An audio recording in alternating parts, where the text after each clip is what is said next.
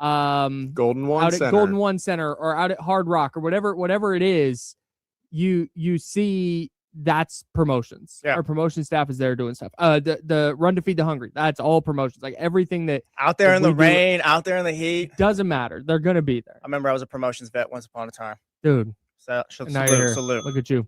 Never give up on your I used to be kids. Joe Brazil. so almost literally like following that exact same path. Legit, well yeah. done, Joe. So in very rapid succession, again, I don't want to air out all promotions business, but Joe went from like, hey, he's the new guy who's gonna just do whatever we ask, like, oh, hey, we need coffee, Joe, can you go get it, like that kind of thing, Yeah. to, hey, Joe, do you want to just run the promotions department for a little bit? It's that meme, just accidentally became important at work. It did. What do I do? That's exactly what happened. So there was a lot of change happening in that department. There was obviously there have been a lot of changes at the station. Hello, hi, welcome everybody to The Jump. Oh yeah, This second is show. with Kyle Madsen and Jesse Tapia. It's our second show, 7 to 9 a.m. every single day with you. This is not some special thing. This is not some trade deadline week thing. This is the new lineup. It's unsportsmanlike from 3 to 7 a.m. That's a terrific national show put on by ESPN. Evan Canty and Michelle, love all three of them. Chris Canty, the Super Bowl winning defensive lineman, is actually going to join us Thursday at 8:15. That's a 48-hour tease. Lock in, everybody. But it's us 7 to 9. Then the great Rich Eisen, the Rich Eisen show from 9 to noon. ESPN 1320's Rich Eisen. Yeah, shout out Rich. From 9 to noon. Might be getting lunch next week. And and then during his show? Oh, right after. You can just Maybe. go right I don't know. after. We might be. Don't ask, dude. The My favorite coworker right there. Jump rewind from noon Shout to out 2. Michigan. And then D'Lo and KC from 2 to 6. That's the new lineup. So we knew we had a bunch of changes coming, and finally, as this was all kind of coming down, we all got on the same page finally. And Joe is going to be with us most weeks, 4 days a week, Tuesday through Friday, and we're thrilled to have him. So welcome back, Joe. Thank you, guys. Yeah, I've already said it all before, but just to be able to come out here and do this with you guys, it's really exciting. Yeah, to hell with that. Thoughts on the Kings? Yeah. How we doing? Not very well. Your least You guys- favorite season of all time? Yes, you guys haven't checked in on me in a while on the Kings.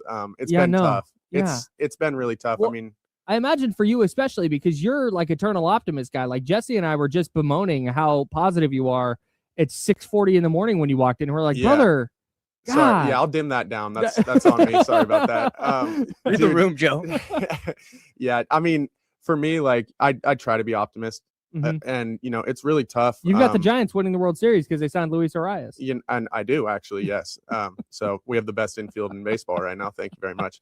But yeah, I mean, it's just tough to watch. It's really sad. We've fallen so far from where we were. I think Feels like a shell. we've gotten to a point where they've broken the Kennys and the Joes finally. Yeah, absolutely. Oh, Kenny yesterday Yeah. was alarming because Kenny Caraway, D'Lo and KC, 2 to 6, is always, and I appreciate and respect this about him and people who and Joe and people who view the world this way, of when something bad happens, actually, here's why this could be good. Yeah, or there's just a way to figure it out. Right. It's actually, yeah, this is bad, but here's like the optimist side. Here's the glass half full side. I can't live that way. Oh, yeah. At least not I should say I don't live that way when it comes to sports. Yeah. I'm a glass half empty guy with sports. I think I'm glass half full, but also like it gets to a point where it's like, yeah, this team just doesn't have it. And I think that just comes with just watching teams lose over time and things like that. But yeah, like the Kennys and the Joes, like I said, there's always like, oh yeah, they'll figure it out and things like that. And then yesterday, Kenny's like, nope, they're gonna lose to Memphis. They'll probably lose to the Jazz. They're gonna lose to this team. The losing streak's probably gonna hit double digits. Like, yeah, it's bad. And it's just like, oh no, they got Kenny. But I think it's impossible with this year's Kings to get anywhere else. Like they haven't given that, like even last year, there was still like they fired Mike Brown, but then Doug Christie comes in and lost that first game to the Lakers and then won 7 in a row. Yeah. It's like, oh, hey, the play-in's right there. There was still all this like Domas is healthy, and now Keegan can take a leap, and Malik Monk, the backup point guard. Like you could if you really wanted to, you could jump through enough hoops to paint some kind of optimistic version of what the Kings could be last year. This year, I mean, out of the gate, there's just none of that. It was 2 weeks in. It's like, oh yeah, this team is not together. They're broken and disconnected. Like they're not really in sync at all. Yeah, man. I don't Kings know aren't how very it got so good. bad, but yeah. Lock into the jump. Yeah, more, We'll more, let you know. yeah, more tomorrow. Well, that was a good show. So obviously with the trade deadline coming up Thursday at noon is the trade deadline. Keep it locked here to ESPN 1320. We will obviously be covering any trade news here on the Jump. We have D'Lo and KC 2 to 6. We have the Jump Rewind from noon to 2. And if anything happens in that window, I will be here and I will jump on the mic and we will cut the mics on and be ready to rock and roll. We'll be ready around. to be with you live if some news breaks. So keep it locked to ESPN 1320. We'll have any new trade news. We, of course, had some stuff come down last night that James Harden wants out of LA.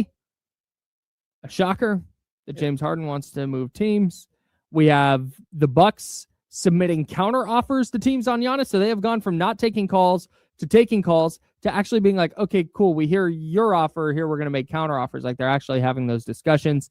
But I was listening to D'Lo and KC yesterday. Nice, good show. On the way home. It was a great show. And I was thinking about a discussion they were having with James Ham because D'Lo and KC is commercial free 2:30 to 3:30, and they had James Ham, our Kings insider, on for that hour. And he mentioned that, man, there's a high likelihood that Domantas Sabonis gets traded, but he brought up Malik Monk and all this other. And so I asked you, Jesse, and I would like to ask you, listener, 916-909-1320, 916-909-1320, if you want to join this conversation.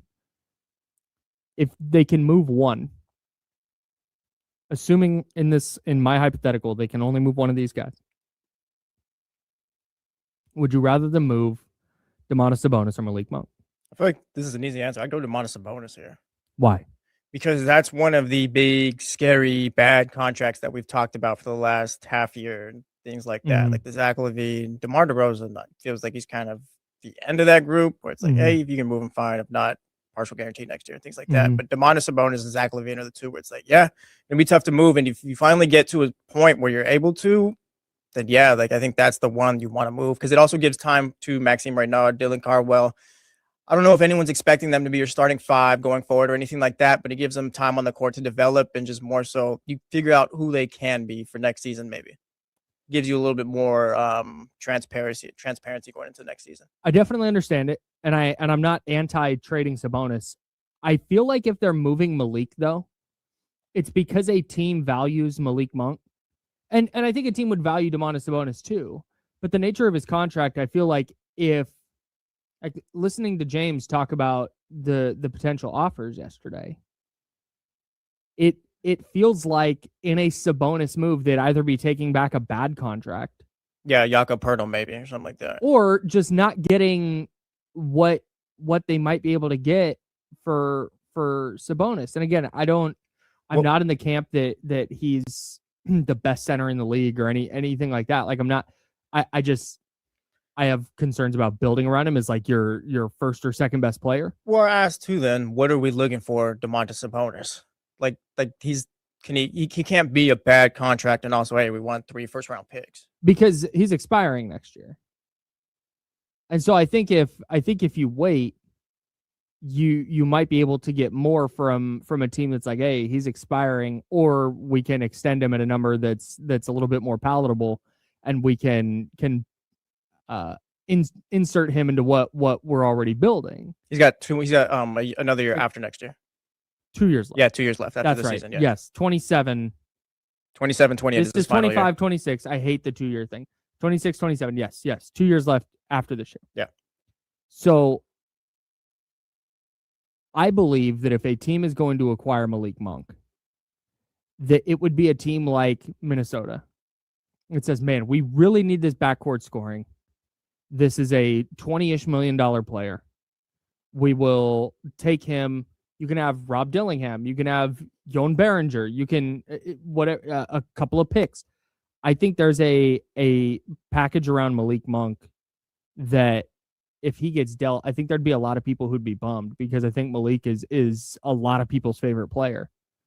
But every trade package we hear about with Sabonis, every realistic trade package we hear about with Sabonis, all feels like, man, that's pretty uninspiring.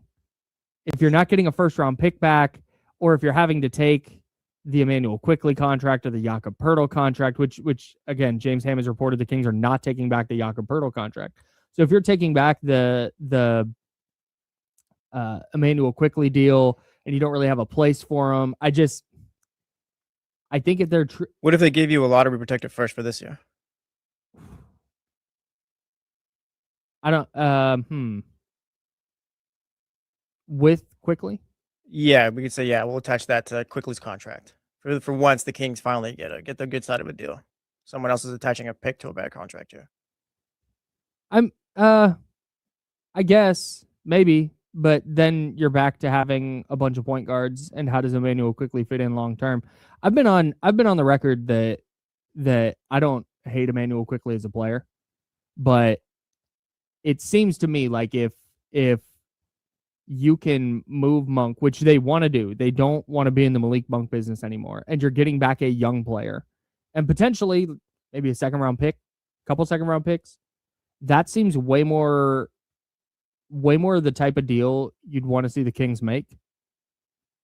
Especially if they're still like, yeah, we think Sabonis can be a player for us.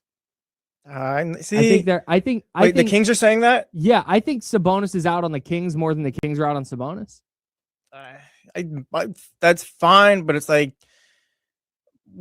we've done the Domantas Sabonis thing. It's like, what are you gonna keep him around for? You're gonna have a $45 million a year third option because we know he can't be your top two. No doubt. I'm sorry, like we've seen it, been there, done that. We're over it. For me, I think keeping Malik Monk around is. I'd rather do that, just given he's got an $18 million a year contract or whatever. It's easier to move, things like that. But also, I haven't given up on Malik Monk being a King going forward. I think he brings. I have. James was on here a few weeks ago talking about, hey, he's back in the good graces, things like that. I feel like we're sort of back. That's not. I feel like we're sort of back. No, he was on his best behavior. Well, fine. Either way, that means they're all in on Malik Monk. Either way, like I'd rather Malik Monk. Like I don't know. I still see it. Not necessarily a future, but I can buy into Malik being here rather than Domantas Sabonis. That's one of the bad contracts we talked about. I think if you got an opportunity to move it, I don't know if you want to take Jakob Poeltl back. Seems like they absolutely don't. But like if you got an opportunity to move Sabonis, like you do that. Like I don't know why we're getting like not you, but just in general, like why we'd be getting cold feet, like just getting here now. If you're giving me, I don't know. I guess if you're getting a first round pick back. Yeah, and then a Sabonis, I'd expect a first round pick back. Like two, I don't know. Like I said, we talk about how it's a bad contract all the time. So like if I can get a one back for this year, maybe a lottery protector, and I guess even next year, like I might do that. Honestly, you could. Feels like the Raptors. You could if you're the Kings, you might be able to talk the Raptors into not protecting the pick this year. And just make it like the optics on that. Can you imagine if they trade Sabonis and they're bringing back the Emmanuel Quickley contract? And okay, kick that can down the road. We'll figure it out. Emmanuel Quickley, not a bad player, just a very expensive player for kind of what he is. Toronto is 4th in the East right now. Yeah. They're 30-21. Toronto's going to make the playoffs. Yes, no doubt. Toronto, if they make the right move, could come out the East. Toronto is not going to be a lottery team. So saying here's a lottery protected first. No, if the optics of traded Sabonis and got back an unprotected first round pick. That's good PR. That's great PR. That's good PR right really there. Good PR. Hey, Scott. I do wonder with Sabonis though, the knee stuff, the fact that he was not on the bench the other night because he was getting treatment on his back. And Chris Biederman from the Sacramento Bee, who joined us yesterday, was talking about how Sabonis is moving around gingerly pregame. That makes me nervous.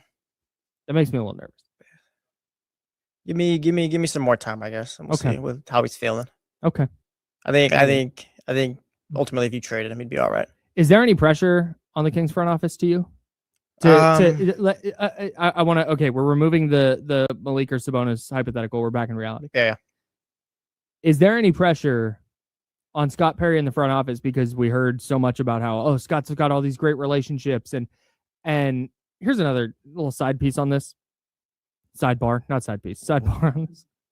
That out. That's crazy.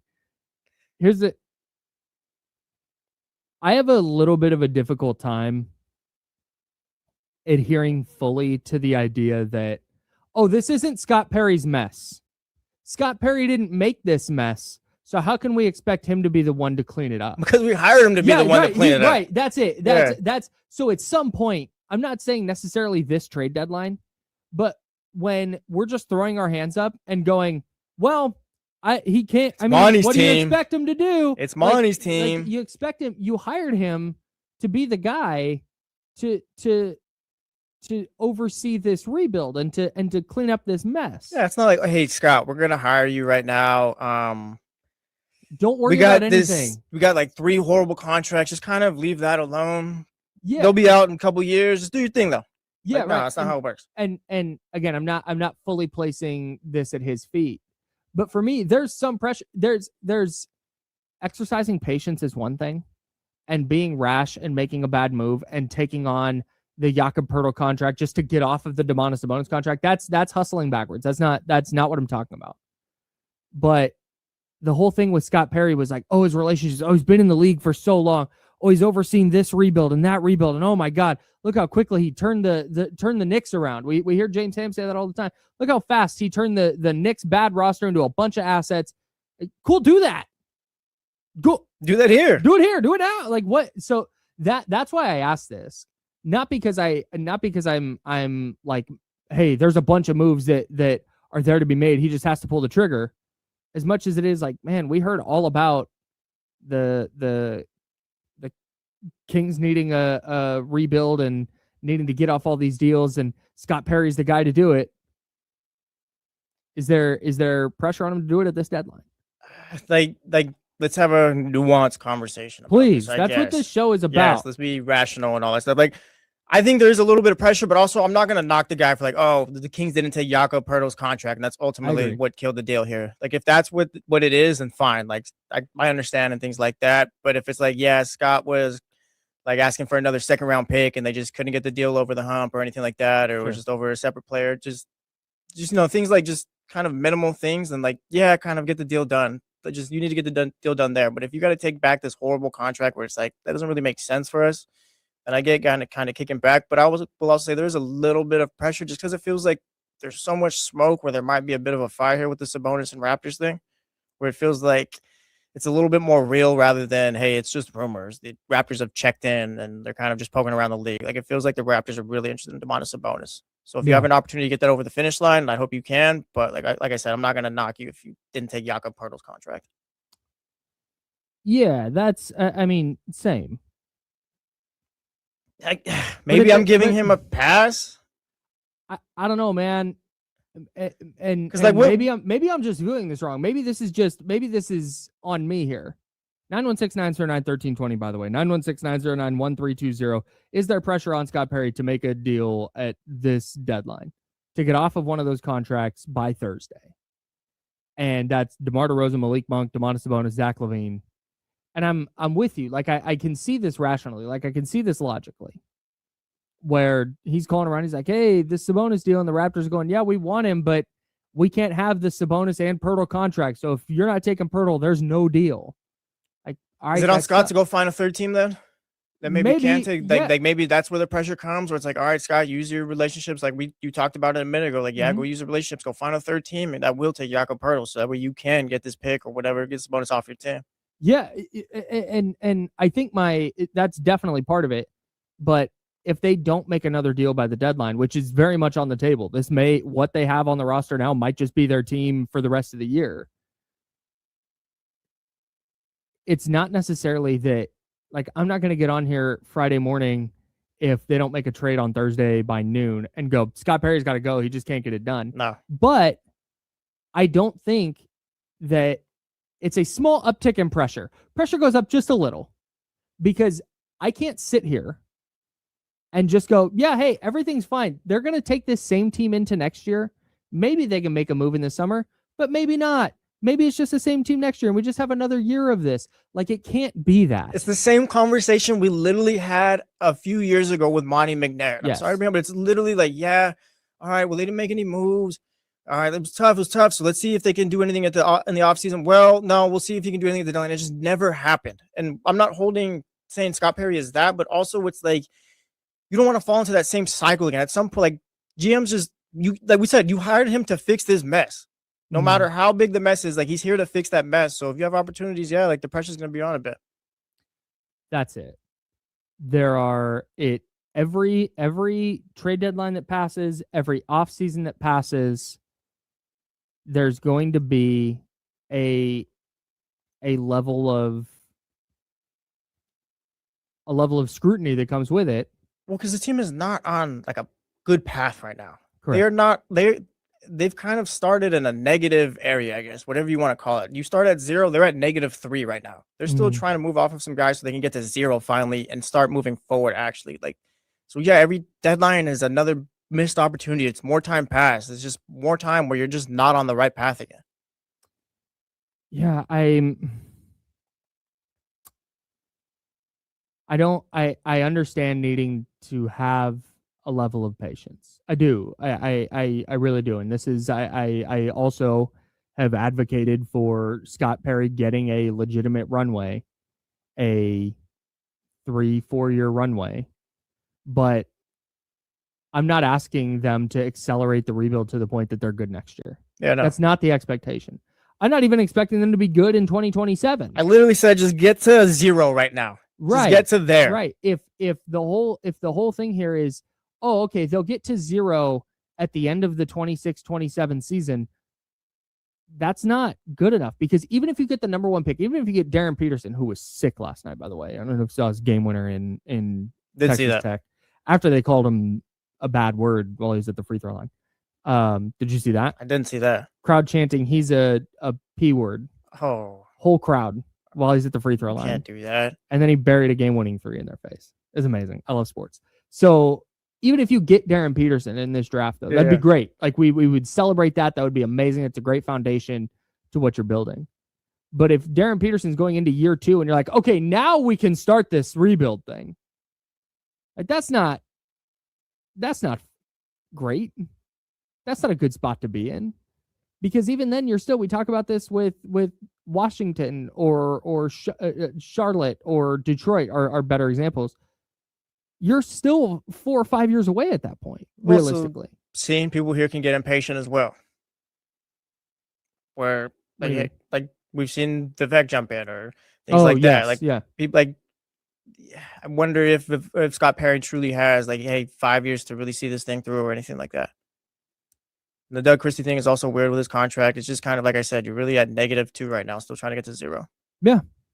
And that's why every deadline that passes, every offseason that passes, it feels like, okay, the end goal gets 1 year further away.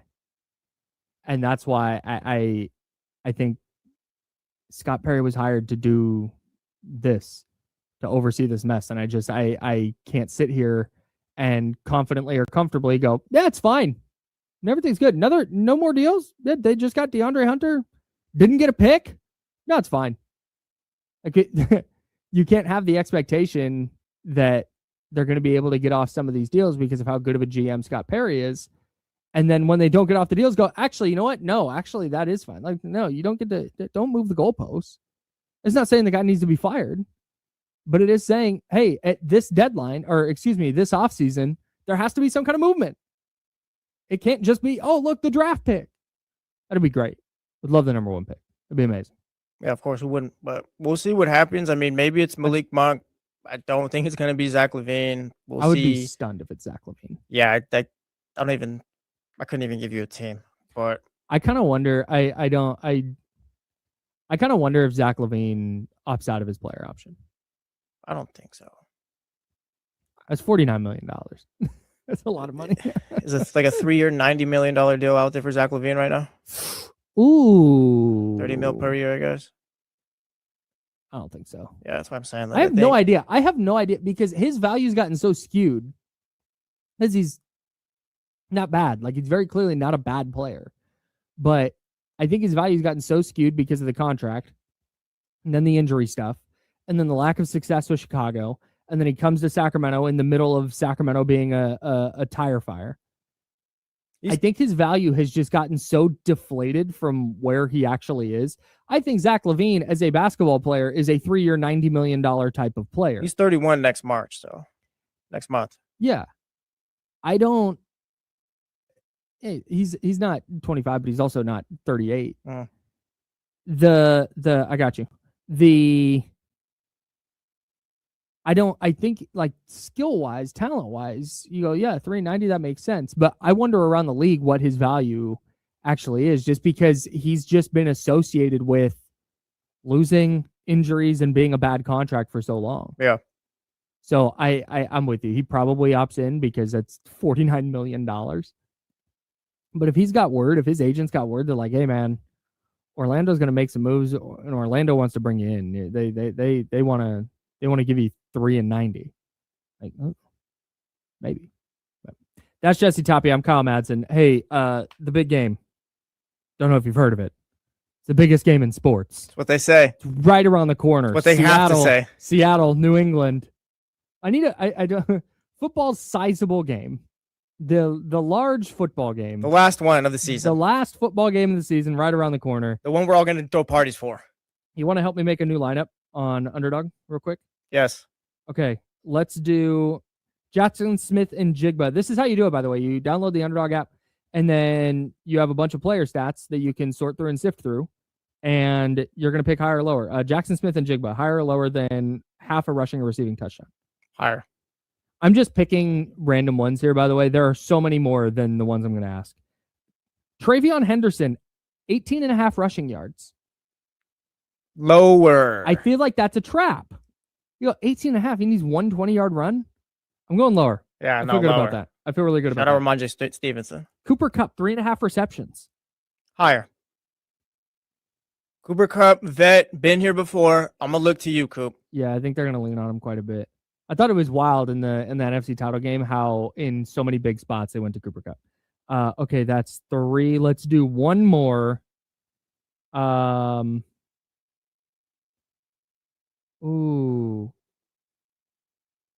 Jason Myers, Seattle kicker. Higher or lower than 2.5 extra points made? Higher. Let me get 2 touchdowns from Sam Darnold, a rushing touchdown from Kenneth Walker. And he makes all 3? Yes. All right, very good. That's the Jesse lineup. That's what I'm going to call this one. Shout out. All right. So it's that easy. What we just did, that exercise we just did, you can just do that. I can't combine these. Why can't I combine these? Oh, it's probably because of the Jackson Smith and Jigba touchdown. So we want to remove JSN or Myers. Myers. We're removing Myers. All right, very good. Love that. So that's how you do it. You pick players, you pick higher or lower on their stats. It's really that easy. The big game right around the corner. There are so many more stats to choose from, so don't wait until Sunday. Get on the Underdog app now. Download the app today and use promo code KYLEM. That's KYLEM to score $75 in bonus entries when you play your first $5 on fantasy. That's promo code KYLEM, KYLEM. Underdog, make picks, win money. Must be 18 plus and present in California. Terms apply. See assets.underdogfantasy.com/web/play and get terms _DFS_.html for details. Concerned with your play, call 1-800-GAMBLER or visit www.ncpgambling.org. We may see some seismic movement in the NBA at the trade deadline. We'll talk about it next on ESPN 1320, Sacramento Sports Leader. And then I hit the bubble already for Underdog.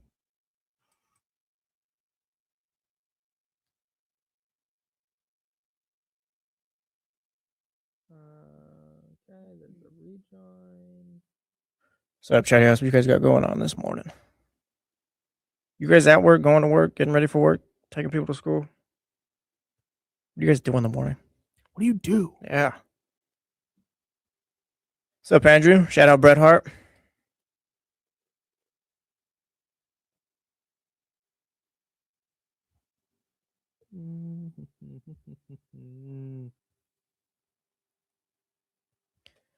I went snowboarding once, and what I mean like went snowboarding is kind of like went down one of the hills, and I have never hated anything more in my life. It's dangerous. It was it was just the most frustrating thing I've ever done. Like I couldn't pick it up. I was like, yeah, I'm cool. I'm not doing this. Yeah, it's extremely frustrating. People who are good at winter sports are superheroes to me. Yeah, shout out Shaun White. I just can't figure it out. Shaun White and Thor, basically one of the same. Oh, okay. Missed this. Yeah, shout out Seth. We got the screens on point today. Oh yeah, Seth and Jonathan.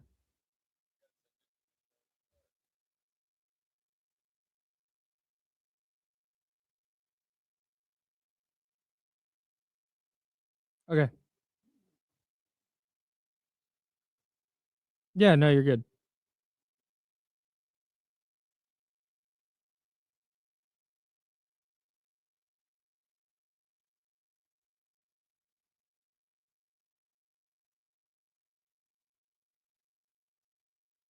I also like the jump logo. I think it's sick.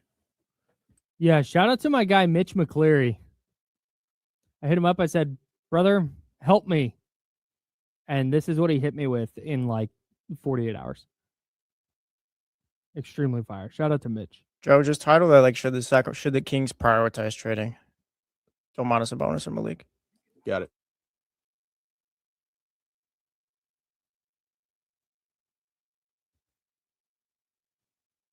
Yeah, Jesse goes crew neck every now and then. Yeah. Shout out Stevie B walking to work. Hey, salute. Stevie, do you live near your job or do you like commute by public transit and then walk from there? Because I used to walk to my job in San Francisco, but I took BART. See, that sounds not fun to taking BART part, but just walking to the job and stuff like that. It was gas. Like it was 0.6 miles, so it was not like not a crazy walk. It wasn't super uphill or anything like that. Hit the thumbs up, by the way. Couple coffee shops on the way. I like to stop in. There was an Amazon Go store, so I just go steal stuff.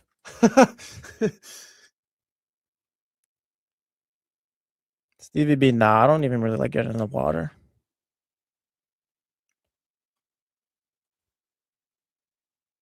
Wait, people weren't always doing this? Shout out Steven C. Oh God. Hey, this I don't miss. Coming up down Eureka at like when did I used to get here? Like 7:30, 7:45. And the way in the winter with the way that sun comes over. Good thing I don't talk for a living. Just horrible. Hey, salute.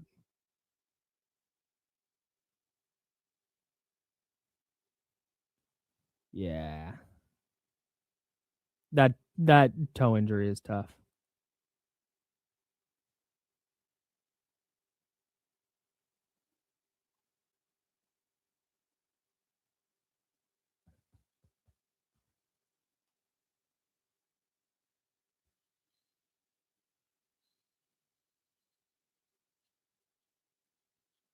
Welcome back to The Jump with Kyle Madsen and Jesse Tapia. I'm Kyle. That's Jesse. Yeah, it is. Joe Brazil on the ones and twos. Yes, it is. Good morning. Hey-o. Shout out Joe. We need his energy in the morning. Yeah, we do.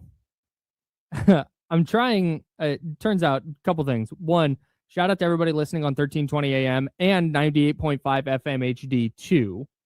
Appreciate y'all very much. 916-909-1320, 916-909-1320 if you would like to join the conversation.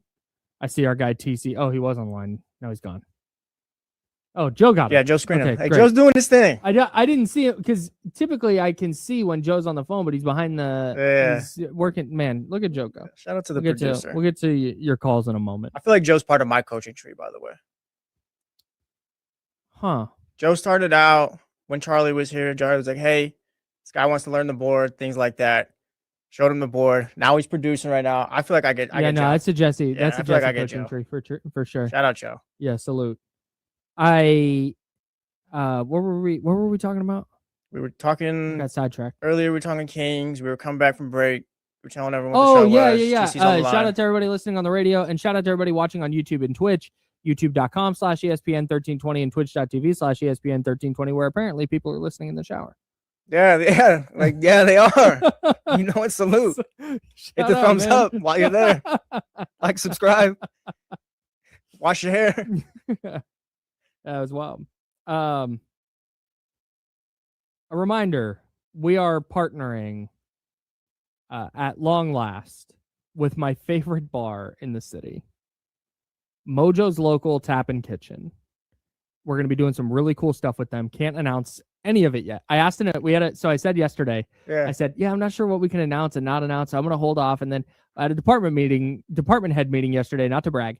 And in this big boss man over here in this department head meeting, I'm used to getting out of the show at 12:30 and everything's done. Everything's done. I just get to go sit in the corner. I get to work on my stuff and then I get to leave whenever. I got out of the show yesterday and I got a text from our boss. It's like, are you coming to the department head meeting? I was like, oh, yeah, I guess so. Yeah, that's me. Yeah. So in the department head meeting, I go, hey, so here's my update. We started a new lineup today. Really excited. Stoked to have Mojos on board for A, B, and C reasons. What can we announce? Yeah. And they're like, nothing. Don't do anything yet. Great. Sick. All right. I'll see you guys next week. But we got some really cool stuff coming up with Mojos. They've got 40 local beers. Their big thing is having local breweries in their taps. And it's a phenomenal selection, top to bottom, whether you like light beers, dark beers, ciders, seltzers, IPAs. They have a really, really wide-ranging selection. They're going to have Pliny the Younger from Russian River Brewing. Not Pliny the Elder, which you've probably heard of. You can get that in a lot of places. Pliny the Younger is very, very tough to get. They release it once a year. It is phenomenal, and they're going to have it at Mojo's Tap, local tap and kitchen. They've got a big game party that they're throwing, a sizable game party that they're throwing, where they're going to have Pliny the Younger. They're going to be doing giveaways and raffles. There's a ton of TVs. It's indoor, outdoor seating. Their kitchen is terrific. The food selection is so freaking good. I went there for a beer. I ordered a salad. And after I ordered the salad, I said, wow, this is great. I need to try the onion rings. Tried the onion rings, and I was sold. If you have great onion rings, I'm in. I'm in recently, okay, I was a child before and I didn't love onion rings. It's like onion rings, just texture and things like that. Yeah, but yeah. Onion rings are like top tier, like now, like as an adult. Shout out to the onion rings out there. Yeah, there's a really wide variance in the onion ring for me. It's the best onion ring is elite. Beer battered, I would say. Yeah, typically, yeah. The worst onion ring, though, can ruin a meal. Oh, yeah. A bad onion ring, yeah. a bad O-ring can really screw it up. That's why Mojo's got fire on it. So I Mojo's gas. So salute to Mojo's. Can't wait to announce what we have coming up with them. But they're on 15th and I, walking distance to the arena, right by the auditorium downtown. Great spot, elite spot. And go visit there. Maybe on lunch if you work downtown. Maybe before or during your night out, maybe before a Kings game. Never a bad time to hit up our friends at Mojo's. I'm gonna be at the game. I'm gonna be at the game on Saturday. Maybe I'll hit up Mojo's. You should. What time's the game? 7. Oh, bro, we're locked in. Perfect. Pull up Mojo's a couple hours before, get a couple beers, walk over to the arena. Might be the move, dude. Vibes are up. Vibes are already up. Yes. Shout out to Mojo's. All right. The news came down last night that James Harden wants out of LA. What? Yeah, James Harden wants to leave the team that he's currently on. Playing the best basketball of their season so far. Hey, where are we at on James Harden, like legacy-wise? One of the greatest to ever do it at his position. One of the greatest to ever do it. Okay. What do you want me to? You want me to hate on him, Kyle? Yeah, you want me to talk about all the times that he's came up short in the playoffs and all the Yes. times that he's never made it to the finals except for that one time with the Thunder and just the time that. Like I think with Philly, now do the one where I think it was like game 7 where he kept falling down with the 76ers against the Celtics. Yeah, now do the one now these are bars, but do the one where he's never been able to stick with a team. No, because I just called him one of the greatest of all time. I don't like what you're doing right here. No.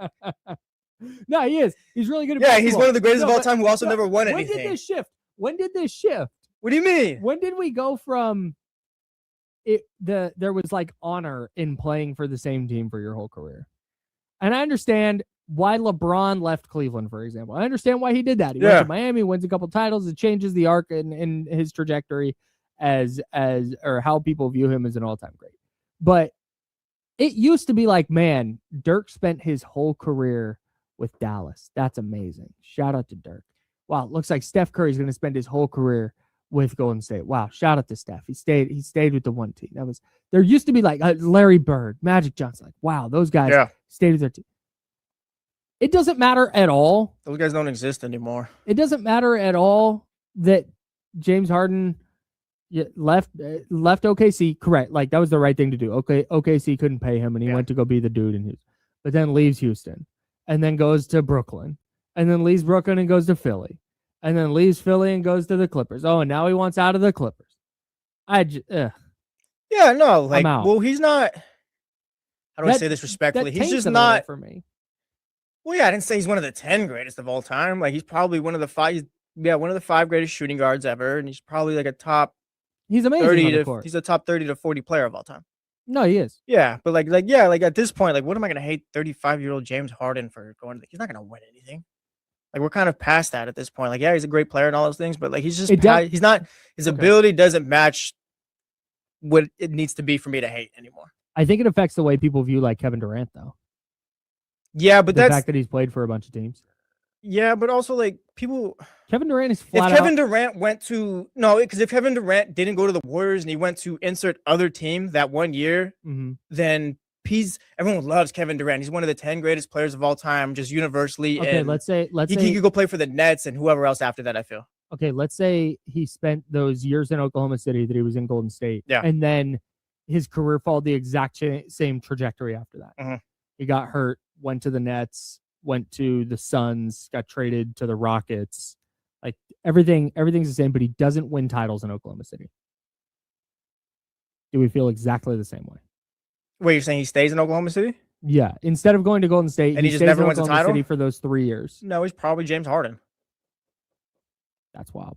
Yeah, but like say he goes to the, I don't know, like insert whatever team, like I said, besides the Warriors, besides the team that didn't just win the title or beat you, whatever it was. Yeah, that beat you, then lost in the finals to the 73 Cavs. win team. Yes. Yes. One of the greatest teams of all time. Like, say he doesn't go to that team and goes somewhere else. Like, yes, everyone loves Kevin Durant. Because no one's going to knock you for feeling like you can't win with a team because LeBron just did it with the Miami Heat a few years ago. I mean, people hated LeBron, but also, like, there was precedent. Like, players are starting to leave and things like that. I think it would have been a little bit more normalized and stuff like that. Do people still care about the burner accounts? I know this is a separate conversation. I don't think people care about the burner accounts, but people have fun with it now. Like, Kevin Durant's online, so yeah. it's like, it's more like a just social media back and forth, I guess. I never really cared about the burner account stuff. I did think it was a little like, hey man, just go talk as you. And that's what he does now. Like that's what, but then I found out just through the course of kind of being in this business and talking to people and then hearing what people have said on podcasts or whatever. Everybody has burner accounts. Yes. Do you remember Jerry Colangelo, the old Sixers GM? Yeah. Yeah. He had burner accounts. Right. He's like, Joel Embiid this, or what was it? They were talking about his neckties or something like that. He said, the wife, color's yeah, fine. it was like, find a new slant. Yeah. And he blamed his wife for it. Yeah. That was, well, it wasn't me. That's my wife. Yeah. All right. I would say that's crazy. Don't throw your wife under the bus. Well, don't be a GM and have a burner account. Even if it was your wife, stand her. Like, yeah, it was me. What's up? Yeah. Sorry, sweetie. It was her. What do you want me to do? I can't control her. Yeah, it's not my fault she hates Joel Embiid. Press conference. So you asked the pertinent question here. I don't. We can. Are the Clippers selling? Is Ivica Zubac's available? I don't think any of this is pertinent to the Kings. But you asked the question that it could be pertinent to the Kings if the Clippers trade James Harden and all of a sudden decide that DeMar DeRozan is a player that they want. That could become interesting. But there's been no reporting to that effect. But the Cavs were the team that was named. Like, they've had discussions trying to work out a trade that involves Darius Garland going to the Clippers and James Harden going to Cleveland. You brought up Donovan Mitchell. Can you explain your thought on that? I just asked if he's a number one. We've seen him in Utah. Now we've seen him in Cleveland for a few years. And can we define that? A person that can get you to, I'd say, at least the conference finals. I don't want to say like at least the conference finals. Yeah, maybe a couple times. Like Anthony Edwards, like he's a number one. Jason Tatum is a number one. Luka Doncic is a number one. Jokic is a number one. Giannis, like those are the ones like we know for sure. But like Anthony Edwards is one of those. So Kieran says he is definitely number one. Says, come on, Jesse. I'm just asking the question. Like we've never. If you swapped out Donovan Mitchell and Anthony Edwards, do the Timberwolves go to the last two conference finals in the West? Maybe that one where Steph and Cole got hurt. I think there was another injury they dealt with or whatever. It's kind of like, I feel like they fell upwards there, but maybe not the one before that. And I don't hate Donovan Mitchell.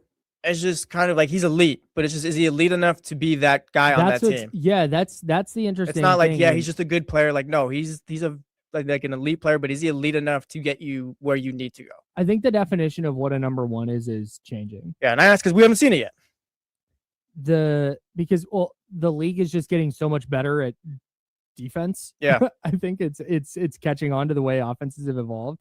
And we just saw Oklahoma City. They have a 1. SGA is a 1. Yes. Like that unquestioned. But a huge reason that Oklahoma City won the title last year was their depth, their ability to play defense, their ability to be switchable, having enough guys that can just knock down an open 3. Like that seems to be the thing that matters more. And so when I look at Cleveland, I look at a team that, they're just kind of, it's not that, Donovan Mitchell wasn't good enough.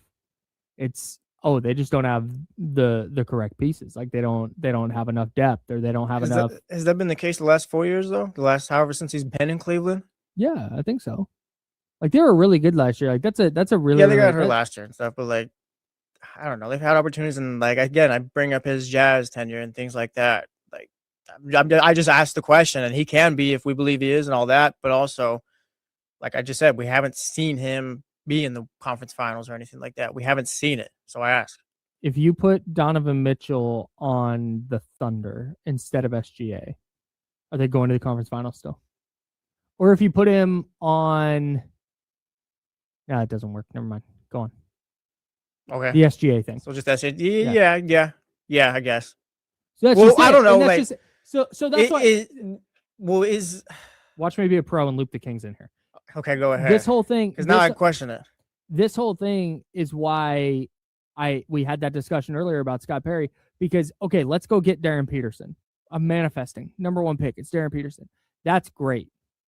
You have the guy, but I think Donovan Mitchell is the guy. If Darren Peterson turned out to be Donovan Mitchell, we would be over the moon. Yeah. It would be like, holy smokes, they got him. But getting over the hump and getting to a conference finals, getting to a finals, I think in the NBA now, because for so long, for a period of 10, 12 years there, it was just, hey, who's the best player in the East? Cool. That team's going to the finals. Who's the best player in the West? Cool. That team's going to the finals. I think we're adjusting away from that, and we have to adjust our thinking as well. And so that's where, when we talk about the Kings need the guy, yeah, they do.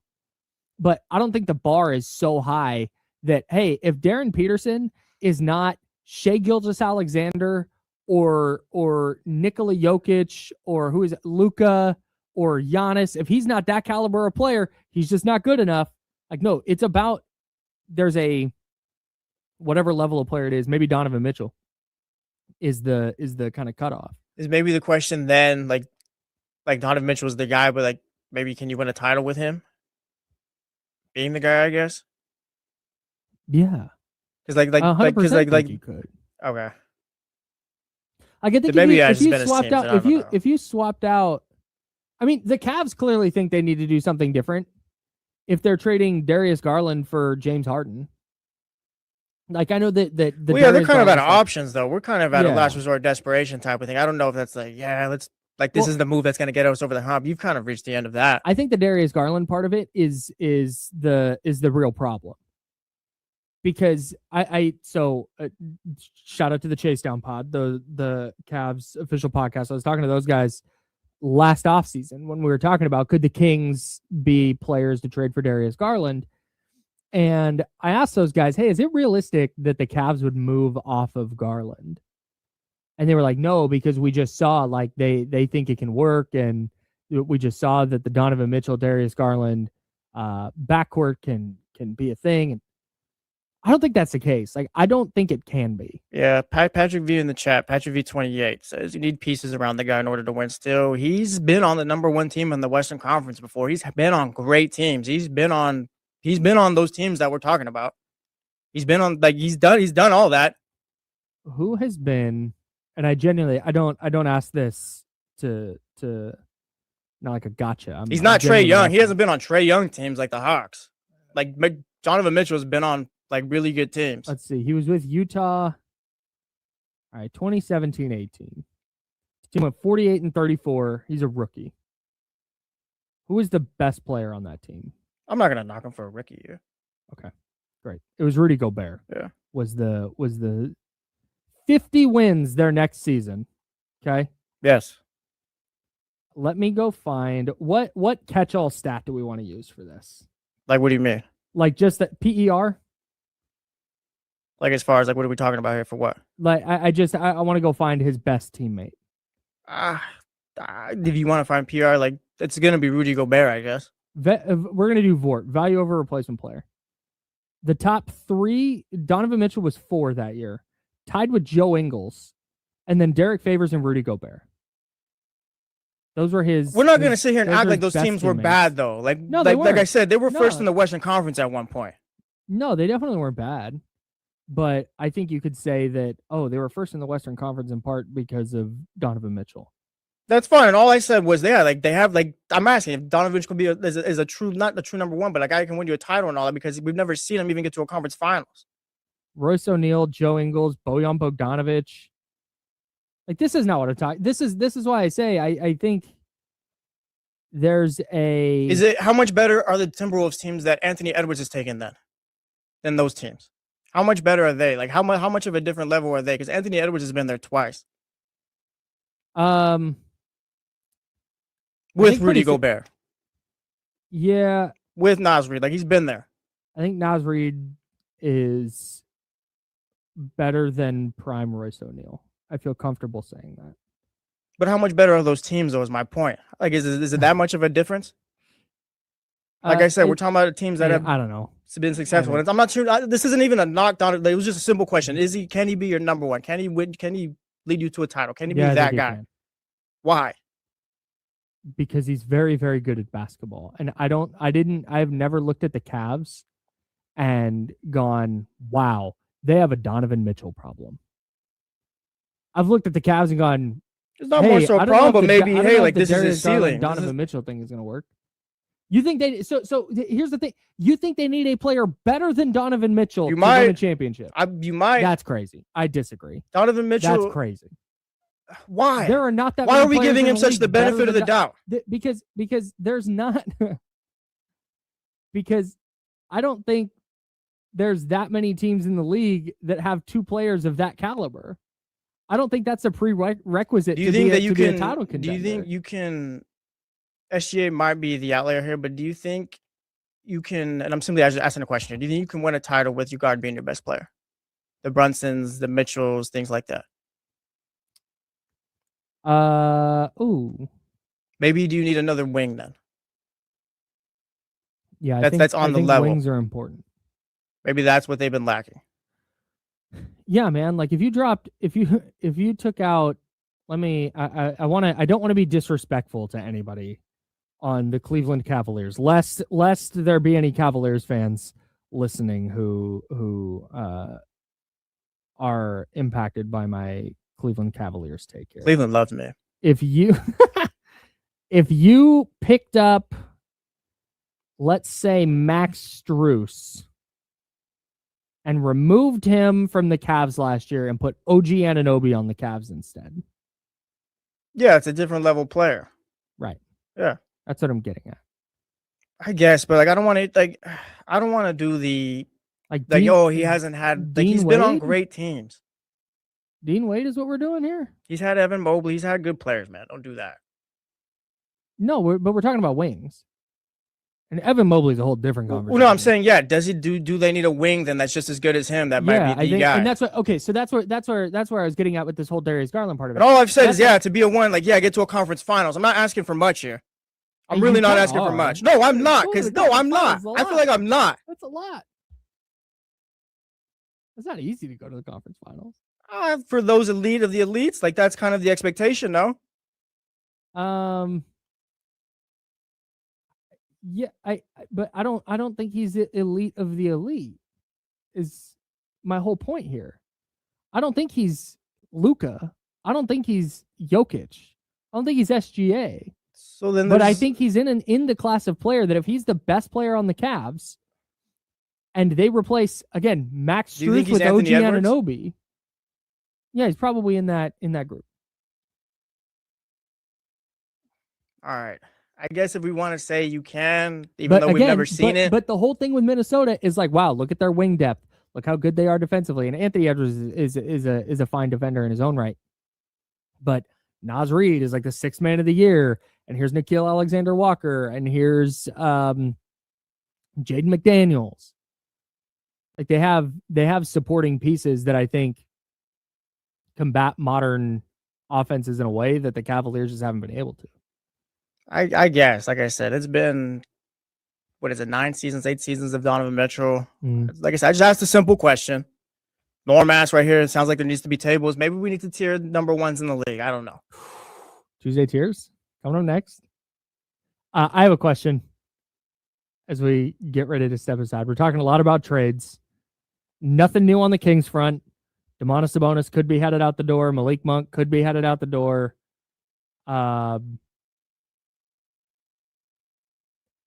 The Bucks are apparently now making counteroffers for Giannis. Yeah, it feels like that's more real than, hey, we'll see in the offseason. Yeah, I can't tell. If you're making counteroffers, it's like, yeah, I think you're ready to get him out of there. Oh, I think they are like for now, sure. like, I think like they are by for Thursday. sure. But I think the counteroffer thing could be part of the, like Mark Stein has speculated, they're just kind of setting the market for the offseason. Maybe so. I think they're probably making a wild counteroffer and seeing what teams say, what they push back on, what they don't, and then move this to the offseason. I just don't think you're going to rush trading Giannis. Yeah. And we all know what it is. We all know, and whether you do it by Thursday or whether you do it in the offseason, I don't think it really affects anything. I have a question, though. What? As we talk trades. And remember, Sean Cunningham, KCRA3, is going to be covering the Super Bowl. He does a ton of stuff covering the Kings. We'll talk to him at 8:30. What's the best and worst sports trades of your life? All right. Like your personal ones. Yeah. Not like, oh, I remember when We don't need to talk about the Herschel Walker trade again. Yeah, I don't need to hear it. Your personal best and the trade that made you happiest, the trade that made you the saddest. Because I had a trade that ended one of my relationships. We'll talk about it next on ESPN 1320, Sacramento Sports Leader. Step out real quick. All right.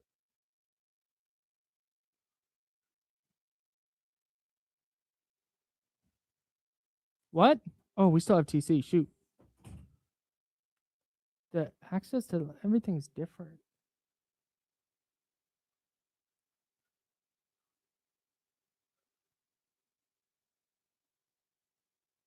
Isn't it 10?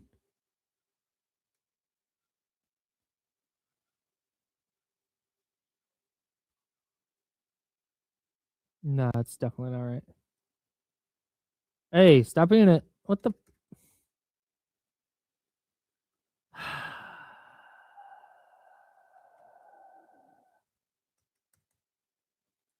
Hang on, guys. Sorry. Joe's making me work. Good morning, Chatty House. Or yeah, we are still Chatty House. That just got me off guard. Yes, I am. I'm asking for a link so I can podcast our stuff so everyone will have access to it when we're done. I could never hate Yoenis Cespedes. Oh, me neither. Me neither. What's up, Russ Dog? I'm doing good, man. How are you? I really wanted to go to the Fan Fest as well at Sutter Health, but I was out. Was that Saturday, I think? Pretty sure I was working. But it looked fun. It looked really fun. I got to get out to those soon. I'm really excited for A's baseball this year, too. I'm going to be honest. Like, I cannot wait. Good team.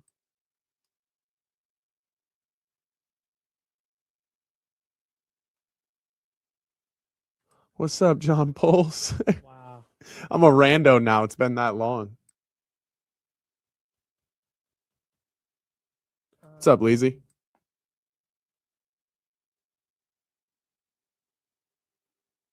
Let me see if Jonathan's there. Oh. Yeah, I got to see Cespedes hit a home run and Derek Jeter get a hit back in the day. That was a good one. I got to go to a Yankees Mets game in New York when I was there. I was so fired up to go to Yankee Stadium. Unbelievable game. Russell Martin hit a walk-off homer for the Yankees. Something named Jason Nix started at short for the Yankees. So I got to go to Yankee Stadium to watch Derek Jeter, and he freaking DH'd. Yeah. Awesome. Bad beat. You said he DH'd? He still hit? Yeah. Oh, I wonder why. Because I was there.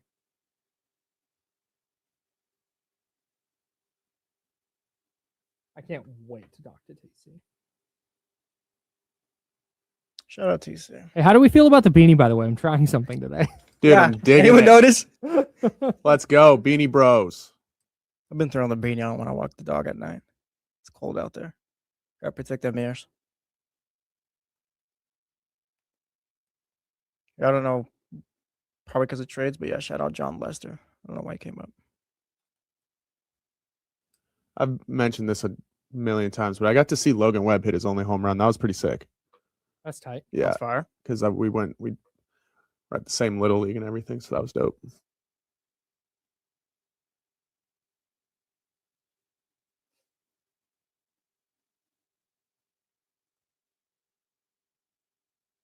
I just emailed you, Joe.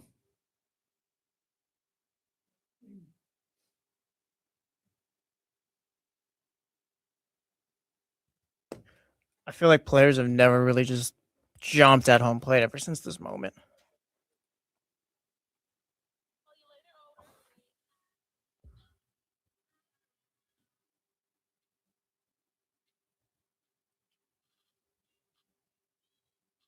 Welcome back to The Jump with Kyle Madsen and Jesse Tapia.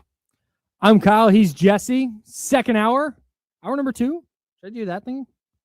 I'm retiring. Yeah. I'm retiring now. Leaving that with the insiders. RIP. Best and worst trades of your life. Not moments. I see a lot of people in the chatty house at youtube.com/ESPN1320. Brother, if we want to go worst moments of our sports sports moments, lives, we can do I don't a wanna whole do hour. that. I don't want to do that. I just want to talk about trades. I low key want to because it's fun and like that's the trade way I get deadline through week. that. It's trade deadline week. We also got to get to the phones. 916-909-1320. 916-909-1320 is the phone number. Best trade of your life, worst trade of your life. Not the best trade you've ever seen or the worst trade that you've experienced that happened to your favorite team or your favorite player. I'd like to talk about that. But first, let's get to our guy, TC, who's been waiting patiently on hold. TC, what's going on, bro? Yes, sir. Hey, Kyle, Jesse, congrats TC. again, bro. TC. Hey, y'all got me? TC. Got him in program 1, 2, and 3? Yellow. Yay! Come on. What up, Yellow. TC? Hey, yeah. Hey, congrats again, bro. My bad for not tapping in. Hey, I told Jesse That's okay. earlier, bro. We I was forgave supposed you. to tap in, but you feel me? Yeah, you're good, TC. Don't even worry about it. You're here now. All right, so listen, check it out, bro. I don't listen. So I believe that. So I didn't get a chance to talk to you guys yesterday. Jesse heard me when I called in on that trade, and I gave it an A, and I explained why. Kyle, I don't know if you heard. Oh, me, I but- listened. Oh, I was locked in. Okay. So never mind. We don't got to. So that sets everything up, and I believe that this rebuild or retool can be quicker than people think. Not taking shortcuts or not rushing anything, but to piggyback on what you said too, Jesse, you have it's more than just tanking and getting the first overall pick. You got to make trades and you got to sign free agents too to build a sustainable roster, right? So that's what that, in my opinion, that's what that move was doing to set other moves up. So let Perry and BJ cook. As far as the worst, hey, I know y'all was waiting on. As far as the worst trade, one of the worst trades, the Trey Lance trade, bro. The Trey Lance trade. The Trey Lance trade, and why the Trey Lance trade? Because in my opinion, I disagree with a lot of Niner fans, but some agree with me. Bro, it wasn't handled correctly. And what I mean it wasn't handled correctly is we traded up everything for this kid, right? And didn't properly develop him. I know everybody got their thoughts. Oh, he just didn't get it in training.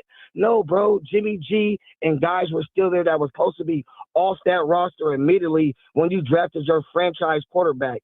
And that was a hiccup. And a lot of Niner fans swept that under the rug and wanted you to shut up about it because they were like fake winning when they went to 2 Super Bowls and we lost. And when you bring it up, everybody's like, oh, you got to shut up. You can't talk about it because, and I'm like, bro, come on, man. So that's why I said we don't sit down and have a real, go ahead. Wait, what is fake winning? Like, I wouldn't call it fake winning, but I call it fake winning. You called it that. We go to 2 Super I know we go to 2 Super Bowls, we lose, right? A couple NFC championship games, right? And then when you bring that up, everybody's like, Kyle's the greatest guy. We have 20 Super Bowls. That's pretty good, TC. I'm still looking for a playoff win, brother. Hey, like, that's pretty good. Thanks for the call, TC. Yeah, no, he's good. We got him. That's pretty good to Hey, me. honestly, you know what? Shout out to TC. I love TC. Because he has not whined about Kyle Shanahan in a long time, and he saw the back door unlocked. Yeah. He said, Oh, I'd worst also, trades. if we're talking about that being the worst, I'd also argue if they don't make that trade, maybe Kyle Shanahan is fired at some point. Because if you don't trade for Trey Lance, follow me here. You don't trade for Trey Lance, you don't get to a point where Brock Purdy's your starting quarterback, maybe. Yeah, I don't. But like maybe you end up taking Mac Jones. I was like, oh, Mac Jones is fine. Yeah, but all right, let's. All right, you want to open that door? Well, that's what I'm saying. Like, I don't know. Right. Yeah. You stay at 12, you take Mac Jones, and now you have your 2 first-round picks the next 2 years. And you're adding first-round talent instead of picking Drake Jackson in the second round 1 year and then not picking until the 3rd round the next year. Yeah, I mean, we saw Mac Jones look pretty good this year. Maybe it's different. Yeah, I think it's pretty dramatically different. Yeah. But I don't know. Worked out though for them. The Trey Lance trade doesn't register on my radar. They've had a lot of success. Worst trade for me would probably be Mookie Betts to the Dodgers, because the Red Sox have just never recovered from that at all. Or it's just they don't spend like they could have paid Mookie and they were like, no, we're just gonna trade him away. You got nothing back, and ever since then they've just the Red Sox really been looking for that guy. The Red Sox could, if they wanted to, they could be the Dodgers. They could, but they choose not to. Right. Yeah, that's frustrating. Yeah, and it's all right. And since then, it's been pretty bad. Best trade ever though for me was probably Brandon Marshall to the Miami Dolphins. Ooh, that was probably 6th or 7th grade.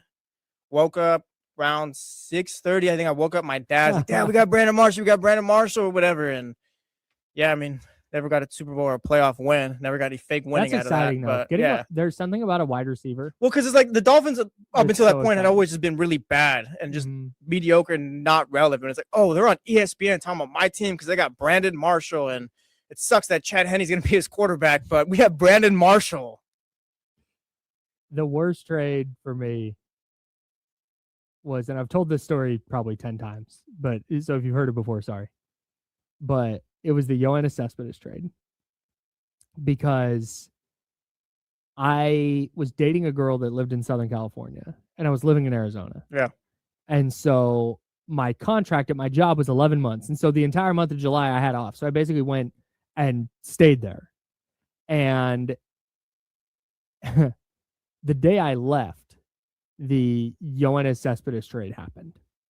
And I woke up to that news. Yoenis Cespedes, my favorite player on the Oakland Athletics, is gone. He was pure electricity. It was so exciting that they signed him to begin with. It's like, oh my God, they got Cespedes. And then he comes in and he's hitting 600-foot homers, and he's throwing guys out from the left field corner. And he is just a the dude was a machine. Yes, he was just a highlight factory. And he was in the middle of the A's lineup. Well, the A's were like good. Like, this is a good team. And I woke up and he was traded, and I was really upset. And girl I was dating at the time could not understand why I was upset at this thing.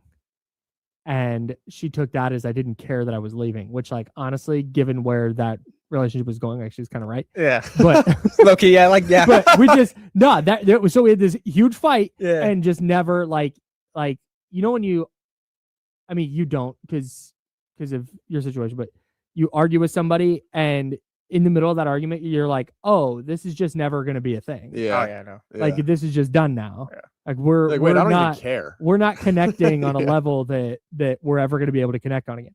And so the Yoenis Cespedes trade was one of the best, the worst trade of my life, but one of the best things that's ever happened to me, because it shout out. Set the wheels in motion. You got a best trade of your life? Yeah. Best might be McCaffrey. Oh yeah. Yeah, that's a good one. The McCaffrey trade was sick because I was at 95.7 at the time in San Francisco, our sister station. And we would talk about, AJ Green's on the market. You got to go get AJ Green. I remember Bonte Hill going, big time teams make big time trades for big time players. If you want to be a big time team, you got to go get AJ Green. Like, I remember that clear as day. And we would constantly talk about all these players they could go get. And then they just traded for Christian McCaffrey. Yeah. Didn't give up a first round pick. They gave up, I think, a second, a third, a fourth, and a few. Got a C-, I believe, from ESPN. Yeah. And there was the whole running backs don't matter, and Kyle Shanahan can get the most out of anybody, so why would you do this? And then he was just awesome right away. And it was so clear right away the impact that he was going to have on their offense. And that combined with the rise of Brock Purdy at the end of that 2022 season and then Christian McCaffrey being the offensive player of the year in 2023, that was just one of those trades that when they made it, it was like, oh, this is going to work. Yeah. Like, this is amazing. This is they awesome. Completely flipped the switch for them. Yeah. And like the Jermaine Dye trade for the A's in 2001 or 2. I don't like that was a massive in-season move, but I don't remember like when they traded for Jermaine Dye. I have no idea what the Celtics Isaiah Thomas trade for Kyrie broke my heart too. It ended up being for the best, even though it was really messed up the way it went down. But that one broke my heart because I thought Isaiah Thomas was like the next great Celtic. Joe, you got anything that's broken your heart? Yeah, I do, definitely. Any sports trade trauma? Yeah. Oh, yeah, no, I absolutely do. I would say we'll start with the worst. The trade that hurt me the most by far was the Halliburton trade because I was just over the moon and I thought this dude was going to be great. And I was just the biggest fan. I remember seeing him play in Summer League and just being like, this guy is going to be special. I was so bought in on Halliburton. So when I woke up that morning to see that he was traded, that was genuinely the most upset I've been at sports probably ever. So that was tough. That one really sucked. Yeah. And then I will say I got a couple for my favorite. Real quick, I did think Aaron Judge was coming to the Giants for about 5 minutes. I did. Dude, because of that tweet. You know, so can I real quick? I know that it's John Heyman who gets all of the flack for the arson Judge to Giants tweet. Yeah. Yes. Don't sleep on Susan Slusser fanning those flames. Yeah. Susan Slusser is a legend. She's going to be a Hall of Famer. Like, she is one of the best beat writers in the sport. And when Susan Slusser says something, she doesn't, you don't think that she's the kind of person that's just going to say, like, when she says something, there's meaning behind it. Like, you know, she wouldn't say that unless she knew a little something. Yeah. And when she said there's buzz in the lobby about Judge to Giants. Yeah. That was the moment I was like, oh. I thought it was going to happen. Oh, it's happening. Sure. Slush is on it? Like, oh, bet. Wrap it up. And then the Heyman tweet is like, oh my God. I was in my dad's room. We were jumping. We were so excited. Oh, no. No. Go ahead. Well, it just made sense because he's from the Bay and he's from around he's here. not. Well, okay. He's Linden from. No, is he's not the 209. He's Linden, right? That's 209, right? Linden 209? I think Linden is 209. Right, Do not take that away it. from us. Yeah, Bay. Oh, I hate that. No, he's 209. Okay. Insanity. He's from around here. Sorry. No, he's from around there. He's from where I'm from. He's from around there. But and then I would say the other one, just very recently, I'm not gonna lie, it made me really happy to see Devers get traded over. I know thanks, Joe. There's a lot of controversy around that, but just to not have a power bat in the lineup since Barry Bonds, when we got Devers and it was a trade, I was pretty excited. It made me happy. So Jesse, have any thoughts on that? Yeah, I don't know. I think Joe should go take a lap. Joe should go back to just go away. I don't know. Like Yeah, Hunter Pence. Yeah, I don't think he was a trade. I don't think Pence was a trade. I think the actual word, the trade that let me know that sports hurt, and the trade that set in motion my nihilism as an A's fan was the Mark Mulder trade. And then the Tim Hudson trade. And then the trade after that. And then the trade after that. Because it was the big three. That's my foundation as a baseball fan was Barry Zito, Tim Hudson, Mark Mulder. Yeah. Like, that was the thing in my life. Because that happened when I was 10, 11, 12. Like, when you're really coming into your own as a sports fan and like understanding what's happening. And I remember sitting at my friend Paul's house, playing video games. And I forget how, I don't know if I got a phone call from one of my folks or we saw it on the internet. I have no idea.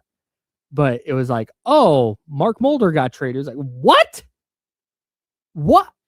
But then, you start, oh, well, they're going to trade him.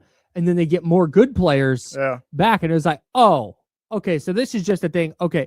And then it just kept happening over and over and over. I didn't get to that realization until like later on in life. Not till like the Celtics traded Paul Pierce, because the Dolphins never really had anyone like worth good enough to trade or whatever. They always just stunk. Like Ricky Williams retired, and I was like distraught. The Red Sox kept David Ortiz and everyone around, so It is really. I learned that lesson later on in life. I was like, oh yeah, he's not going to stay at Celtic his whole career. It is interesting as we talk about this, and then you go look at the landscape for Sacramento and for the Kings as you listen to the jump here. That's Jesse Tapia. I'm Kyle Madsen. Joe Brazil behind the glass. We're with you every day from 7 to 9 right here on ESPN 1320. That's Sacramento Sports Leader. I don't think there's a scenario where, like the Tyrese Halliburton trade, if the Kings had continued their ascension and they were just the beam team and they've been to the conference finals and maybe we're talking about them as a finals contender this year and they continued on that path. I don't think Joe Brazil sits here today and goes, God, that Tyrese Halliburton trade was just terrible. Yeah, no, because they capitalized. Right. But we've gotten there because out of the gate, they traded Halliburton. It's like, what are they doing? What? And then Domas comes in, and that first year, there's rocket ship. And you went, oh, wow, both sides won. Mm-hmm. Definitely. Like, amazing. Yeah. And now we're at this point where, hey, that's just very clearly not the case anymore. No, it's gone so wrong over here. Right. And that's not what I want to relitigate, but I don't think there's a scenario with this Kings team as we talk about who's going to be traded, who would you rather see traded, if they're going to make one move, what would you want to do? I don't think there's a scenario where the Kings make a trade here and we look back on it in 5 years and we're like, and somebody goes, wow, that Malik Monk trade was the worst trade of my life. If you're a kid who loves Malik Monk, if you're a 10-year-old, if you've got kids and your kid got a Malik Monk jersey for Christmas and that's his dude, that would obviously hurt the kid who doesn't, understand the kind of gravity of it. Sabonis doesn't. There's a lot of Sabonis jerseys out there for adults. Yeah, but you think. But I think there's no one's holding on to that still. No, I don't. Because I think there's an understanding of where we're at. Yeah, I think there's a people would be bummed if Domantas Sabonis is your favorite player, or shoot, if like I wonder if there's still someone like people out there that you can still build around Domas. You just haven't brought in the right guys. Yeah, probably. And if Domas gets traded, then then they're like, wow, look, they're worse now, and this is terrible. And even though I think most people and Kings fans know ball as well as any team in the league, I think a lot of people would look at it and go, okay, that sucks. But that sucks because what Domantas Sabonis represented didn't work out. Yeah. I don't think it's like, oh, what they traded. I think everybody kind of knows what it is. What if they traded Brian Cavett in the Chatty House? What if they don't trade Brian? No, we're not trading Brian. Brian's with us. He's got it. In. Yeah. Okay. What if they traded Keegan Murray? What if we before the deadline, or not even before, just after the deadline, they trade Keegan Murray for a couple second round picks? Oh God, that'd be a disaster. Okay, fine. Just for my point was just maybe you got some decent in return or whatever, but Keegan Murray's gone now. There would be on a different team. But again, for that to be the worst trade of your life. Yeah, that's true. We're going back to the worst trades of our lives. So I guess that'd be tough. It wouldn't be the worst trade of your life, but I think it'd be a shock to Kings fans. It would be. It hurt. It'd be a gut punch, I think. Unless Atlanta goes, hey, here's New Orleans' first round pick. We would like Keegan. Yeah. And also you can have, I don't know, Zachary Reese-Auchet. I don't know. Pick a player. And then maybe. Oh, wow. Okay. Well, that sucks. Keegan's gone, but man, another top 5 pick. Let's go. I think that's where, and if I'm wrong, let me know, 916-909-1320. But that's where I think a lot of people would kind of go with that. Yeah, maybe. I think there's such a tear it down mentality that there's nothing that would register as like that's the worst, unless Keegan or Domas or Malik gets traded and they become a perennial All NBA top 10 player. But I don't think that's going to happen with any of those guys. So yeah, I don't know if it would register the same. Yeah, I think you're right. I want to sprinkle in some NFL here. We're going to talk with Sean Cunningham from KCRA3. Shout out Sean. Love Sean. We'll talk with him in just a few minutes. He's covering the Super Bowl. I want to ask about that, but we'll also get in on some Kings trade deadline stuff with somebody who's been around the team for many, many moons. And just want to remind everybody, speaking of the big game, Tide is the official sponsor of Odyssey's big game coverage. Tune into ESPN 1320 all week long for nonstop previews and analysis leading up to kickoff on February 8th. If it's got to be clean, it's got to be Tide. The NFC West, I think, I don't know if it got tougher yesterday. It's going to stay tougher. It's going to stay. That's it. That's a better way to put it. Sean McVay, Les Snead, Rams head coach and GM. They got extensions. There was some talk of a couple years ago. Oh, Sean McVay, they won the Super Bowl. Aaron Donald going to retire. Maybe Matthew Stafford retires. Sean McVay goes and takes a TV job, and the Rams have to. Well, any hope of anybody had of Sean McVay retiring, I think, is out the window now. Yeah. With this extension, it was always going to go to Amazon type of stuff or whatever. Yeah, he's here. TC should have saved his call. If Kyle Shanahan and John Lynch don't win a Super Bowl by the time their contracts are up, do they get another extension? I think their contract's taking them to 2028 right now, or 2027. I think it's through 2027. Okay, 2027. I haven't been able to confirm that on Lynch. Kyle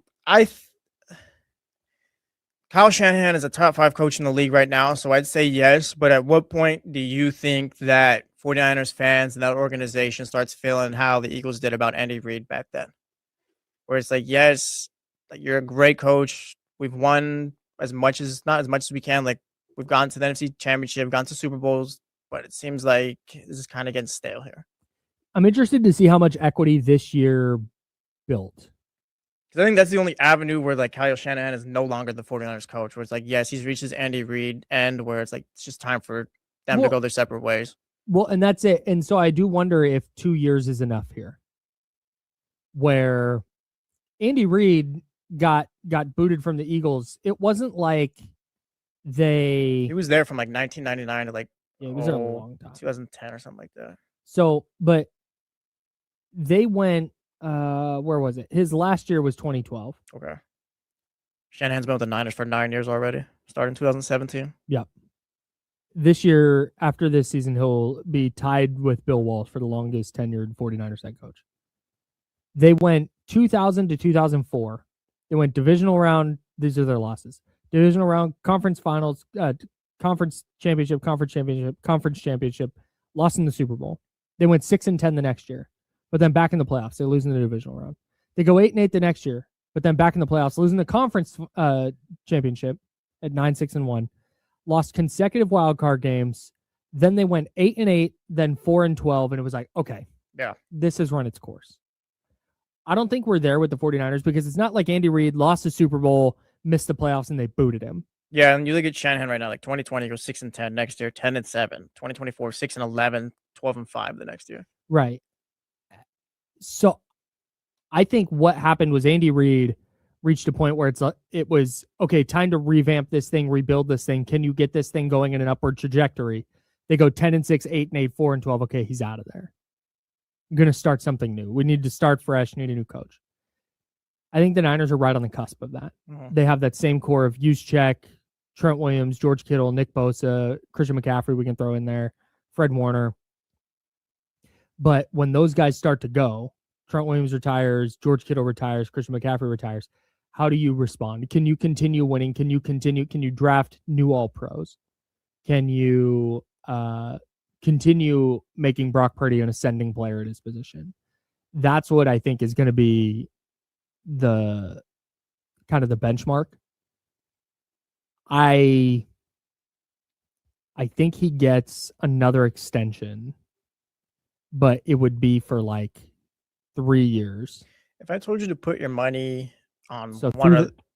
Yeah, if I told you to put your money on one or the other, you think Kyle Shanahan gets a Super Bowl? Do you think he gets a Super Bowl? Yes or no?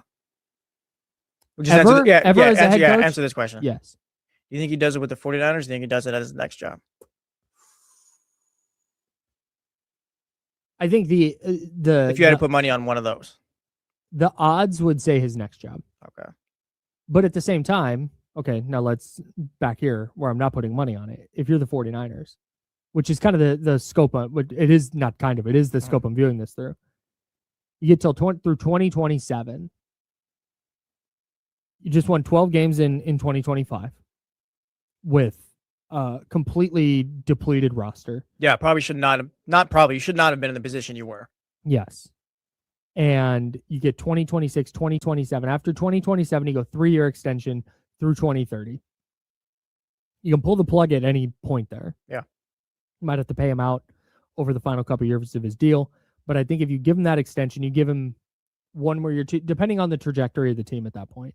But I don't think through 2027 is enough. I do think he gets another extension, Now, John Lynch, I don't know if he wants to keep being the GM. I have no idea. Mhm. But I don't think we can underrate how much Jed York doesn't want to go through what he did with Jim Harbaugh to Jim Tomsula to Chip Kelly, finally to Kyle Shanahan. You finally found a good coach. Yeah, one of the best coaches. Finding a good coach, and whether you like him or not, Kyle Shanahan has been a successful coach.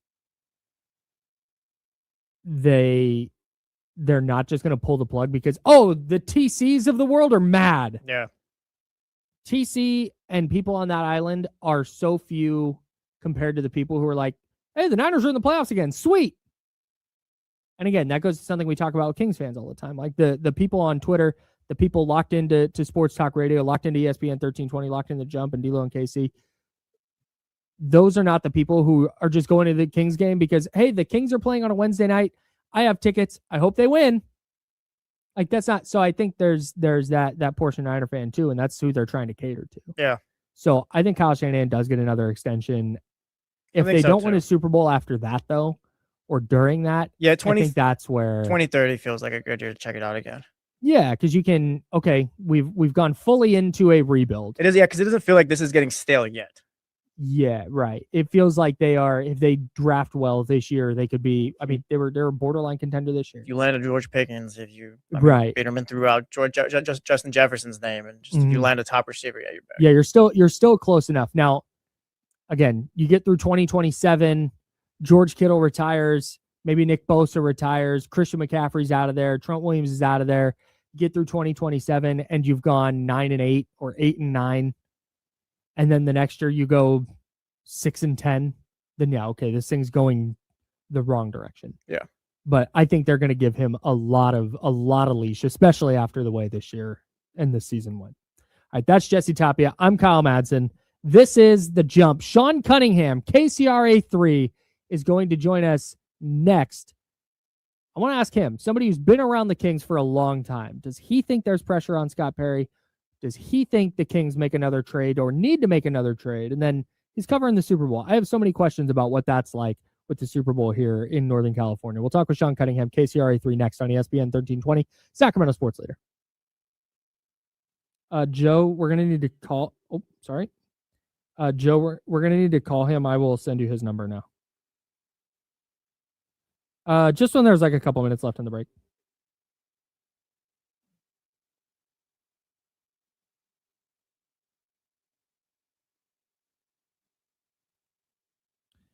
Joe, I want you to. Oh, sorry. It's my bad. I just want you to know that every once in a while I say your name in my head like the G.I. Joe theme. I don't remember. I'm not familiar with that Joe theme. off the top of my head. Joe. Okay. I used to love G.I. Joe. Brazil. I used to love it. That's how it goes in my head. Michigan, I am not playing at Mather at the moment. And yeah, I like steakhouses. Yeah, of course, man. Come on.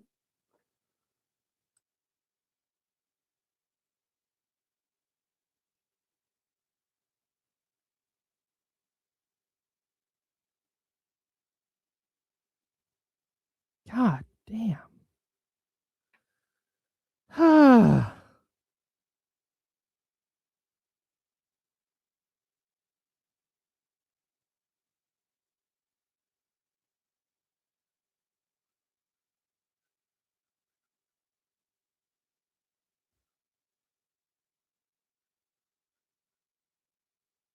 The what? Mm-hmm. Oh, he's talking about the YouTube thing.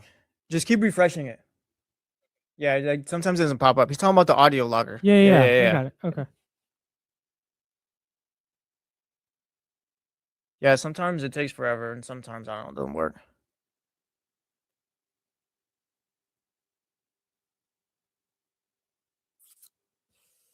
Huh.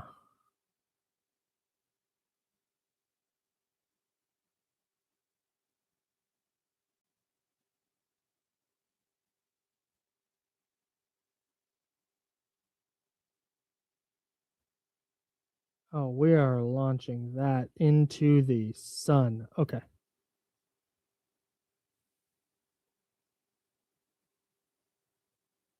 So up, good kid, Dad City.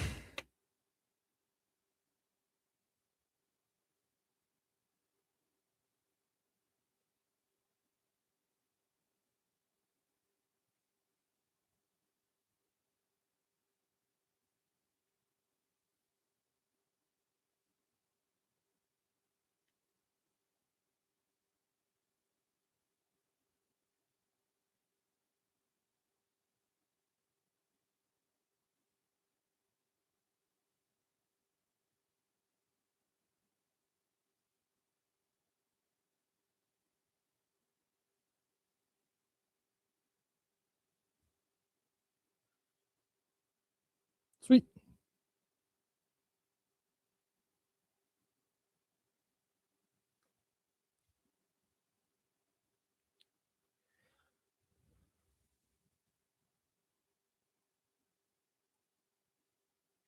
Oh, I didn't do a tweet this morning. Damn. Walk in, bro.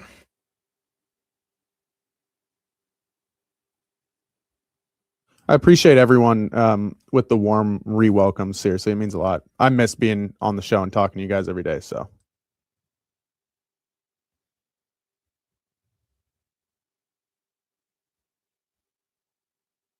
Clippers and Cavs have ramped up conversations on James Harden, Darius Garland package, with both sides motivated to execute a deal relatively soon, according to Chris Haynes. Cool.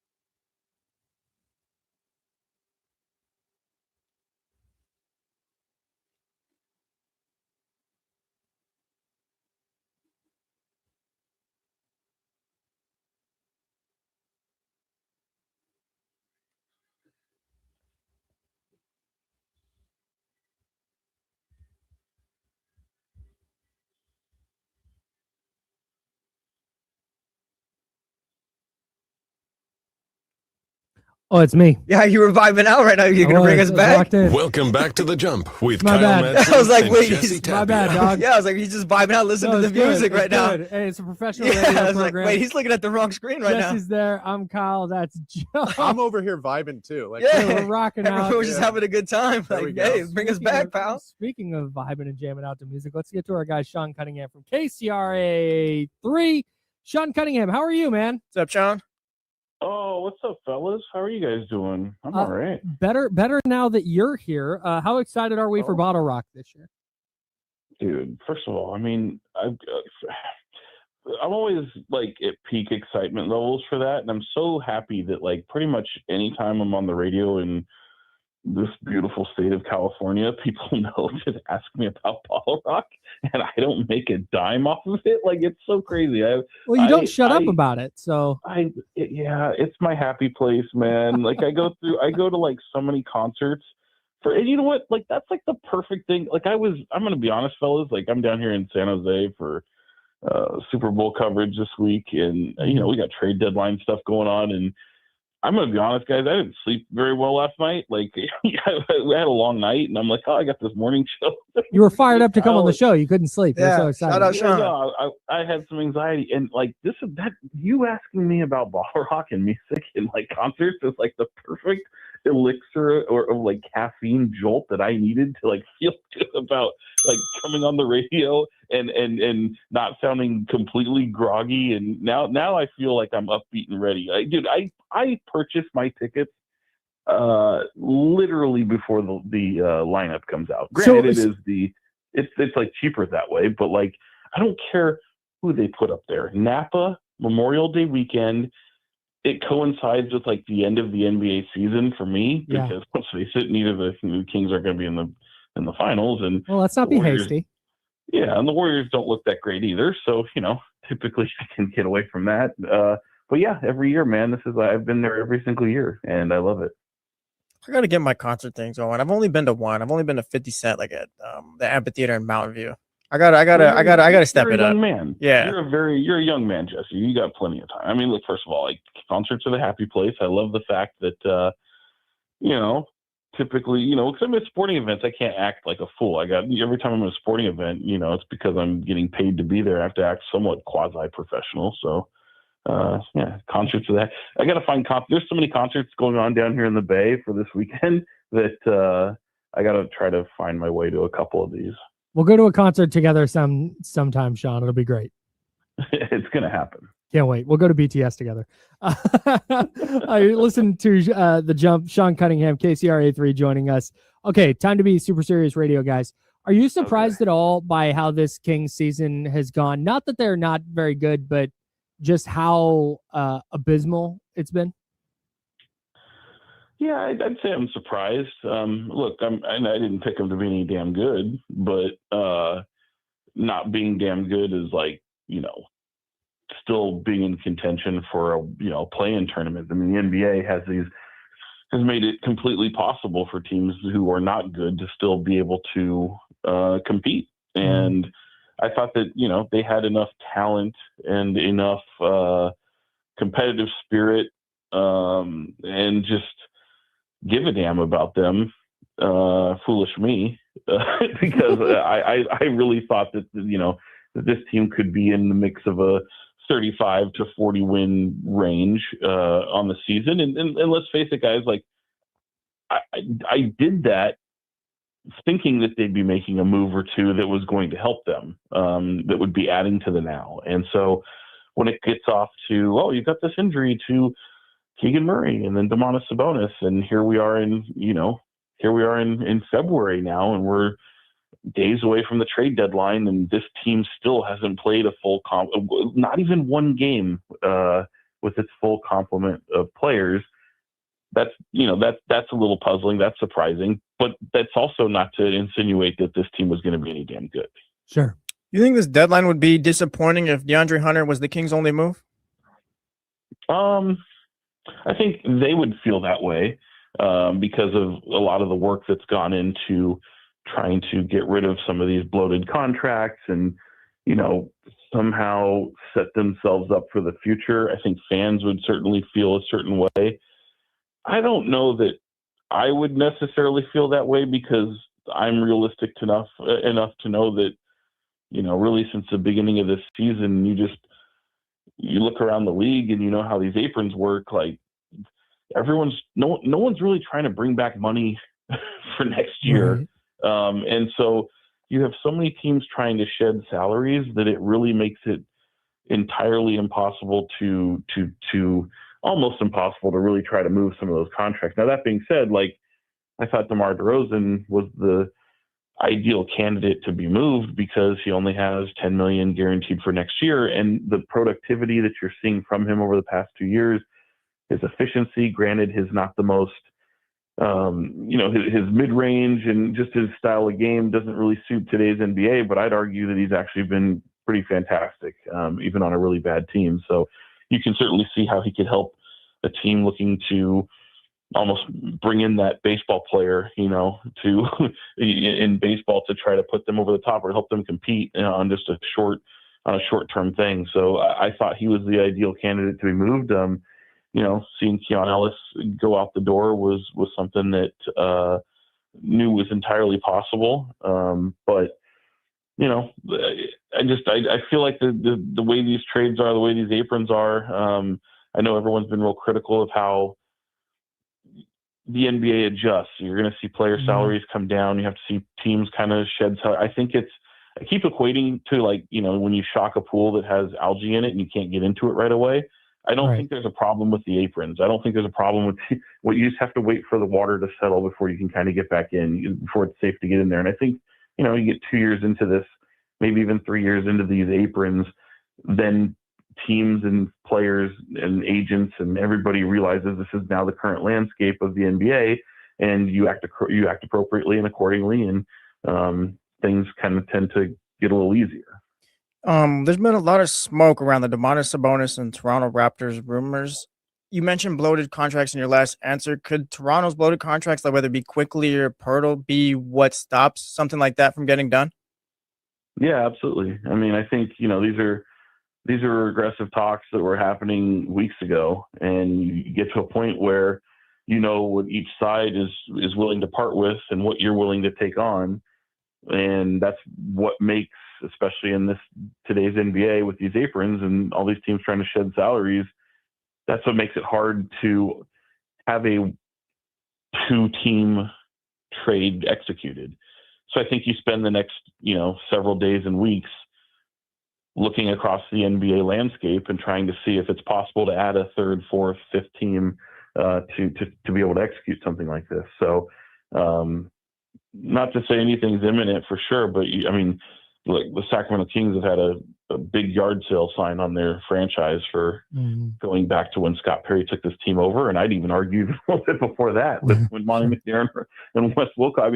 A lot of this began with the firing of Mike Brown and the trading of De'Aaron Fox. And I think you're just a little bit more open for business. So trust me, Scott Perry is a guy who absolutely knows what the market value is for every one of his teams. Now, it's also like you're showing up to I don't know if it's what the best analogy is, but you're showing up into a marketplace where everyone thinks you're desperate. And there might be some truth to that because, they know you want to compete. They know you want to quasi rebuild and reshape your roster. But I just remind everyone that whether it happens at the trade deadline, end of the season, the draft, you're going to reach a fiscal cliff in 2027. So everything comes off the books eventually. Next year, you've got a lot of expiring contracts that just are incredibly tradable at that point.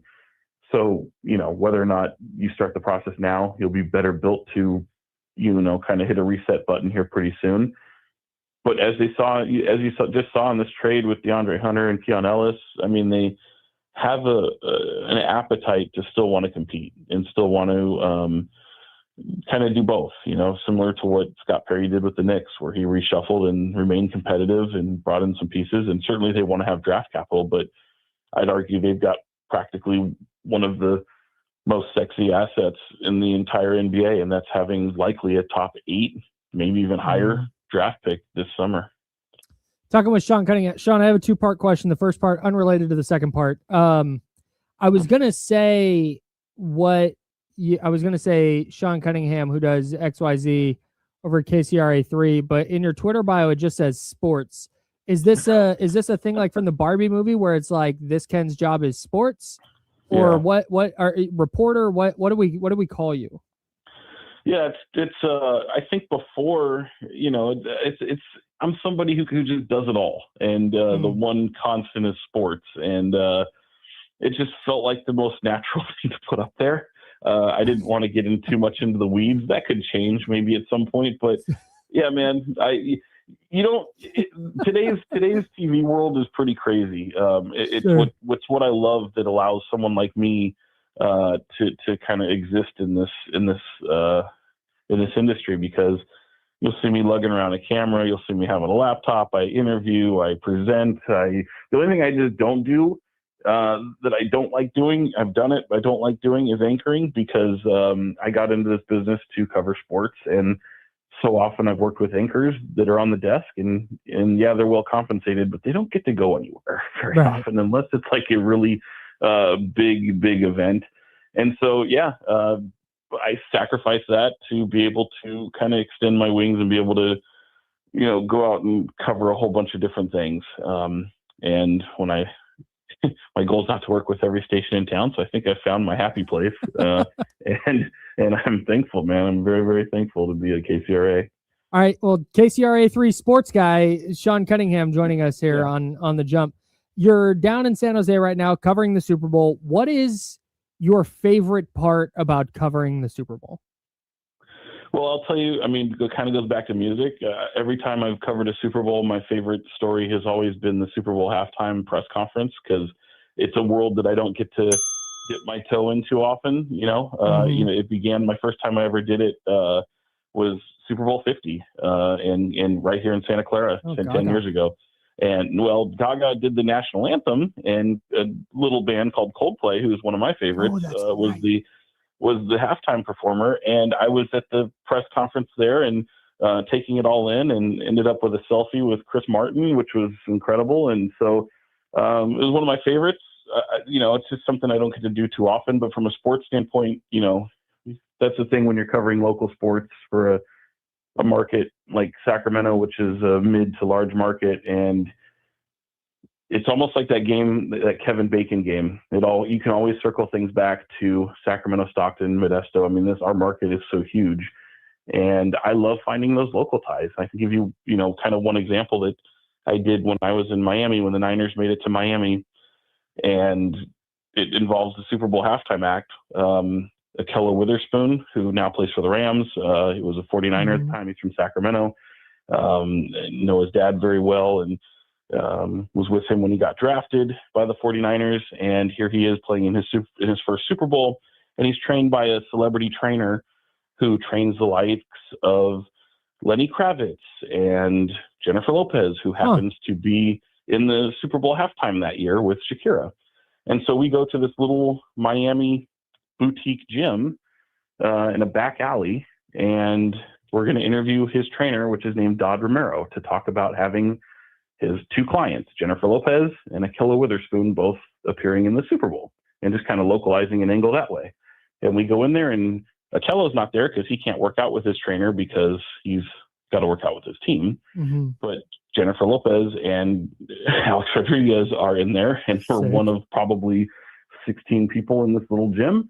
Me and my coworker at the time, Lena Washington, do an awesome story about that.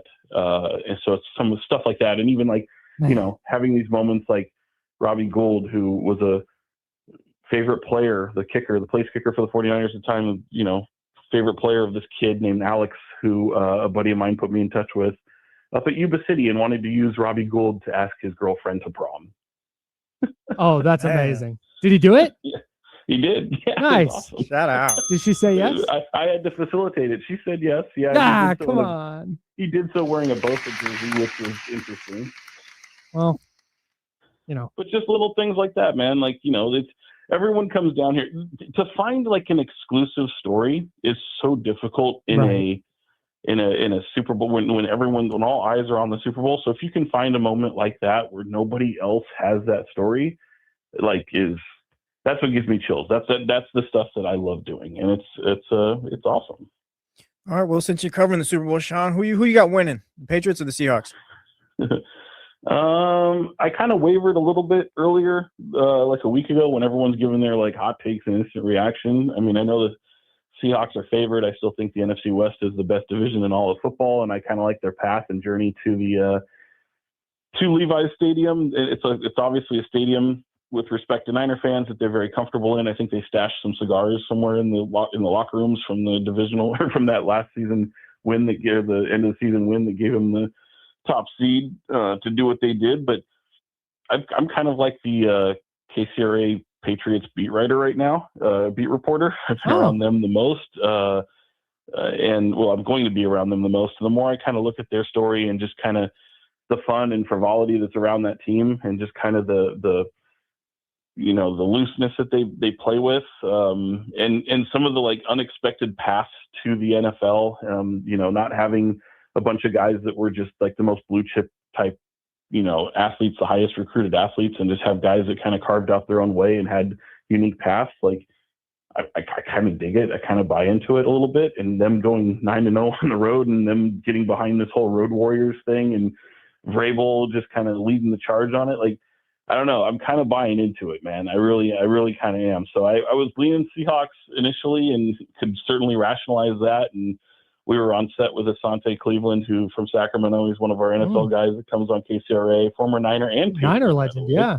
Yeah. And so he had picked the Patriots because he played with them. So it made me kind of want to do the other way. I didn't want to just agree with him. So I was like, let me make a case for the Seahawks. And I kind of believe it, but a week or so later, now I'm looking at it going, do I really believe that? I'm kind of pulling for the Patriots right now. KCRA 3 Patriots beat reporter Sean Cunningham, nice enough to join us here on a Tuesday morning. Sean, thank you so much, man, and enjoy Bottle Rock and the Super Bowl. I'm sure I'm talking to you guys before Memorial Day, right? I hope. Yeah, we'll make that happen. So. Yeah. Okay. Oh, just in case. How really spacing out these interviews, I guess. Conversations. All right, Sean, we'll talk to you in June. Appreciate you, Sean. Thanks, guys. Talk to you soon. Thanks, bud. See ya. There you go. Sean Cunningham, KCRA3. Enemy of Kyle Madsen. What enemy? Why? Yeah, you're not having him on until May. Maybe. I was just trying to full circle the interview because we started talking about Bottle Rock. Anyways. Just trying to land. Anyways. I have not wavered. I still think Seattle's going to win. I think so too. I think I'm off the 2 scores thing. It's the Super Bowl. Anything can happen. It's always a weird game. I'm still on the 2 scores thing. I'm really, the really Patriots concerned defense about the Patriots' ability to score points. Maybe Their like they offenses have look really bad. It's looked really bad. They've also played really good defenses throughout the way. And like, hold on, let me finish. They're also going to play the best one they've probably seen, if not for the Texans in the Super Bowl. Yeah. So it's like, yeah, maybe that's the theme here, but I'm going to give them one more chance. I think it'll be a little bit closer. I like Drake May. They feel like a team where it's like, oh, they landed a top receiver in the offseason. Now here come the Patriots next year. But I mean, they're here now. Yeah. I just can't. I can't. The Patriots defense is also really good too. It is. I don't think it's going to be 41-6. Yeah, they can keep it pretty low. What was 40? Which one was 41-6? Was that the Broncos one? What? No. Yeah. Sorry. Yeah, it's tough. I'm thinking Super Bowls right now. Seahawks, Broncos. And it was like 48-6, I think, or something like that.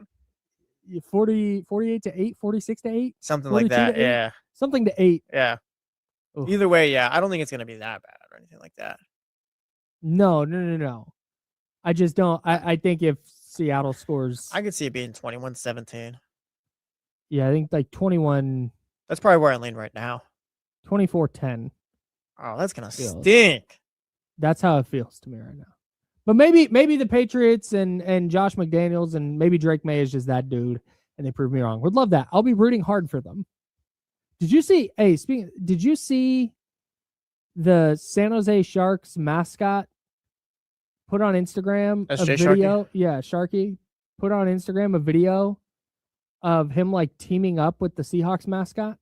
Oh, I didn't. No way. I'm gonna go look for it. Really, you can't do that. I have no idea what the goal is there. This was on the Sharks page. Do you know? Yeah, I don't. Unfortunately, and I don't. You can't be do bad that. Radio if I sit here and look it up. No, I'm looking it up. Don't even worry about it. You can't do that though. No, man. I don't care how many. It's Blitz the Seahawk and official SJ Sharky. Yeah, so they collaborated on this post. I don't know if this is a like anti-Patriots thing.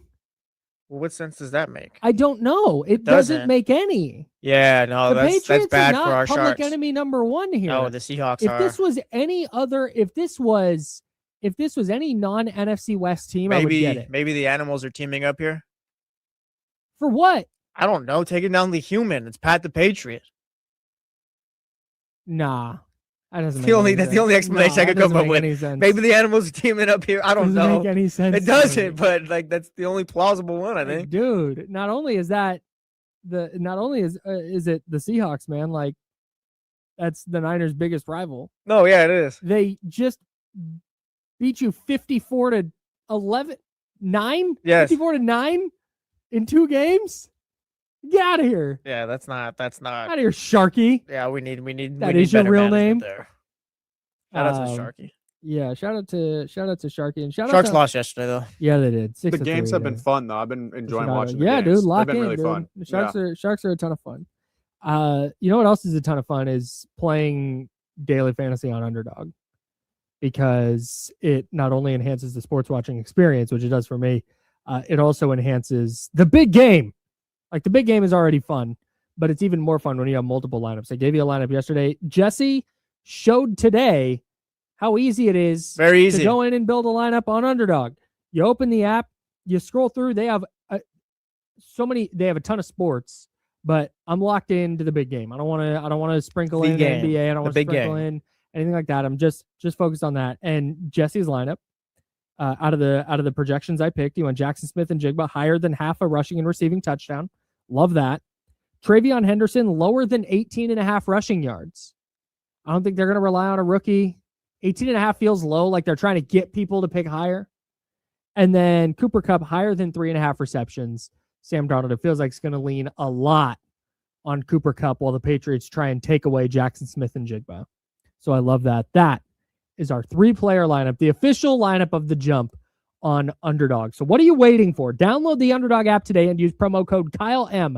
That's KYLEM to score $75 in bonus entries when you play your first $5 on fantasy. That's promo code KYLEM, KYLEM.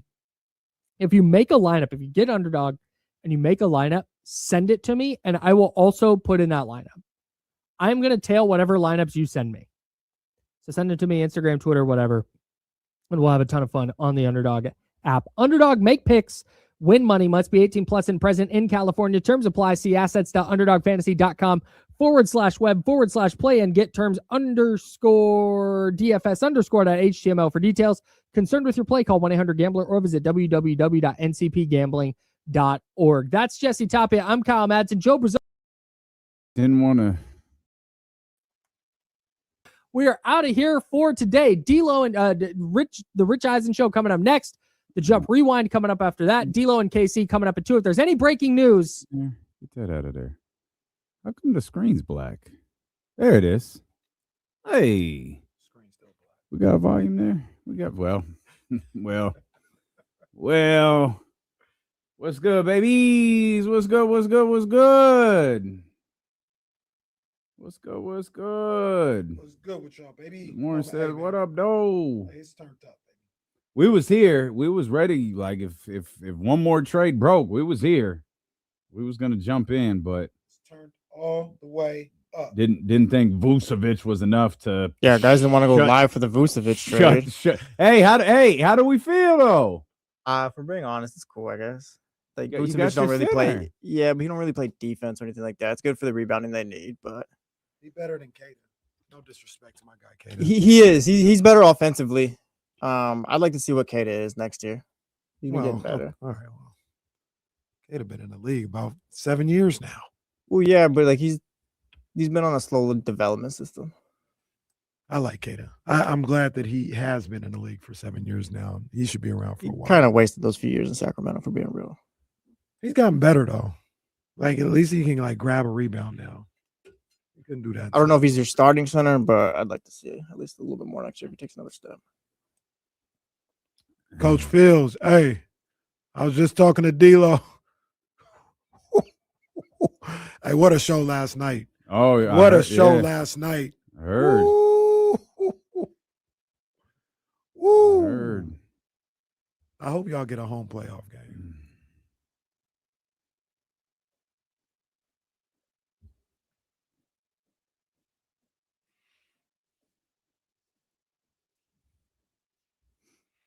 Tony, what up, though? What up, boy? Oh, man.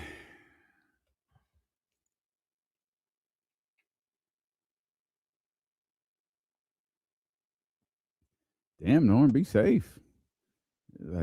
Like Jason Jones. It's like Jason Jones' house at 3:30. Or who was that? That was Jake. When Jake goes to get a haircut. Jake, yeah. Oh. Jake goes to get a haircut and get crazy, boy. Jake.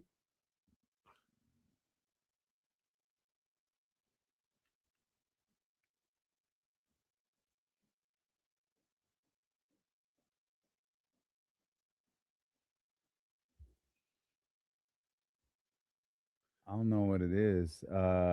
It says PSA 60. I dump it. Yeah.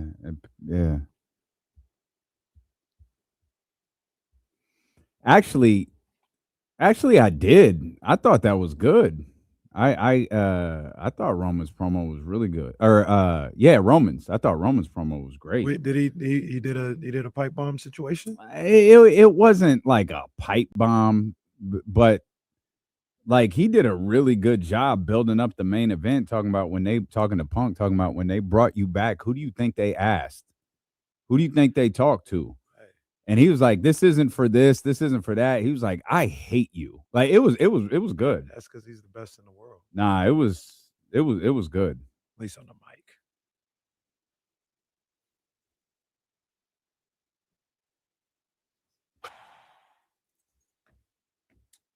Do I need to hit the button? Nope, you got it. Yeah. We got him screaming D-Lo, KC, D-Lo, KC, D-Lo, KC, D-Lo.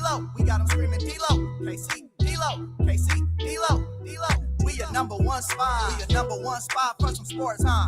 Got the city going crazy when we work, huh? We top 2, but we ain't 2, we in first, huh? And when you need the real, we is who you search, huh?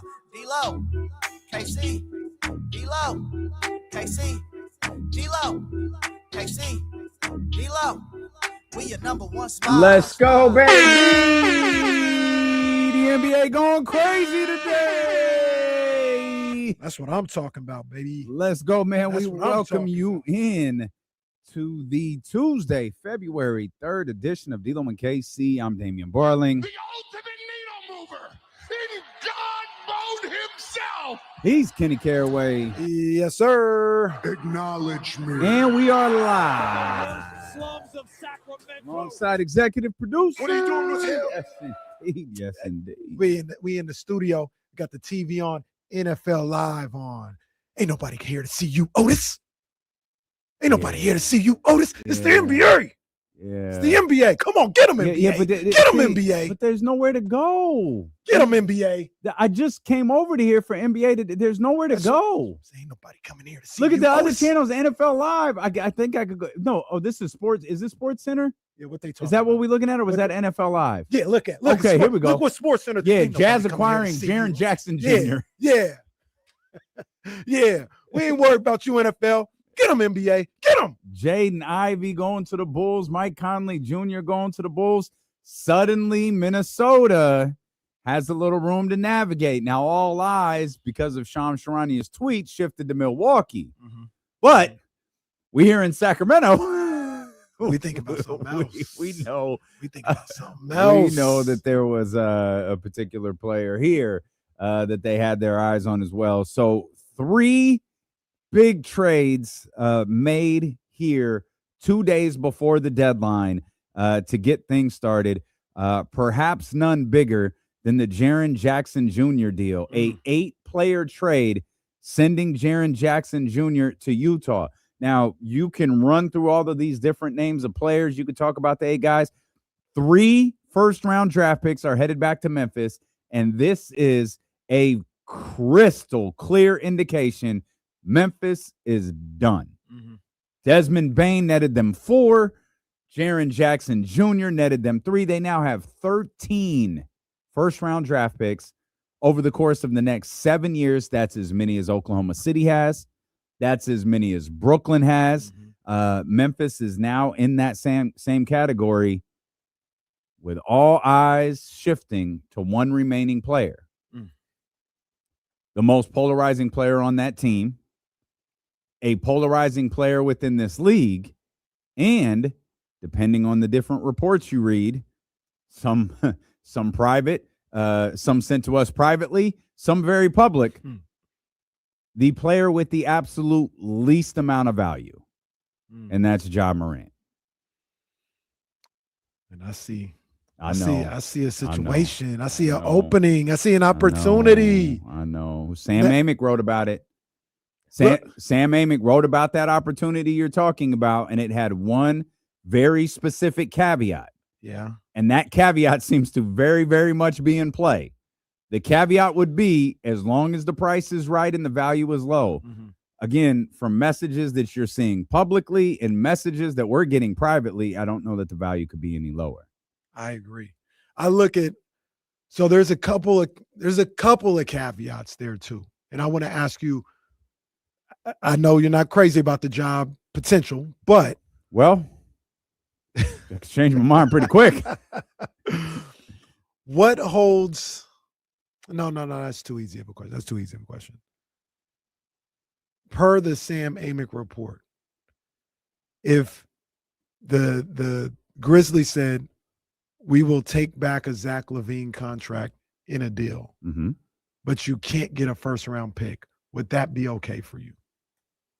We'll take back a Zach LaVine, but we're not sending a first-round pick with Ja. Yeah, because Sam painted it as they would need to attach a pick as Yeah. incentive for his contract. Yeah. To me, that's why yeah, okay.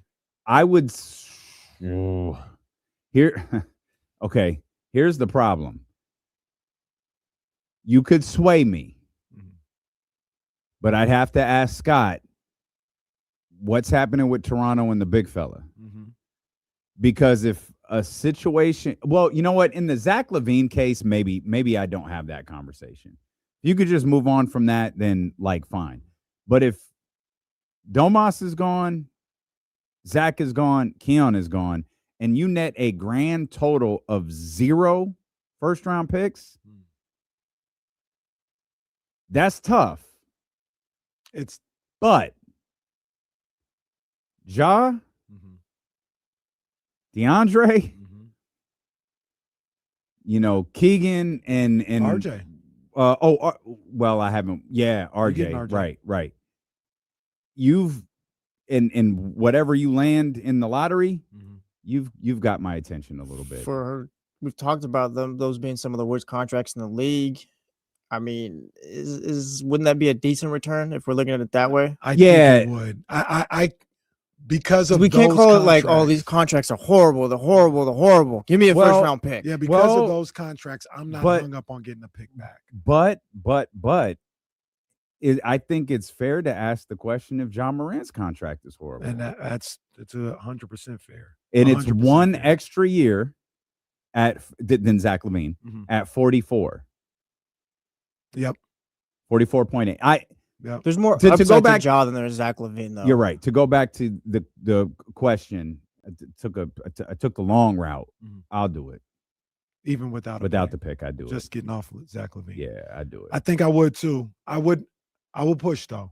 I would 100% push because of what you talked about. You're taking on another year, and if the Kings do have some type of timeline now, you're starting to inch into that timeline by taking on another year of $44 million. So you got to pay me for my time and services here. Yeah. And the price is a first round pick. Now, you're not sending a first round pick? Okay. That's fine. I'm gonna send you Devin Carter. I'm gonna send you Zach LaVine and Devin Carter. This is non-negotiable. You're taking Devin Carter to Memphis, and then we'll take Ja Morant this way. I tweeted it out. I got no real, I'm not reporting this. I'm just reading tea leaves. I got a gut feeling. I'm just seeing how some of this stuff is playing out.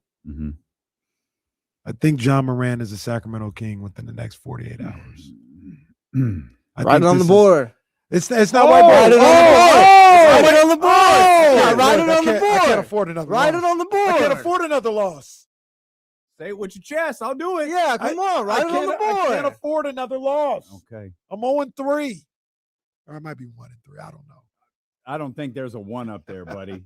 That Seahawks will not win a playoff game is good for 2 losses right now. That's bad. I didn't say what year. I didn't say what year. The Seahawks will not win on the board. What y'all look? All right, well, that's true. Hey, the cool kids are doing it. You think I'm scared? Y'all think I'm scared? I mean, let me go to this board right now, man. Let's go to this board right now. Ja Morant will be a Sacramento King in 48 hours.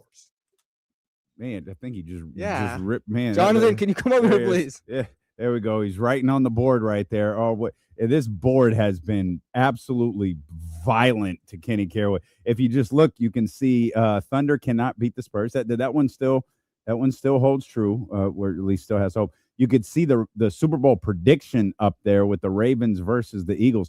No one owns this board the way that Jesse Tapia does. But here we go. Another Kenny take. Ja Morant will be a king in 48 hours. Man, have you ever seen someone bullied into making such a I ain't no punk. Prediction? I ain't scared out here. I'm not scared. I said what I said. You said it. I didn't say a Sacramento King up there, as you see. It's a king. You're a king. Hey, king. All right, king. Hey, king. Didn't read the fine print. No, I think he's. Oh, they said KC's tea leaves have been expired for some time now. I have a feeling. In all honesty, I have a feeling, and part of that is on the fact that I think Memphis is trying to move on from him now. They very much are. This isn't a wait to the summer situation. Nah, let's get this over with. Done with Ja in Memphis. And I don't know what suitors they got. I know people have talked about Minnesota, which makes sense because I saw that Minnesota trade and they read it. I was actually in the streets of Memphis, with Glorilla. You know what I mean? Listen to what's going on. I said, hey, you just told me what the Bulls and what the Pistons got. What Minnesota get? They ain't get nothing. They just offloaded a bunch of contracts, right? And my first thought was, all right, maybe that makes Minnesota in the sweepstakes for Ja. But then you listen to some more, you hear everything, and I think they're trying to clear room to make a run at Giannis. There's Giannis. I think that's the first. Yep. That's their first priority. Mm-hmm. And I think about somewhere else like Miami, and I think neither one of those two franchises are making a move until Giannis is taken care of. And taken care of, either meaning a deal is done or Milwaukee goes, we're out. We're not doing this. I even think both of them will now. wait till the summer. If Milwaukee says nothing's happening, we're waiting in the summer, I think Minnesota and Miami will both wait until the summer as well. Yeah, I agree with Kenny on that one too. Also, if you're the Grizzlies at this point, I don't think you're rehabbing Ja's value, and it seems you're in full rebuild mode. Go ahead and take this expiring from Zach LaVine. Zach LaVine. Well, it's not expiring though. That's next the thing. year It's better. Yeah, it's still better than Ja's. Yeah. And if you feel like, and this is what it all boils down to, if you feel like you can get a better deal, go get it.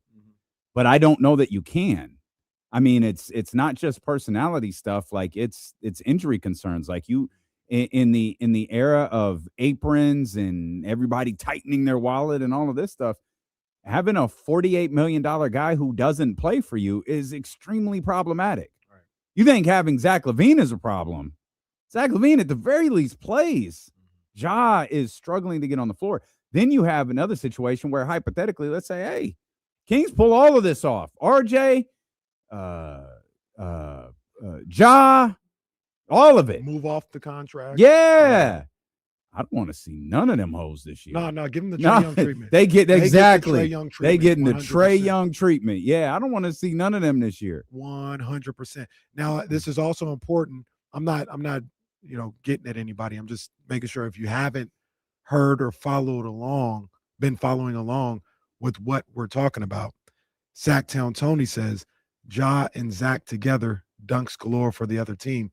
In our scenario, that will never happen. Not in Memphis, not in Sacramento. Yeah, Tony's not paying attention. The only way that deal happens, Ja Morant coming to the Kings, is if Zach LaVine is involved. No other scenario. No Domantas Sabonis scenario. No DeMar DeRozan scenario. Nothing. It's Zach LaVine. Yeah. Zach LaVine's so got to be there is no out. Ja and Zach.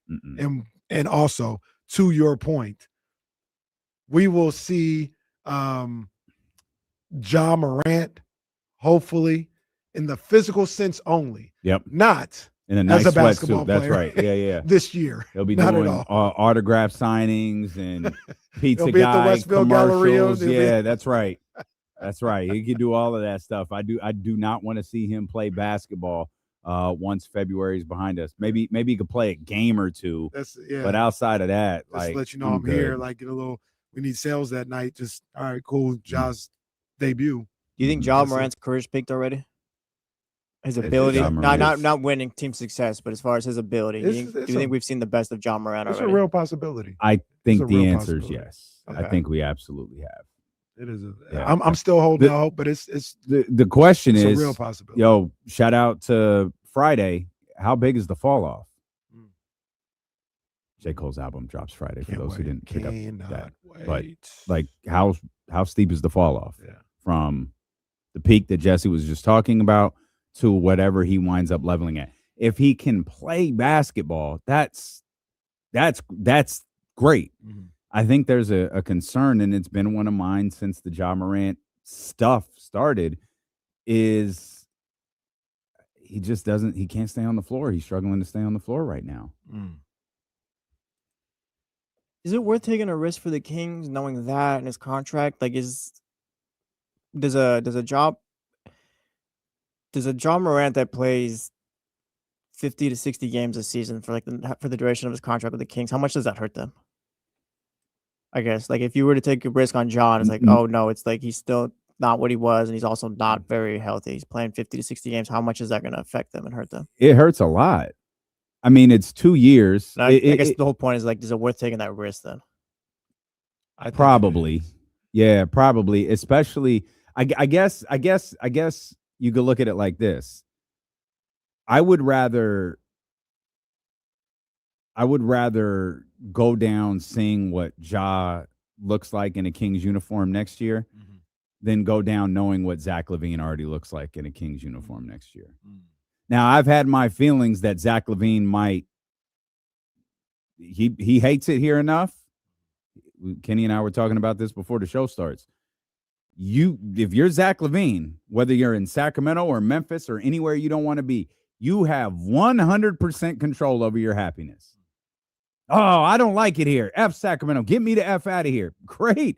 You have the ability to do that without input from Scott, Doug, anybody.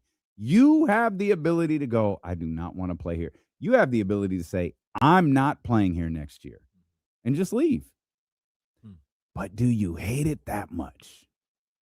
And if you don't, I would much rather see Ja fail in the Kings uniform than continue to watch Zach fail in the Kings uniform. Here, and I agree with you 100%. Here's the other aspect of the question that Jesse asked. It's all about your perspective and how you're looking at this thing, right? And maybe this is just me protecting my heart. I don't know. Yesterday I said we're wasting our lives away watching this Kings team. Yesterday you were pretty distraught. It's a waste of time. This is a waste of my life. 4 or 5 years of terrible bad. This is a waste. But I'm looking at this, preparing for the Kings to be tearing things down, not any good for 3 to 5 years. That's what I'm preparing myself for. If Ja Morant, if that scenario that Jesse laid out where he can't play, he's not healthy, we've seen the best of him, I don't think that's helping you win games. So that's already what you were going to do anyway. It's no harm, no foul. You were already going to be bad. You weren't in a mode to contend, and you just stayed there. If he is able to play and he is able to be a better back to that Ja that we saw 2-3 years ago, now for essentially the cheap, when you talk about what you gave up for him, you found a potential franchise guy. I think it's just, with saying all that, it's just 100% worth the risk. Do you think it adds any time on this build? Say if it doesn't work out with him, like are they set back any years or so? Not really, as long as this season continues to play out this way and they're able to land somewhere at the top of the draft, even if it's not, number one, even if they're able to land some sort of impact player at the top of the draft, it doesn't, I don't think so, because you were kind of stuck anyways with Zach LaVine. And, just like Zach, maybe you find out next year it didn't work. Maybe the Ja Morant expiring becomes valuable for a basketball team out there who maybe doesn't need Ja Morant to be the centerpiece of what they're doing. They just need a scorer. They just need a guy who can just fill a role. Yeah. And I mean, even though I'm not the biggest Ja Morant fan, it would be stunning to me to think he's just a fill a role guy now. That would be just such a dramatic change of course to where we thought he was 2 years ago. Right. But the fact is that could be where he's headed if his body doesn't cooperate with him. And you also got to ask yourself the question, how much of what we've seen from Ja in the last year and a half, 2 seasons, is him just being checked out from Memphis? I'm not saying it's okay. I'm not saying it wouldn't raise red flags, but I'm done here. I'm not, my hip is a little sore. I'm out 2 more nights. Or if you guys been trying to get me out of here for so long, just get me out of here. I'm not here to play for you guys or do anything. Just call me when the deal is done. I don't know. I'm just saying that's a question that could be asked if that's the the situation with Ja Morant the last year plus in Memphis. That's kind of what I hold out hope for, because if it was me, I'd do the deal too. Like if it was Zach for Ja, I still think Ja has something left, but also it's like year 1, 67 games, year 2, 63, year 3, 57, year 4, 61, and then he plays 9 in 2023, 2024, and the last 2 seasons we've known like that's 50 games, 20 games this year. Yeah, he's at 20 games this year. Also, he can't shoot. No, he's not a 3-point. Remember, he didn't check that box for him. There's going to have to be a shift in identity here. Like of all, we want the team to do this, we want the team to do that. Ja ain't a 3-point shooter. No, Ja can score, but he's not a 3-point shooter. And then we're going to start this thing again where Ja Morant's not the right player to pair with Keegan Murray. Oh, man. I'm not worried about pairing players with Keegan Murray, but brother, but yeah, preach. Well, Preach. The other aspect of it, and I'm not saying he was perfect or anything else like that, but there was a 3-point shooter that was available to you that you didn't want, Trae Young. So what do you want? Scott Perry, if you don't want the 3-point shooter, but you don't want the guy that attacks the rim like Ja Morant. Looking for a perfect player. I gotta go. You know who he might have wanted, in all seriousness, was Jaren Jackson Jr. Oh, I would have disagreed. Yeah, like I genuinely, he absolutely is, and that was disrespectful. I'm just not crazy about him. that was kind of a responsive disgust though from Kenny. You're right. So, if we came away with Jaren Jackson Jr. in this trade deadline, I would have been mad. Has everyone from that draft now been traded? Yeah, I think all the lottery. DeAndre, I saw that tweet earlier. Luka, yeah, Trey, Marvin, multiple times. Jaren Jackson. And still Remember Luka. when we did the redraft? Thought I was of going that to year? Sacramento. When we did the redraft that one summer for that year.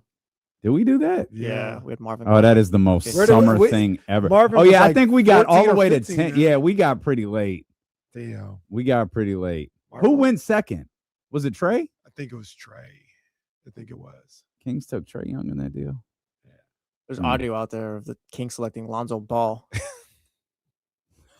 Oh, that's right. That's right. I saw they trying to get Lonzo. I know Cleveland is really trying to move off of him. There was something out there about Charlotte. Yeah, I saw that too. Which I guess that would be cool. That did not work out like I thought. Lonzo was the point guard I wanted here. Mm-hmm. Ja's not a 3-point. I didn't put it on the board, so thank goodness.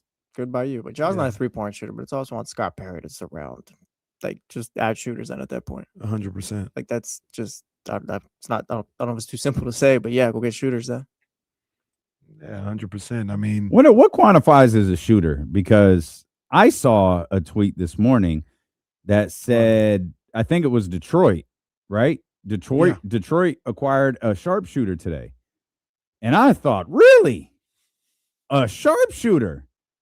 And that sharpshooter's shooting like 32% from 3? Damn. Look, man. What constitutes a sharpshooter in today's NBA?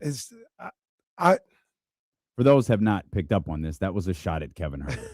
Kevin Huerter was the sharpshooter that Shams was referring to, and I had to look at the numbers. And once you get that moniker, it never really leaves you. I guess, man, good for you. I go about it. You know it when you see it. I'm not saying just disregard the numbers, but Kevin Huerter's a shooter. He's a shooter. Sharp. Yeah, I would, if I was playing against Kevin Huerter or coaching or something like that, yes, I would look at him like a sharpshooter. Once again, I'm not meaning this a shade at all. I'm saying for real. You see it, that's all he does. But I would still quantify Keegan Murray as a 3-and-D specialist. Oh no, I would. Oh, gross. I would. See, I didn't even want to do it, but I looked up his numbers. I got him right here. I would. He's a 3-and-D. I look at Keegan as a shooter. 41. I don't know why you're making me do this. I didn't want to, but I got the numbers. 41% rookie year, 35% second year. Did he get to 30%? 34% the third year. Did he get to 30 yet? 27% this year. 27.2. So I got to at least got to 30 at this point. Damn. Nah, man. So like I Look, said, he's a once shooter, you- man. He's a shooter. You know it when you see You it. know what? He's a shooter. Let me tell you stays something. with you for You life. know who else is a shooter? Me. Put me out on the basketball floor. I'm going to shoot the ball. Therefore, by definition, I'm a shooter.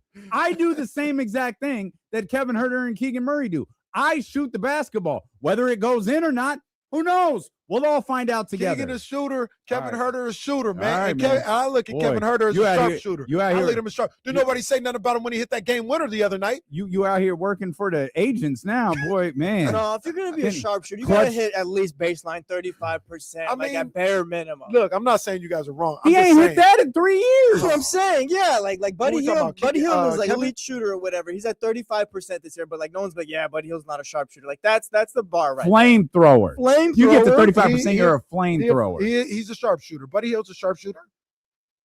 Buddy Hill's a sharpshooter. Okay. So Kevin Huerter Okay. and Keegan Murray got to sit at the same table What's- as Buddy Hill, huh? What's Dame Lillard? Nah, Buddy Hield's sitting at a nicer table than those two. Wasn't Dame's percentage low? I still look at him as a sharpshooter. Yeah, but he's got career body of work.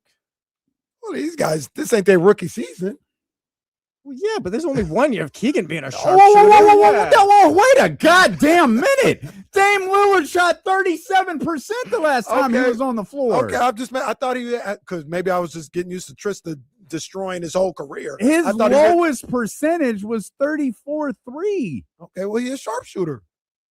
He's a sharpshooter. Boy, man. You know it when you see it, man. You know it when you see it. He's a sharpshooter. Kevin Huerter is a Dame- sharpshooter. Dame- You oh, don't know this Keegan is Murray, stupid. No. Keegan Murray is Hey, 3-and-D specialist. Dame Lillard is not at the same table as Kevin effing Huerter. I didn't say Get the lunch tables out. as a shooter. Oh, he could shoot- man. as a shooter. As a We'll shooter. come back. You mentioned Trysta Krick. She joins us. I think she's live in San Francisco. We'll talk to her about this chaos that is happening in the National Basketball Association next here on Sacramento Sports Leader, ESPN 1320.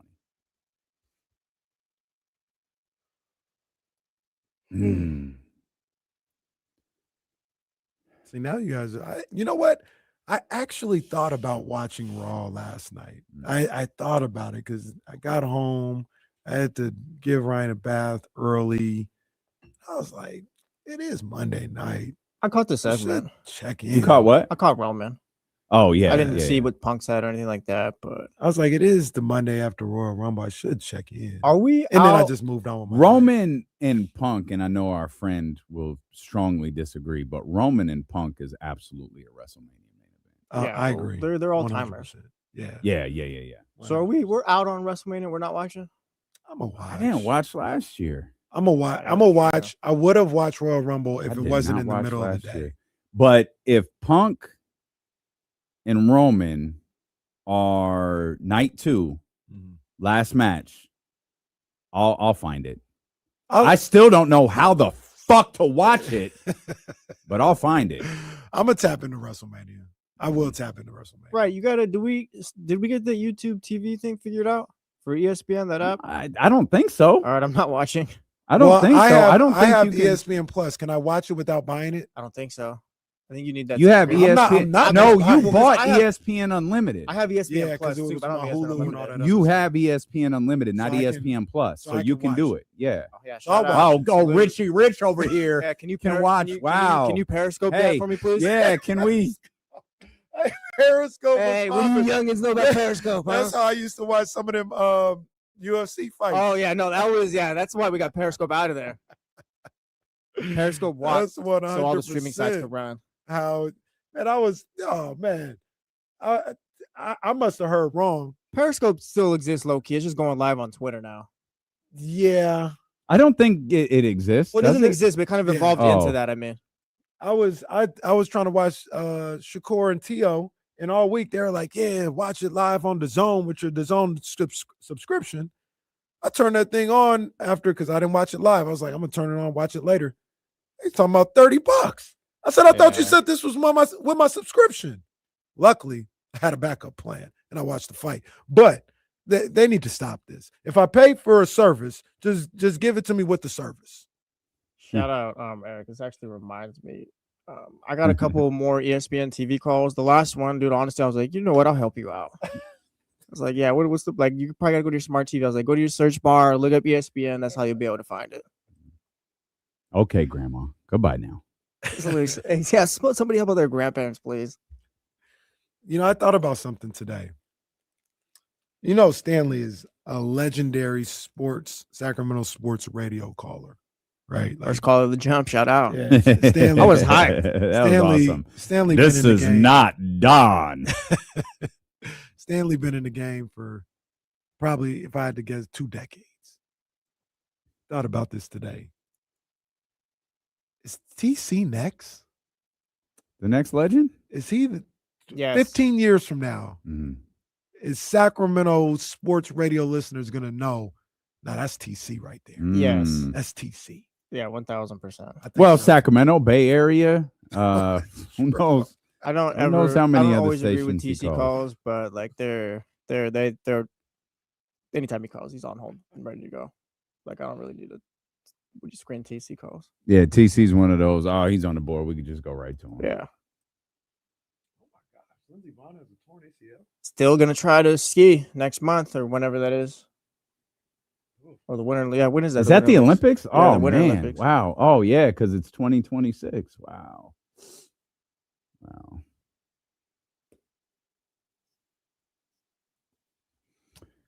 All right, it's the marathon here. 60 minutes of commercial-free sports talk. We've got you covered. You don't have to go anywhere. If any news breaks, and it has been breaking all morning in the association, we have got you covered. And hopefully, I texted her this morning. Trysta Krick is going to join us. I know she's out in San Francisco. I know she's covering the Super Bowl for Meta. But like I did remind her, like, hey, we're good for today, 2:30. She gave me the thumbs up, so she saw the message. So we'll see. Trysta should be joining us here soon. Isn't the Pro Bowl tonight? Tuesday. Yeah, I think I know that because you told us. and honors is Thursday, or is it Saturday? Thursday. I think the Pro Bowl's in like the Moscone Center too. Yeah, that's right. Yeah. Catch Shedeur Sanders and Joe Flacco.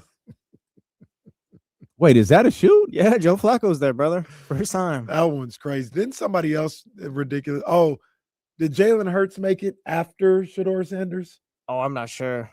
Somebody that was like, all right, man, that's a little disrespectful to that person that Shedeur got on there before they did. Tell you what, never mind. No, say it. If they were doing a quarterback challenge to throw the farthest, who would you want to see throw? It's like Jalen Hurts. I don't want to see Jalen Hurts throwing 30-yard bombs at the Pro Bowl, man. Jalen Hurts got a better arm than Shedeur Sanders. Maybe it was ugly this year. It was. No, it was. Now you talking about an accuracy contest? That's trying to hit the little moving bullseye. Now that would be an issue right there for Jalen Hurts. Just shut the Pro Bowl down, honestly. hit the little target that's on a tractor. That would be a problem. He ain't gonna do that pretty good. Can you imagine Trysta meant to hit the dislike button, but actually hit the like one on accident, didn't realize it?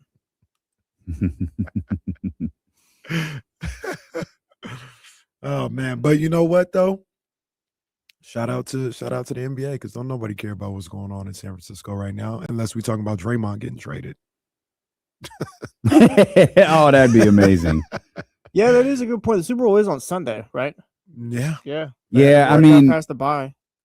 Monday's always the dead day. But I feel like even I don't think they're gonna get it this week. I don't think they're gonna get it because trade deadline, and then don't let Giannis get traded. No, they'll get it. Well, yeah, Don't let probably Giannis not get till Saturday or Sunday. Even if Ja gets traded, I think that moves the needle. But if Giannis gets traded, that trade everything. And then if it does go down where he goes to the Warriors, that has a whole nother layer to it. I still don't think he's going to get traded at the deadline. There's a lot of smoke starting to happen with. So happen, but I don't think so. Okay, so no, but is there? It's like one insider. There's smoke. The other insider is holding like an air purifier, and you've got they're out here. The ESPN has they're taking offers and they're sending back counter offers to all of the teams. The Athletic has these are underwhelming offers. They're not really interested. This is worse. This time of season is worse than cable news because you don't know what the hell is real. Yeah. This is ESPN versus The Athletic is the equivalent of CNN versus Fox. You just have no idea what the truth is. Now, it's a little different because, your safety isn't at risk in either way. There's that. But it's still like, wait a minute, how are they're sending counter offers, which means they're getting something that they like. You're having discussions. Meanwhile, the digital paper is like, yeah, nah, they're content. They're content with it. These are underwhelming, I believe was the term that I read this morning. Underwhelming offers coming in for Giannis Antetokounmpo. So I know we're talking Giannis specifically, but let me flip this on you a little bit and bring it home. What do you believe about the Ja situation? Do you believe that if I'm not even gonna say the first round pick, if they take Zach LaVine, do you think Ja Morant will be a king? If they take, yes, absolutely. Yeah, because at that point, what else would you be looking for if you were Scott Perry? Like as far as like I can't offer that. If Memphis says yes, I'll do it. Absolutely. Let me. I don't want to back either one of you guys into a corner, but I'll ask the question. You don't have to be me. I went to the whiteboard with it. But what percentage? Maybe if it was a blackboard. we need the blackboard or the clear board like they had. Didn't they have a clear board in Andre's work office? Or am I just imagining that? Like where they had the meeting room? Oh no, they might have. Yeah, they might have. Yeah, that'd be fire. Okay. That'd be fire. Percentage. Come on, man. We're lucky to have this. Percentage from both of you guys that Ja Morant is a Sacramento King. As of right now. Less than 10. I don't think it's likely. I just don't think that it's likely. What do you have a you know why? Reason? Yes, because Memphis is clearly done, right? Like that is clear. They have, and I'm sure Kings fans love this. They have accumulated draft picks. If they don't have to worry about this season. Ja's not playing. It's not like Ja's going to help them win, but it's not like, man, we got to get Ja out of here. If there's no market for him, there's not going to be a market for him in June or July or in April. Like there's not going to be a market for him. So doing something now, I mean, and you don't lose anything by going, let's just wait. Because the offers are trash right now. He's not playing anyways. It doesn't matter. He probably doesn't even want to play. Who cares? Let's just get to the offseason. We get to the offseason. Hey, boss, the offers are still trash. Fine, man. Just take one of them. Just take one of the trash offers that were offered here and get him out of here. It's not like, to me, it's not a rush to get him out of there because you're trying to land a top draft pick. You're trying to do all of those things this year. You're bad. He's not playing. It's kind of indifferent right now. You got Jaren Jackson Jr. off the team. You're not going to net anything close to what you got for Desmond Bane or Jaren Jackson Jr., and you have a different contract situation. You have a different personality. You have a different availability. You have so many elements are different with what you're dealing with Ja. I don't think it's going to fluctuate from today till July. Great points. Thank you. What I would say is, if nothing's going to change, just get him out of here now. You're not going to get a better offer. They're not going to hurt his value. That. You don't. That's what I mean. All right, let's just, it doesn't affect us this year. We'll just see what happens in the offseason. Then you get to the offseason, boss, the offers are still trash. Well, just take one then. Pick one. Put him in a hat. Yeah. I just don't think it. I don't think him staying or going impacts anything from now till the end of the season. Got you. It makes sense. It makes perfect sense. What percentage would you put it at? 60%. I got it better than 50-50. So 60%. He's a Sacramento King. And once again, for people listening to just tapping in right now, I'm not reporting. This is just my gut feeling. I think because what you said makes perfect sense about they don't have to do anything right now. There's a part of let's just move on from this right now that I'm kind of relying on. And it's just, I don't want him in the building. Not that he's like a bad person, but like, let's just go. Let's rip the Band-Aid off. Let's get him out of here now. There's part of that going on. And then also the market. I don't think the market is there for Ja to have a bunch of other suitors outside of the Sacramento Kings if you're willing to take back a Zach LaVine. So I'm putting it at 60%. According to the whiteboard, it's 100%. What a massive percentage difference for us. You have 60. I have 10. I think I even said less than 10. Jesse, where are you at? I guess it'd be less than 50 because if I had to say if it's happening or not, I'd say no, probably 30. It's just I'm not. Maybe 40 because I could see like Memphis will take on a year of Zach LaVine's contract next year and let that go while we're going on our rebuild and nobody else wants Ja Morant and I'm not sure we're really getting anything much for him going forward. So like that's the avenue, I guess. But I'll go 35 right in the middle. Good question here from your partner over on the Jump. Shout out to that guy, Kyle Madsen. 7 to 9 a.m. Shout out to him. It is 7 to 9 a.m. Monday through Friday. If Domas is going out, would you rather the Kings get Ja in a 3-team deal with Memphis and Toronto? Or would you rather they get Jakob Poeltl and 2 firsts in a direct swap with Toronto? I'd rather get Ja. That Jakob Poeltl contract, I just don't want him around for that long. You think those 2 firsts will be better than Ja? It's a lazy question, and maybe no, I don't want to say it's a lazy question, but just because like you want to develop guys, but just more so like, yeah, I guess, yeah. Do you think they're gonna be better than Ja? I think, I hate that. I'll say no, because we love operating in sports and in sports fandom. We love operating in this like wishful thinking of draft picks. Well, if we land the next, odds are you're not. You're not going to do that. Like I'd be disappointed. It's just, can you land a good basketball player? That's what you hope for. Can you land like Giannis, Jokic, whoever? Yeah, that would be awesome. But really, if you could just land a good basketball player, you're in good shape. I think I'd be disappointed if I passed on Ja and landed, because I'm assuming these picks would be high 20s, things like that, and I landed maybe the 8th best player in my rotation. Yeah, I mean, I know this upcoming draft is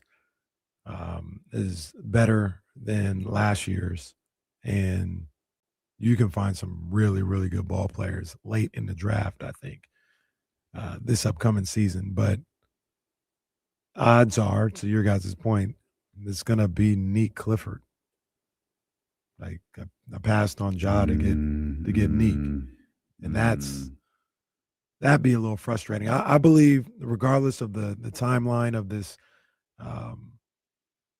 rebuild or trying to, build it up for the first time, whatever you want to call it, at some point, and maybe this isn't the time, I understand that, but at some point, you're gonna have to take a swing, and Ja would represent taking a swing. It would, but is now the time you start swinging at pitches? Might not be. Okay. Might not be. Okay. The guy he didn't already walk the batter before on 4 pitches. You don't go up there swinging at the first pitch. You hold the bat until he throws a strike. That may be where we're at right now, but you could be sitting up there and not taking a swing. He throws a strike right down the middle, and that's the best pitch you see all at bat. What do you think of Darren Peterson and Ja Morant team looks like next year? Darren Peterson and Sherwin L. Grove in the backcourt. I don't care. I know it's your guy, but just more so like how forward does that move this? I think that is what people like to call them league pass team. I think that's that immediately. Are they winning together?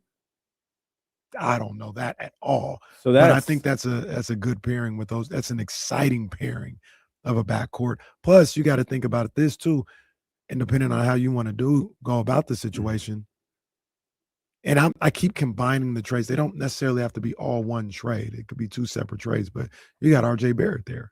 What does that look like? Ja, Darren, RJ. You got DeAndre Hunter, who's probably coming off the bench at that point. Keegan back at the 4. And anybody at the 5. To answer Jesse's question, I'm okay. I think that's exciting. That is a little bit of an acceleration on this rebuild process if you have Ja paired up with Darren Peterson. The best of Ja Morant, you're winning. You have the best of Ja Morant. You're winning basketball games. DeAndre Hunter, Keegan Murray, whatever draft pick, RJ Barrett, you're going to win some basketball games with the best of Ja Morant. With the worst, you're probably not. To me, the question is, what is a middle version of these two things of Ja Morant? What is that? Because it's not what we have this year. Because I think what we have this year is like even though he's 20 points per game, he's 20 games. Mm-hmm. That's what he's played here, and we're, 50 plus into the season. But if you land a middle of those two extremes, a player who plays upwards of 65 to 70 games, what's that look like for the Sacramento Kings or any team? This might not be a perfect comparison, but is it what Memphis was last year? Fringe playing team that ended up finding their way into the playoffs. Yeah, I don't know, because Ja wasn't really a part of that, was he? Last year he played 50 games. Yeah. Okay. He was a bit of a catalyst for that. Okay. And that's the I think that's the middle ground Ja. Right? Is that safe to say that's the middle ground Ja? It's not the franchise guy you got when they were winning series and getting to the second round, but it's also not what he's been this year, where he's played 7 games or whatever. Yeah, he got minutes in the playoffs, all that stuff last year, even though they got swept. He got hurt in the playoffs as well. Yeah, third game he played only 15 and a half minutes. Wow. 6 of 11 going in up until that point. Both of those games, they weren't going to win the series at all, not even close. But we remember what happened in game 1. And I think the same thing happened in game 2. But in game 3, I think they were up 25.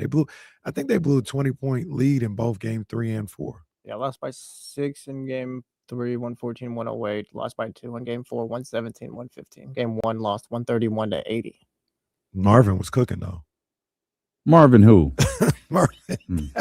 Marvin. So I middle ground Ja is still pretty good.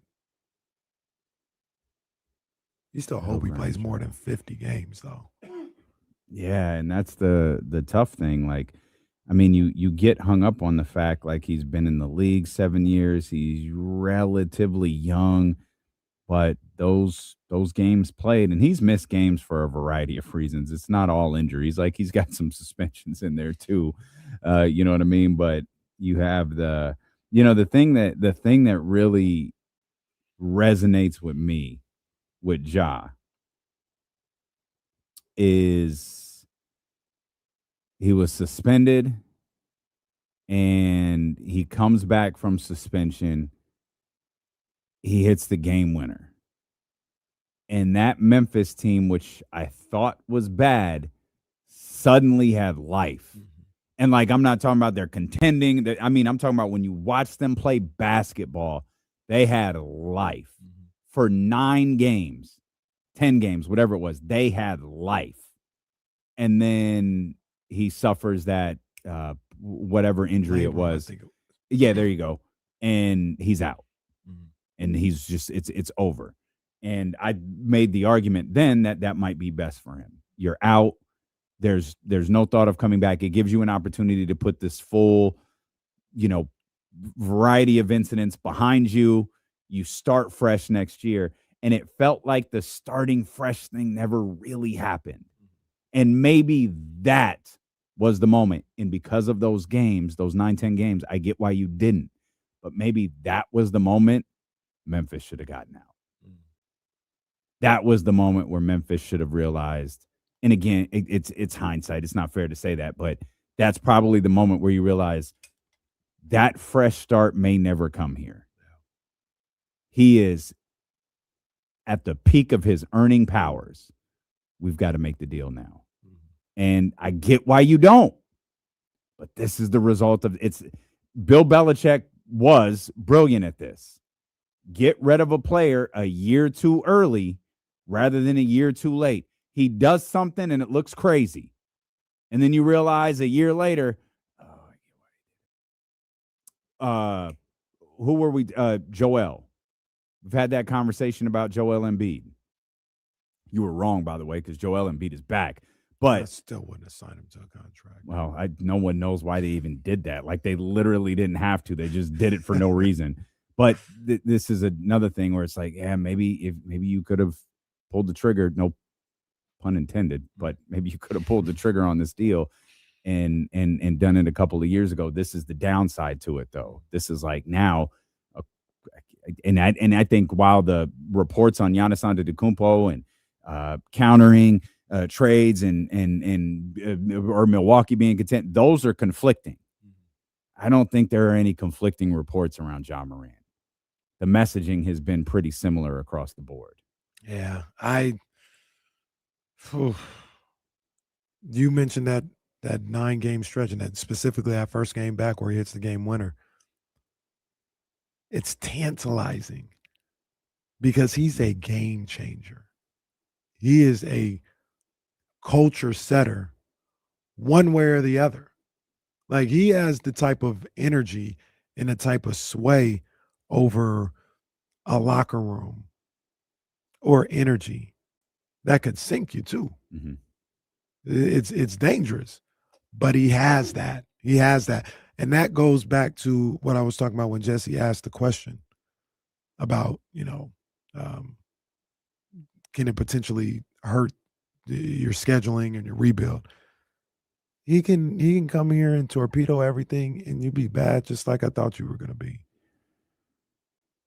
Like that, I don't feel like, and this could be wrong. I get it, but I don't feel like there's downside. The biggest downside would be his contract ends a year after that 2027 that you've talked about. Yeah. That's the one downside. Yeah. Mm-hmm. If he comes here and he's hurt all the time and you don't get any benefit from him being here, I believe that Scott Perry and those guys are quite okay with being a bad team building through the draft for the next 2 seasons. You'd still be doing that. If Ja don't show up and can't play, you'd still be on track for that. If he comes here and he's able to be healthy and he just changes his entire career and gets back or close to back to where he was in his prime in Memphis, now you rolled the dice and you got a guy that can elevate your franchise that you didn't see coming when you were trying to build this thing out. You pair him with a top 5 pick this year, and now you've got this young team. Now you've gone from this super old team to all of a sudden a bunch of guys outside of Hunter, a bunch of guys under 20, 27. Mm-hmm. I think there's only, it's dangerous to say that. It's like on a TV sitcom when they say, come on, man, what's the worst that could happen? And then the car goes through the living room, the window, and, oh, man, I guess this is what. So it gets dangerous. Is Ja Morant the car going through the living room? Is that what that is? me saying there's no downside here is just like the sitcom saying, what's the worst that could happen? And then the kitchen is flooded. No. Oh, man. I think that was a Full House episode. Maybe. Yeah, I can't say I remember specific. All I remember is Uncle Jesse singing with the Beach Boys. Well, I remember. That's all I remember. It got sad when he got a family. He got with Becky, and he thought he was going to have to move out and he was leaving Michelle, and him and Michelle cried when they were, when they thought he was leaving. But turns Did he out, not leave? No, they found a way to turn the attic into like an apartment for them, for Becky and the boys and Jesse. Yeah, but Jesse was just crying. And then did those boys try to get into USC and Becky went to jail? That could have been. That happened. That happened. That could have been the case. Did you ever watch Fuller House? That was the reboot. Yeah, I did not. Yeah, I didn't watch it either. I did think Candace Cameron was cute. Is she as crazy as? Is Candace crazy? I think she's fine. Oh, okay. She's not. Yeah, okay. I think she's fine. All right. Sister of Kurt? Yeah. Yeah. You're listening to D-Lo and KC here. The marathon continues on KIFM, West Sacramento, KRX, QHD2, Sacramento, ESPN 1320. Live on the free Odyssey app. It's 60 minutes of commercial-free sports talk as we welcome in the homie live from San Francisco, doing exactly what? Well, guys, the reason that I'm late is I don't know if it's so warm out. I almost got heat stroke. It's beautiful out. I was walking, I swear to God, I start That's sweating. a nice sweater you got on too, by the way. Thank you. That is a sweater, right? Yeah. I was walking from the Moscone Center to the hotel. Baby. Mm-hmm. And honestly, I blacked out a little bit. I had to go to the corner store and get a Gatorade. Jesus. Oh my gosh. I'm dead serious. I just had to lay down for a second. I just got my bearings. We're gonna take Ollie for a walk. You guys look fantastic, especially Damien's cardigan. I need that cardigan. Very nice. Yeah. Okay. Very nice. Okay. Anyway, that's a Gatorade Zero too, by the way. Thank you. Everybody needs to. You got to know. Thing. It's not a good thing. You missed the mark on Gatorade, that. Get a regular one. Gatorade Zero's perfectly fine. No, it's actually fantastic. Garbage. It's actually better. Yeah, garbage. Like it is better. Like if you want to drink gallons of sugar, like by all means, knock yourselves out. Exactly. Get water. I don't need a Gatorade Zero. I'll just get water. No, I need some electrolytes. So didn't you just hear? And I was with my little guy Peach, and I was with my agent, and they go, "Trysta, you don't look good. You don't look well." Peach? You was with your little guy Peach? Peach, yeah, PJ Glasser, my former co-host. Oh, Peach. Okay, I thought you said Peach. I was like, this brother's name is Peach. Okay. Peach. Okay. Peach Glass. Okay. Man, but we've had already a phenomenal trade deadline. Like we're starting to get stuff. We're getting stuff. We are. Everybody was like, "There's not going to be any stuff. There's not going to be stuff." We've gotten stuff. Let's bring you right into this because obviously the one that's got everybody's attention for a multitude of reasons is Jaren Jackson Jr. Memphis is done. They have signaled they are through. Do you think Ja Morant gets traded? Yes. And do you think he gets traded to Sacramento? Well, I don't know where he goes. I could see Minnesota trying to make something happen if they can't get Giannis. Apparently, they were trying to get Kobe White, but they are making room for Giannis. I think Ja to Sacramento is not like a bad swing. You need a little pop into the market. So I wouldn't hate it. I don't hate DeAndre Hunter for you either. But to me, it signals that Memphis knows. One, Jaren didn't want to be there. Jaren was making $50 million. You get 3 first-round picks for a guy who I think is very marginally good. I don't think Jaren's that good, period. And he's making a lot of money. And he's kind of a tweener. And he's not like a superstar in terms of his personality. Get him up out of there. Yeah. Huh? He is not a personality superstar at all. No, his mom is more of a superstar personality than him. I love his mom. Carrie's awesome. But, like, get him up out of there. Send him to Utah where nobody cares about anything. Well, yeah, we'll talk later about that story. Did you see that story about Utah? Yes. Come on, man. There's literally no reason. Come on, man. No reason whatsoever for this to happen. Did you see this, Trysta, about what somebody is proposing they do for games? Not somebody, a lawmaker.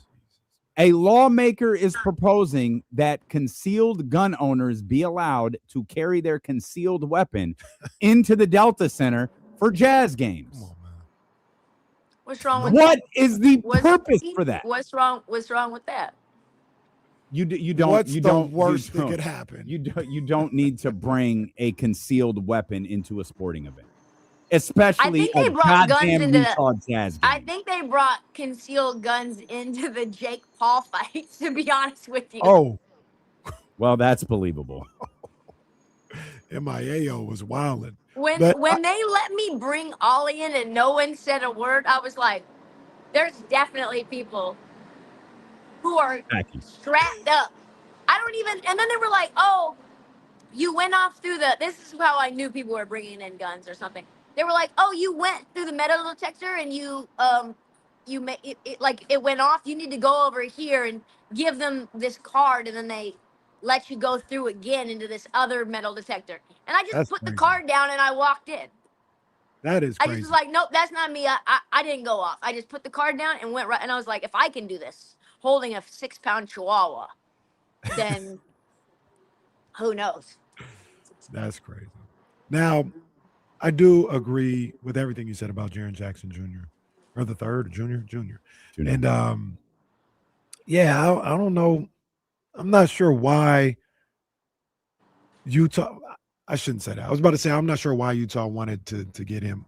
I understand the thought process behind it. They're trying to make a move. He is a good ball player, but he's not a game changer. And they gave up a lot of draft capital for him. I would have fell back. I wouldn't, and they got to pay him money. I wouldn't have done all that for Jaren Jackson. No. And you got 3 first-round picks, and you got Walter Clayton, who's a bucket. And you got rid of guys you don't even want. I know you don't want John Conchar, okay? So who cares? Doesn't And even like sound the like an real NBA victim, player. Like, what are we talking about? the real victim in all of this is Bang Bang Niang. He keeps getting popped around like a pinball after Cleveland, right? He goes to Atlanta. He's there for 2 seconds. Then he gets popped over to Boston, doesn't even unpack his bags. Gets moved out to Utah. He's still in a boot. I saw him in a boot. I think it's the 3rd metatarsal fracture. Hasn't really practiced. I think they were trying to like encourage him to play. Why? And now he gets traded to Memphis. I literally FaceTimed him today and was going to ask him where's the worst place to be right now, Utah or Memphis, because they're both not trying to win. I was going to say full disclosure. That's your boy. That's my guy. Yeah. Love Bang Bang Niang. We also have somebody else that's good with George Niang. Yeah, Elijah Hicks. That's his boy too. George Niang seems to be a good guy, just an all-around good guy. Shout out to him. Here's one caveat I'll give for Utah, and a reason why you might go after Jaren Jackson. It's a lot. The price tag is a lot with what you have to trade to get him, with what you have to pay him. But if you think Keontae George is a guy, I can see it. And I don't know if he is yet, but Keontae, he's good. That's a bad boy. Yeah. That's a bad boy. He's coming into his own. Bryce He's Sensabaugh okay. some good He's things okay. too. Oh, if you think he is, I don't know if he is or not, but if Utah thinks he is, this is the tip of the iceberg, then that's when you consider. I like Keontae just fine. I don't like the way you say that. Yeah, you are kind of saying it with a tone, like you're saying it in a way that insinuates you don't actually like him just fine at all. I just don't love the whole, like, how he said he got better and how he said he took the leap, because he just decided to do all the things that, like, everybody tells you that you need to do in order to be a successful NBA player. He's like, yeah, I just, like, decided it was either, like, now or never. And so I started to, like, do the things. Like, I started to come to practice early and, like, leave late. I started to, like, really get into the film room. It's like, well, what were you doing before? And Maybe. what kind and the backsliding that can occur if you start doing these things and then you see success. Especially, like, I don't know what's going on in Utah. I really don't know how long the tank is on for, or if it's still on. Can we check in? You get Jaren. Are we still tanking for somebody this year? Do they know? Like, that's probably a good question. Does Utah even know where they are in this process? Yeah, they think, well, before today, they were actively trying to tank. They were actively losing games and knowingly losing games. And from what I've heard, You could feel it at every practice, at every film session, at every weight room. It's just a culture just emanating like a wet blanket of cloud of mediocrity. And that infects you. I don't know. Once you're infected with the stink of tanking, I don't know how you get it out of your blood. I agree. Yeah.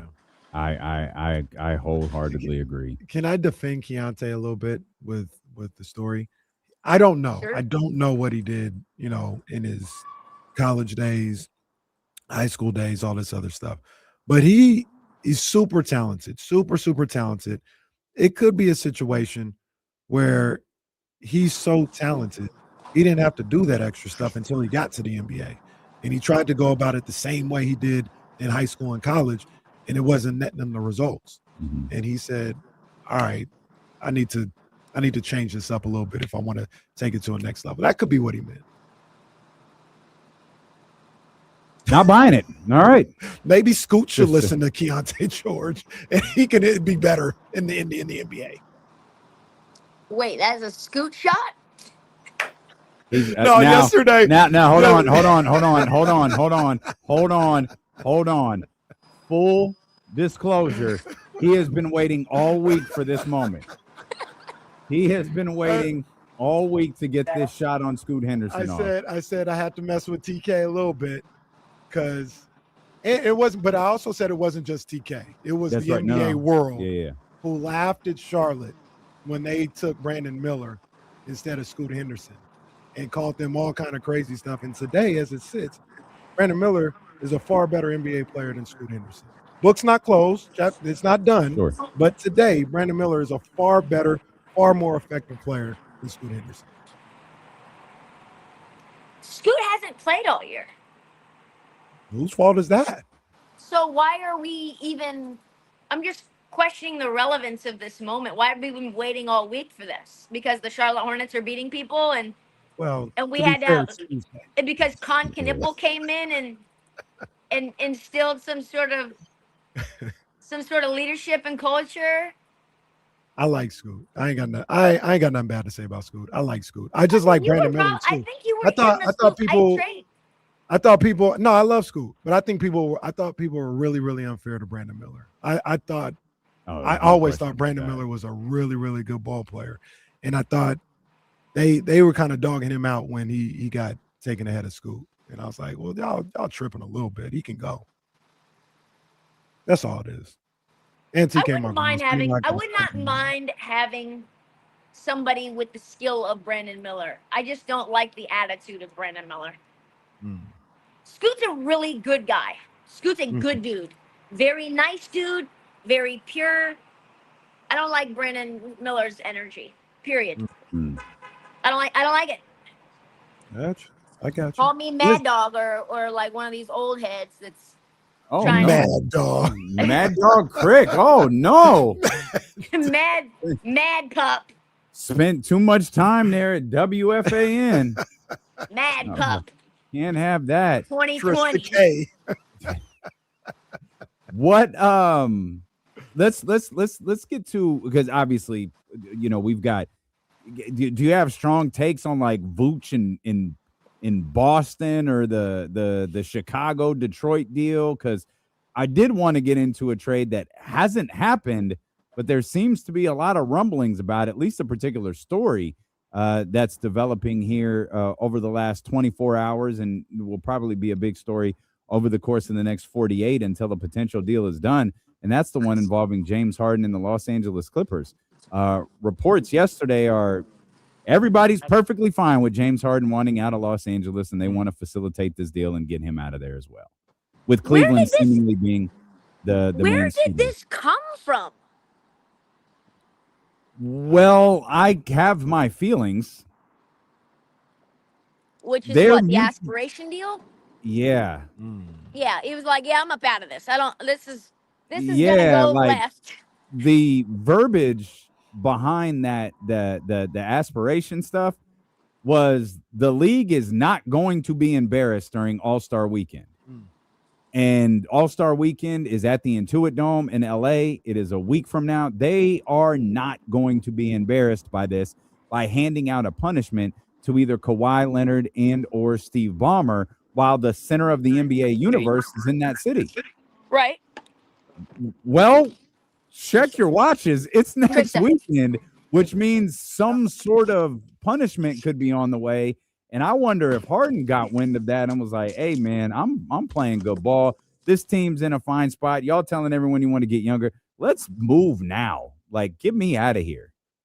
Yeah, it happened just so fast, didn't it? Oh, it absolutely did. It caught me off woke guard. This morning, I was like, that's the whole thing, is that there's been a lot of deals that have been quiet as kept. Right? Giannis has been in the background. Ja, Trey, but not Darius Garland, not James Harden, Mm-hmm. not the Virginia lottery pick DeAndre Hunter, not sorry, not James Harden. I don't know, not Jaren Jackson. I just don't know what else we could end up seeing down the pike. And I think Harden's Clipper years have redeemed him reputationally. He's played well a little bit. I know. Just squint away, Damien. Squint away. He's been better in terms of like being a good soldier, and I think this is like the least toxic thing Harden's ever done. And honestly, getting out of Houston made sense to me, right? They were terrible. They had Steven Silas. Getting out of OKC was a business decision. But isn't the story he wants to go back now? But Ime's like, oh, hell no. Yeah. Yeah, I don't know what to do. We'll leave that out for now. But Philly was clearly like a bad situation as well. I honestly think Harden's just trying. Brooklyn was a bad situation. There was Kyrie was doing this, doing that, couldn't play in games. I think Harden's kind of, and he's not causing it because they don't have anything to do with him. Mm-hmm. These are not situations that he could have ever been seen as a catalyst for. This aspiration deal, we know 100% has nothing to do with James Harden. He keeps ending up in these toxic work environments. He's a victim. James Harden. It turns out James Harden is actually a victim. Correct.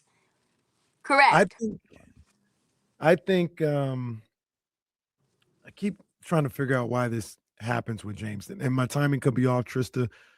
You might have better memory of this than I do. Same with you, Dame. But it feels like every time something goes on with James, it usually centers around money. And I look at the Clippers, and he's got a player option next year. Mm-hmm. So we look that up again. Is this something called a mutual option? On Spot Track, it's green for player. Okay. So it could be, but Okay. just on Spot Track, it's green for player option. And I think he sees the writing on the wall where they're not going to pay me after this. They ain't going to pay nobody after. They got their whole book set up for the summer of 27 where they don't have anybody on the books. Mm-hmm. And I think he wants to go somewhere that he could hoodwink into getting one more good contract. Mm. And maybe he looks at this is the time to do it. I go somewhere for the end of this season, play well in the playoffs. That's hilarious. Play well down the stretch of the regular season, and then maybe have a game or two in the playoffs, and I can hoodwink them this summer into giving me an extension.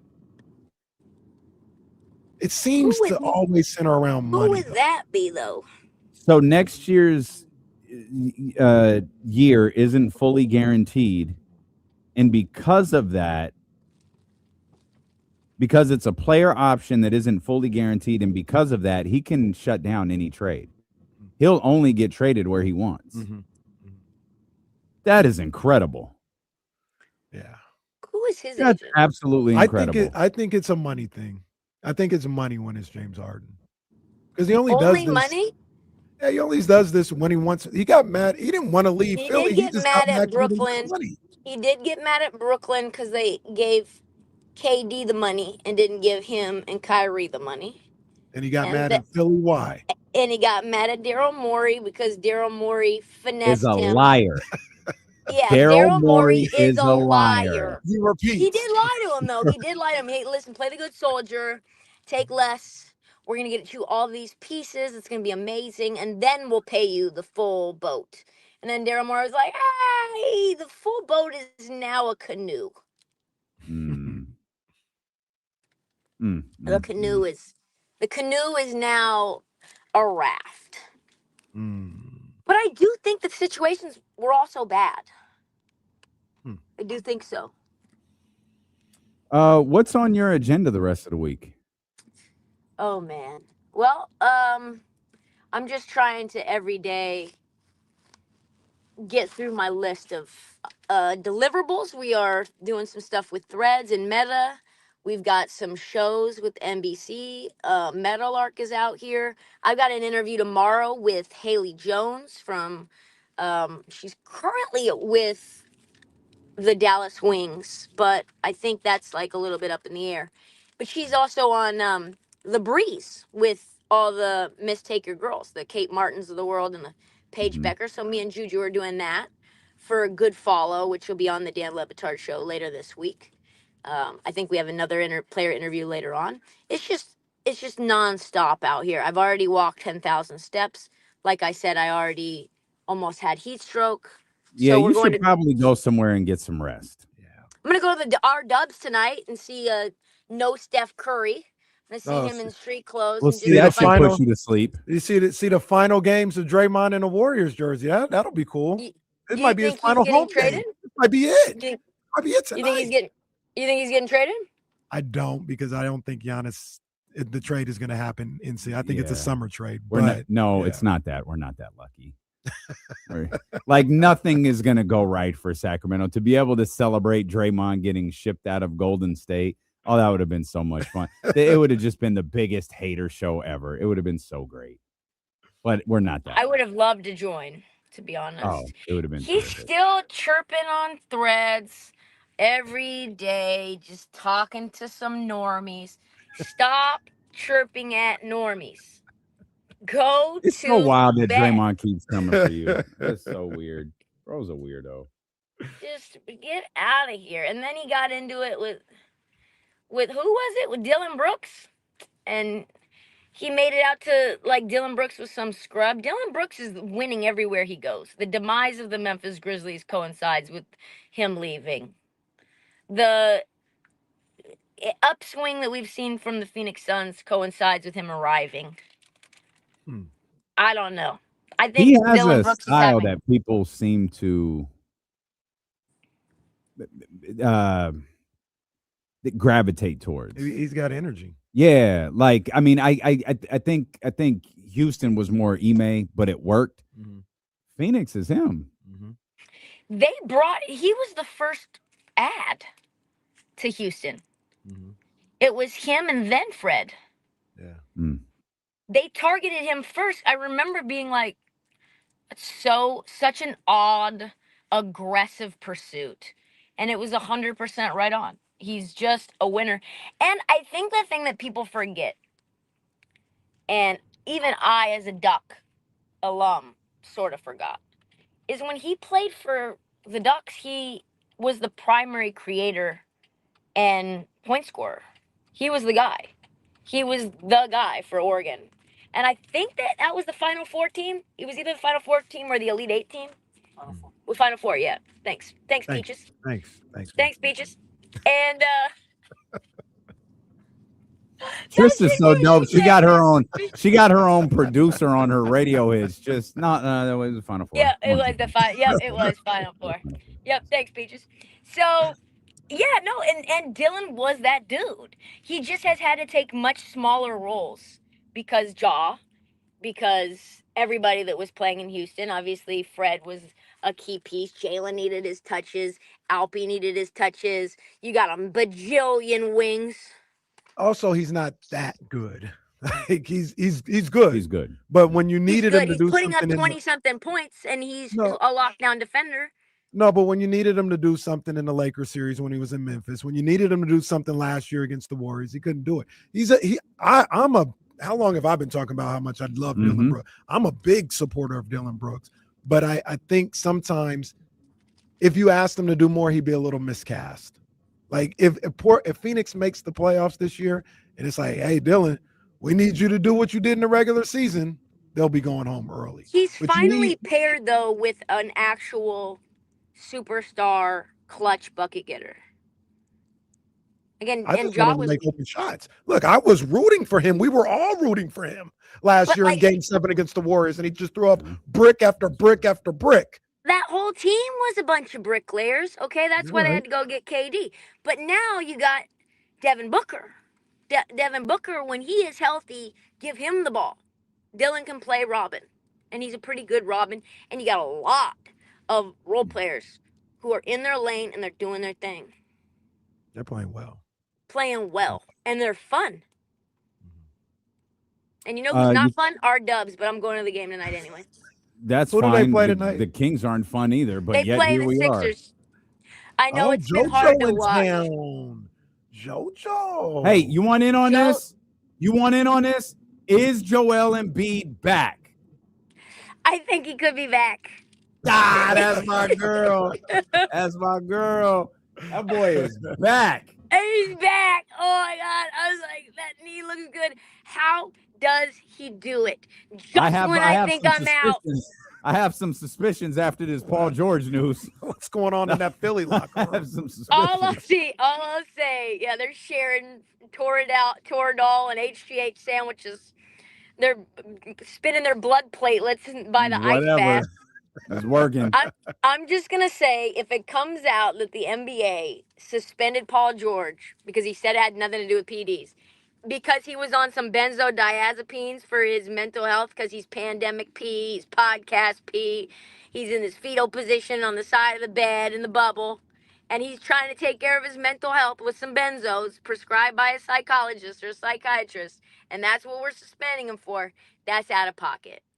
That's He foul. got suspended because he went for 32 and 7 a couple nights ago. They're like, hold They up. said, we're gonna need a little sample of the PP. Hey, go on and pee in this real quick. Hell, he did that reverse windmill 360. They said, wait just a damn minute. To be I clear, saw your injury. this isn't funny. We should not be laughing at Paul George. This is not funny.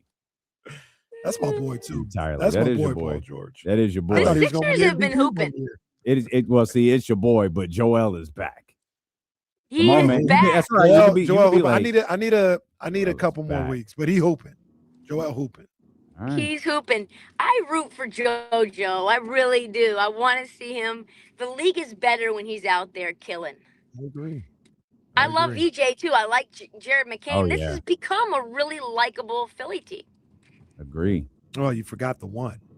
You forgot Maxey. franchise. That's Maxey. franchise, right? Yeah, he's nasty. He's signature shoe Maxi. He is New nasty. Balance. I mean, all right, man. Like they still trying to push that. I mean, all right, like you got to do what you got to do, but come on. I don't know. Look, I'm not. You got to get the bag. You got the signature shoe. I appreciate that, but that's like Joel with Skechers right now. Like I'm not running to the It's athlete like store Steph to go with get the new Under Joel Armour. Embiid. Nobody's wearing those, bro. I think that the true definition of FU money in the NBA is being a sneaker free agent. It's not signing any sneaker deal. Doing what I want. I don't need your money.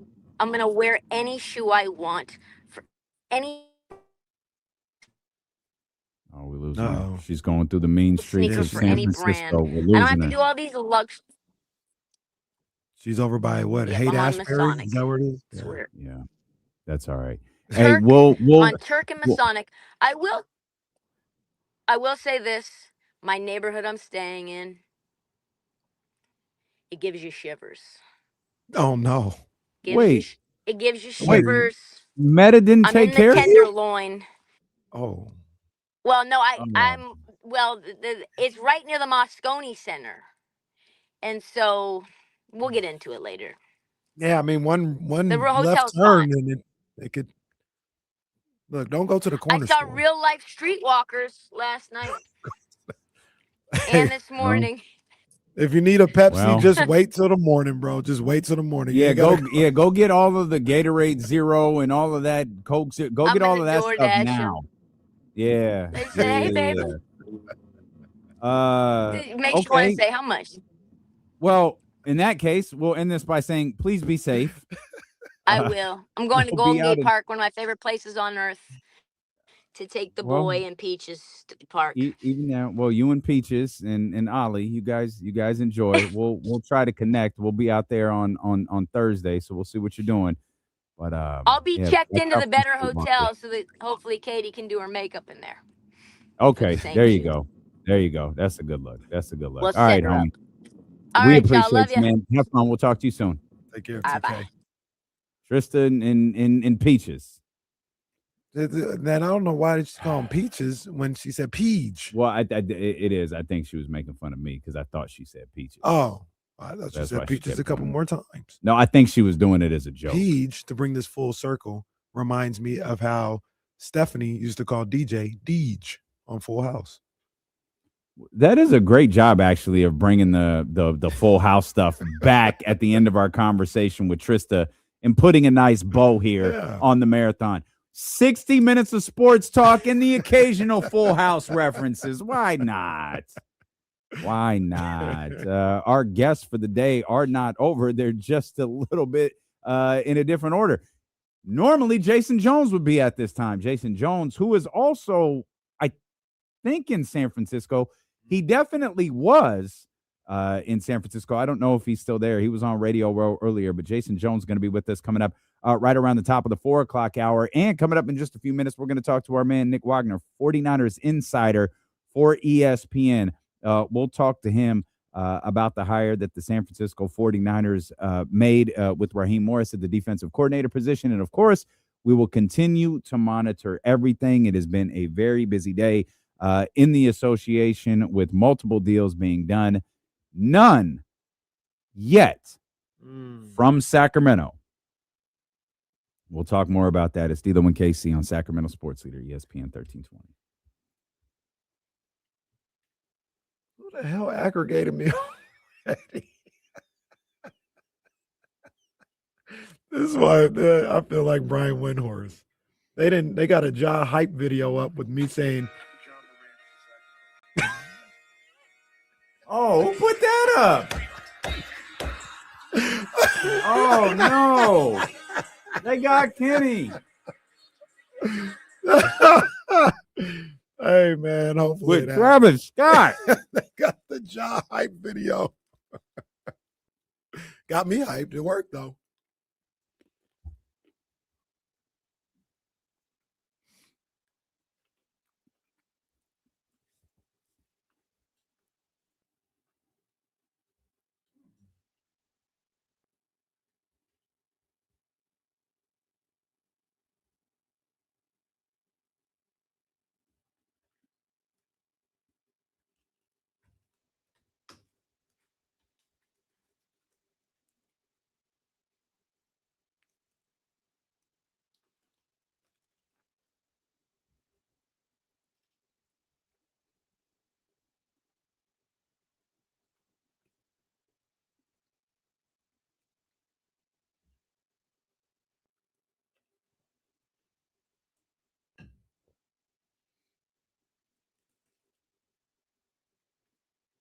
It's David Lloyd. He used to work at Fox, right? Fox 40, right? Yeah. Dare Dave. That's right. Sacramento got what, like three people on ESPN? Well, Dana's not Dana? there anymore. Mm-hmm. But what is she? CBS or like CBS Sports? Yeah. Dave, and there's somebody else I thought. What's her name is what? Good Morning America? Adrian, black lady, young black lady. Williams? No. She used to be on Channel 10. And I think she's on Good, or she was on Good Morning America. She was doing Good Morning America. And then she just doing like high profile interviews. What was her name? I was gone when she was here. I wasn't here. Bankert? Maybe she was on Channel 3 too, matter of fact. I'm a banker. Doesn't seem right, but it is. I think that's who it is. It is a B. Sacramento native and GMA correspondent. Yeah, I guess so. Yeah. Unless there's another one. No, we'll go with that. Unless there's another one.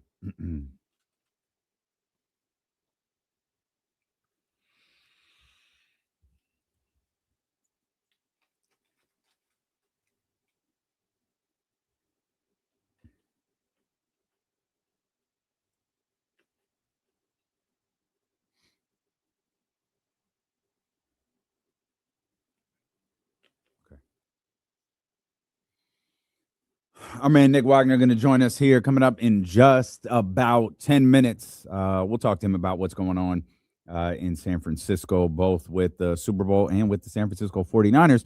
Right now, we'll talk to our man TC here on 916-909-1320. TC, what's happening, baby? Yes, sir. What's up with my two brothers? What's up, TC? It's your time of year, baby. I know you're feeling good. Hey, always feeling good, bro. You cooking, Kenny? Because like I said, bro, D-Lo, you be cooking too. Just don't add me as some consolation prize to this. Like, if you want to pay Kenny a compliment, pay him a compliment. Don't hit me with the, you doing good too, D-Lo. Nah, don't do that. Nah, listen, you is cooking though, because you started it off. Y'all both cooking. I ain't lying. When I say something, I mean it, bro. Y'all both cooking. What I mean by this is I'm starting with myself sometimes. As Kings fans, we can get crazy sometimes, right? Just a couple years ago, we was talking about who's better, Ja or Fox. Everybody wanted Ja on his team, right? But now everybody like, nah. If we're talking about giving up a guy that we don't want him, maybe a Zach or a DeMar, and maybe a pick or something to make the money work to get Ja, the low risk, high reward, that's crazy for somebody just to say no. Domas to Toronto, if we're not taking Pirtle back, and they like, if y'all not taking Pirtle, we gonna get a third team, but we not gonna give y'all a pick, I'm still doing the deal, bro. Because at the end of the day, it's about moving on from those three guys that you no longer want on this team in Domas, Zach, and DeMar, bro. We've been saying that. So if you can move up on them without giving up a bunch of stuff and you just kind of breaking even, you got to do that, bro. Let Perry cook. You got to do that. You can't just say, we're not taking this player back because we're not getting a pick, or everybody mad about Keon because we didn't get a pick. Hunter is better than all three of those guys that left. Dario, Dennis, and Keon. And he's taller than all three. Well, not Dario, but the other two. That's all I got, bro. Kings fans, we got to slow down sometimes and really think. I know I'll be coming on here crazy, but it makes sense, bro. We just got to slow down and think sometimes. We're talking about Ja Morant, bro. Okay, there's a moment of reflection from Terrence right there. Shout out to TC. Has a tendency to bring up stuff that happened 4 years ago and act like it was yesterday. TC, I'll say this. The reason there is hesitation to Ja Morant is because it's not 4 years ago. If it was, great. There wouldn't be. If it was 4 years ago, the conversation around Ja Morant would be very different. This current incarnation of the Sacramento Kings, the price would be way too rich. 49. The Sacramento Kings wouldn't even be in the conversation. But that's not where we are right now. Right. Those 4 years have happened. And so it's left people wondering exactly who and what. You keep saying, he's Ja Morant, he's Ja Morant, he's Ja Morant. TC, we don't know who Ja Morant is. And we haven't seen that Ja Morant in years. We do not know who he is right now. Yeah. And until we do, it's going to be a bit of a risk. Yeah, and that's same thing I'm thinking with TC's call. Like, I understand what he's saying, but it's not the same Ja Morant anymore. It's not. I don't think anybody is having those conversations today on February 3rd. Who's better, Ja Morant or De'Aaron Fox? Because we haven't even seen Ja Morant play for the better part of the last year and a half. Yeah. So I understand the premise. I understand what he's saying, but things have changed. Nah, we got to think, Sacramento. Come on, Kings fans. We got to think. Things have changed, man. They have. Did you see Adam Silver named a player to the All-Star game? No, what? It was Kawhi. Maybe my assessment on aspiration is wrong, or maybe this is his last rites. So So when you talked about that, I read it another way. Okay. I thought maybe there wasn't going to be a punishment, but we for sure, until you just said something, we for sure ain't going to have either one of these two at All-Star Weekend. Oh. That's not what's going to happen because we don't need those questions circulating all weekend long. I thought it was going to be, even though it was in the Intuit Dome, it was going to be a Clipper-free weekend because we ain't even going to bring up the old stuff. Well, I guess that's out the window. You brought that guy into it too. Which means there's going to happen. There's going to be it might not, because there's going to be some guy who hasn't gotten a chance to ask his Kawhi Leonard aspiration question in New York, and he's making the trip, and he's ready to ask that question, and he's practicing in the mirror. And I don't know how you're going to keep that from happening if you're the NBA. Yeah, I mean, he's not going to really answer it anyway. Like, even if somebody asks the question, ain't nobody answering that. So yeah, have him there.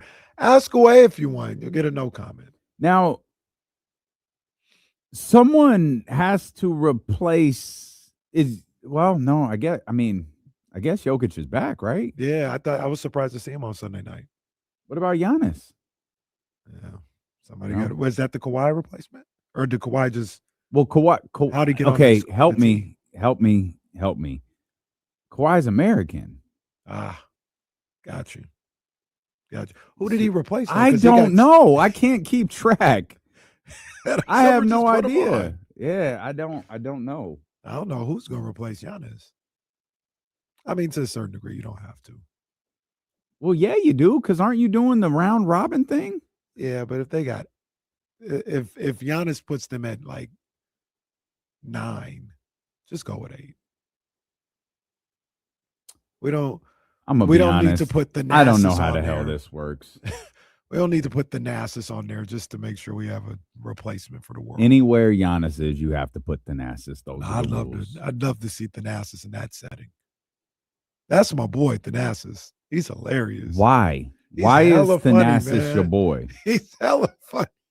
Remember when he got an 8-second violation? Yeah. Was that when he was demanding the ball? Yeah. Yeah, that was funny. Thanasis got another clip where he tried to hit somebody with a sham god in the middle of the. Thanasis is hella funny, bro. He is funny. Would he be as funny? Well, I was going to say if he was wearing a Kings uniform, but if he's wearing a Kings uniform, that means Giannis is wearing a Kings uniform. He's Richard Pryor. Yeah, facts. That's facts. That's a good point. Oh man! And in an All-Star setting, All-Star weekend in the games, Thanasis he'd have some good content. We haven't gotten to this deal. I'll make note of it because our man Nick Wagoner is going to join us here in just a moment. But the Pistons, they've parted ways with Jaden Ivey. He's on the move. They made a deal with Chicago and Minnesota. They've cleared up some, they've saved some money. They've created a little flexibility. Shams even referred to it in the tweet. Their eyes shift directly to Milwaukee. There were reports earlier this week, I believe they were from Shams Charania, that they are trying to get 3rd and 4th teams involved in an effort to make this offer for Giannis Antetokounmpo as best as it can possibly be, and perhaps make the move that finally allows them to compete for a title. The team that went to the Western Conference Finals 2 years in a row. Let me ask you this about Minnesota. Do you think all of this is contingent on getting Giannis now? Or if Milwaukee says we're not doing anything, they're still going to be like, all right, we're not – like, because the thought is if you can't get Giannis, maybe you go after Ja. Yeah. But do you think Minnesota is playing the potential long game and saying, all right, you're not ready right now? We'll be ready in June. I think it could be that. I think it could be because they are positioning themselves to be ready. But – are you sacrificing? Like, Ja's not the move I would make. Like, I just don't know if you're Minnesota, if you can afford to just check off years. Because who's better next year? Or what does OKC think this offseason? What does San Antonio think this offseason? Like that's who you're competing the most against. But we'll get back to this conversation. We'll get back to the NBA trade deadline. We'll welcome in our friend Nick Wagoner here. He's the 49ers insider for ESPN. He is covering all of the festivities out there in Santa Clara and the Bay Area. Nick, appreciate you for joining us. I'm sure your schedule is pretty crazy here today. Let's talk about Raheem Morris. That's where we'd like to start, at least. How do you Kenny and I are both really, really high on this hire. How do you feel about Raheem Morris, the new defensive coordinator for the San Francisco 49ers? Yeah, I mean, I think given the circumstances and what the available options were, I'm not sure that the Niners could have done any better. And I think a couple of things that you get with Raheem Morris. First of all, I can tell you guys going back a couple of years when Nick Sorensen and Steve Wilkes were the 49ers defensive coordinators, Kyle Shanahan found himself spending a lot more time in defensive meeting rooms than I think he would have liked to. Nothing against those guys, just like they're either new in the position like Sorensen was, or in Wilkes' case, new to the type of defense and style of defense that Kyle Shanahan wanted to play. With Morris and with Robert Saleh and DeMeco Ryans after him or before him, however you want to look at that, that's not the case. And it allows him kind of some freedom in terms of the way he wants to operate as the whole team. And also, there's a chance with Raheem Morris that you can get some stability. That's not to say that Raheem Morris won't again be a head coaching candidate. It just may not happen right away because he's had a couple of bites of the apple so far, and there's at least an opportunity here where he could kind of settle in and be the guy here for a long period of time, or at least long enough for them to develop whoever that next person might be in line. So I think, and from all of the kind of just optic standpoints, it looks good. But I also think Raheem Morris is a smart, talented guy who has made the most of the personnel that he's been given in every stop that he's ran a defense. So I have no doubt that he'll be able to figure it out with what the Niners like to do and with what the personnel they have and the personnel that they're going to bring in is also. So, Nick, we talked yesterday about a clip that I saw from Emmanuel Acho's podcast about how he had spoken to Steve Wilkes, and he wasn't bad-mouthing Kyle Shanahan, but he just talked about how he said Kyle Shanahan, regardless if you're the defensive coordinator or not, he has a style of defense that he once played, and it's he referenced him not blitzing as much and all this other stuff. Yeah, that's a real thing though, that Kyle has a certain defense that he once played, and he wants to hire the coach based on that and not necessarily letting the defensive coordinator handle the defense. I think there's a kind of a happy medium between the two things that you're throwing out there, Casey. So Kyle Shanahan, if I can take you guys back, Kyle Shanahan will always tell you that the most important time in his coaching career was early on, his first NFL job when he was doing quality control for the Tampa Bay Buccaneers. And that was John Gruden was the coach, but they had Monty Kiffin, they had Joe Woods, they had Leslie Frazier, they had Mike Tomlin, they had Rod Marinelli. I mean, just a who's who on their defensive staff. And every night that when Kyle Shanahan was there after he got his work done, he would sneak into the back of the defensive meeting rooms and just take notes. And Monty Kiffin didn't mind it. He could then pick his brain. He'd answer questions, all that kind of stuff. And what Kyle Shanahan was doing was kind of learning offense via defense, right? Like learning the ins and outs of defense, learning what the rules are, learning the different schemes and things that they could do, and then figuring out what each defender's role was on a given play and what they might be thinking if they saw something from the offense. I say all that to say that Kyle Shanahan developed an offensive philosophy that is designed to beat certain defenses. And so his preferred defense is one where it's a lot harder to figure out how to beat it, right? And so that has kind of been the situation. Now, the Niners have evolved defensively since Kyle Shanahan has been here. Like when they first started, it was a 4-3, cover 3 on the back end, just rush 4. Over the years, that has evolved. And really, even since like 2019, it has evolved. And last year they were playing a lot more quarters coverages. But he does prefer a front 4 that is dominant and can get after the quarterback. Obviously, they did not have that this year. And that was more personnel than scheme-based, whether you want to factor in the injuries or not. They got to get better in that regard. And guys, at the end of the day, we all know, all three of us sitting here and everyone listening, if the Niners want to be good defensively next year, they need to get better players starting there. So it doesn't matter who the coordinator is. But yes, there is a style of play that Kyle Shanahan wants his defenses to execute. And I think that was part of why what Emmanuel is probably getting at and why Steve Wilkes ultimately didn't work out here. Nick Wagoner, 49ers insider for ESPN, and R&B aficionado, Bay Area hip hop aficionado, like Outkast fan too. Oh, major Outkast. That's Yeah, my Nick, dog right Nick, there. Yeah, Nick knows his stuff. Nick, not when you have a situation like Robert Saleh leaving, it's not just the defensive coordinator leaving. There's a lot of extra pieces that go along with this. How much is Kyle losing from that coaching room to Robert Saleh and the Tennessee Titans? Well, I don't think it's going to be a lot. The Niners did part ways with Daniel Bullocks a couple weeks ago, who was their secondaries coach. But Bullocks, at least from what reports I've seen, is landing in Green Bay. But that was I think a bit of a mutual decision there, because Daniel Bullocks had been here with Kyle Shanahan since the beginning and had interviewed for defensive coordinator a couple times, didn't get it, and was not a candidate this time. But as of right now, Gus Bradley is going with Robert Saleh to Tennessee.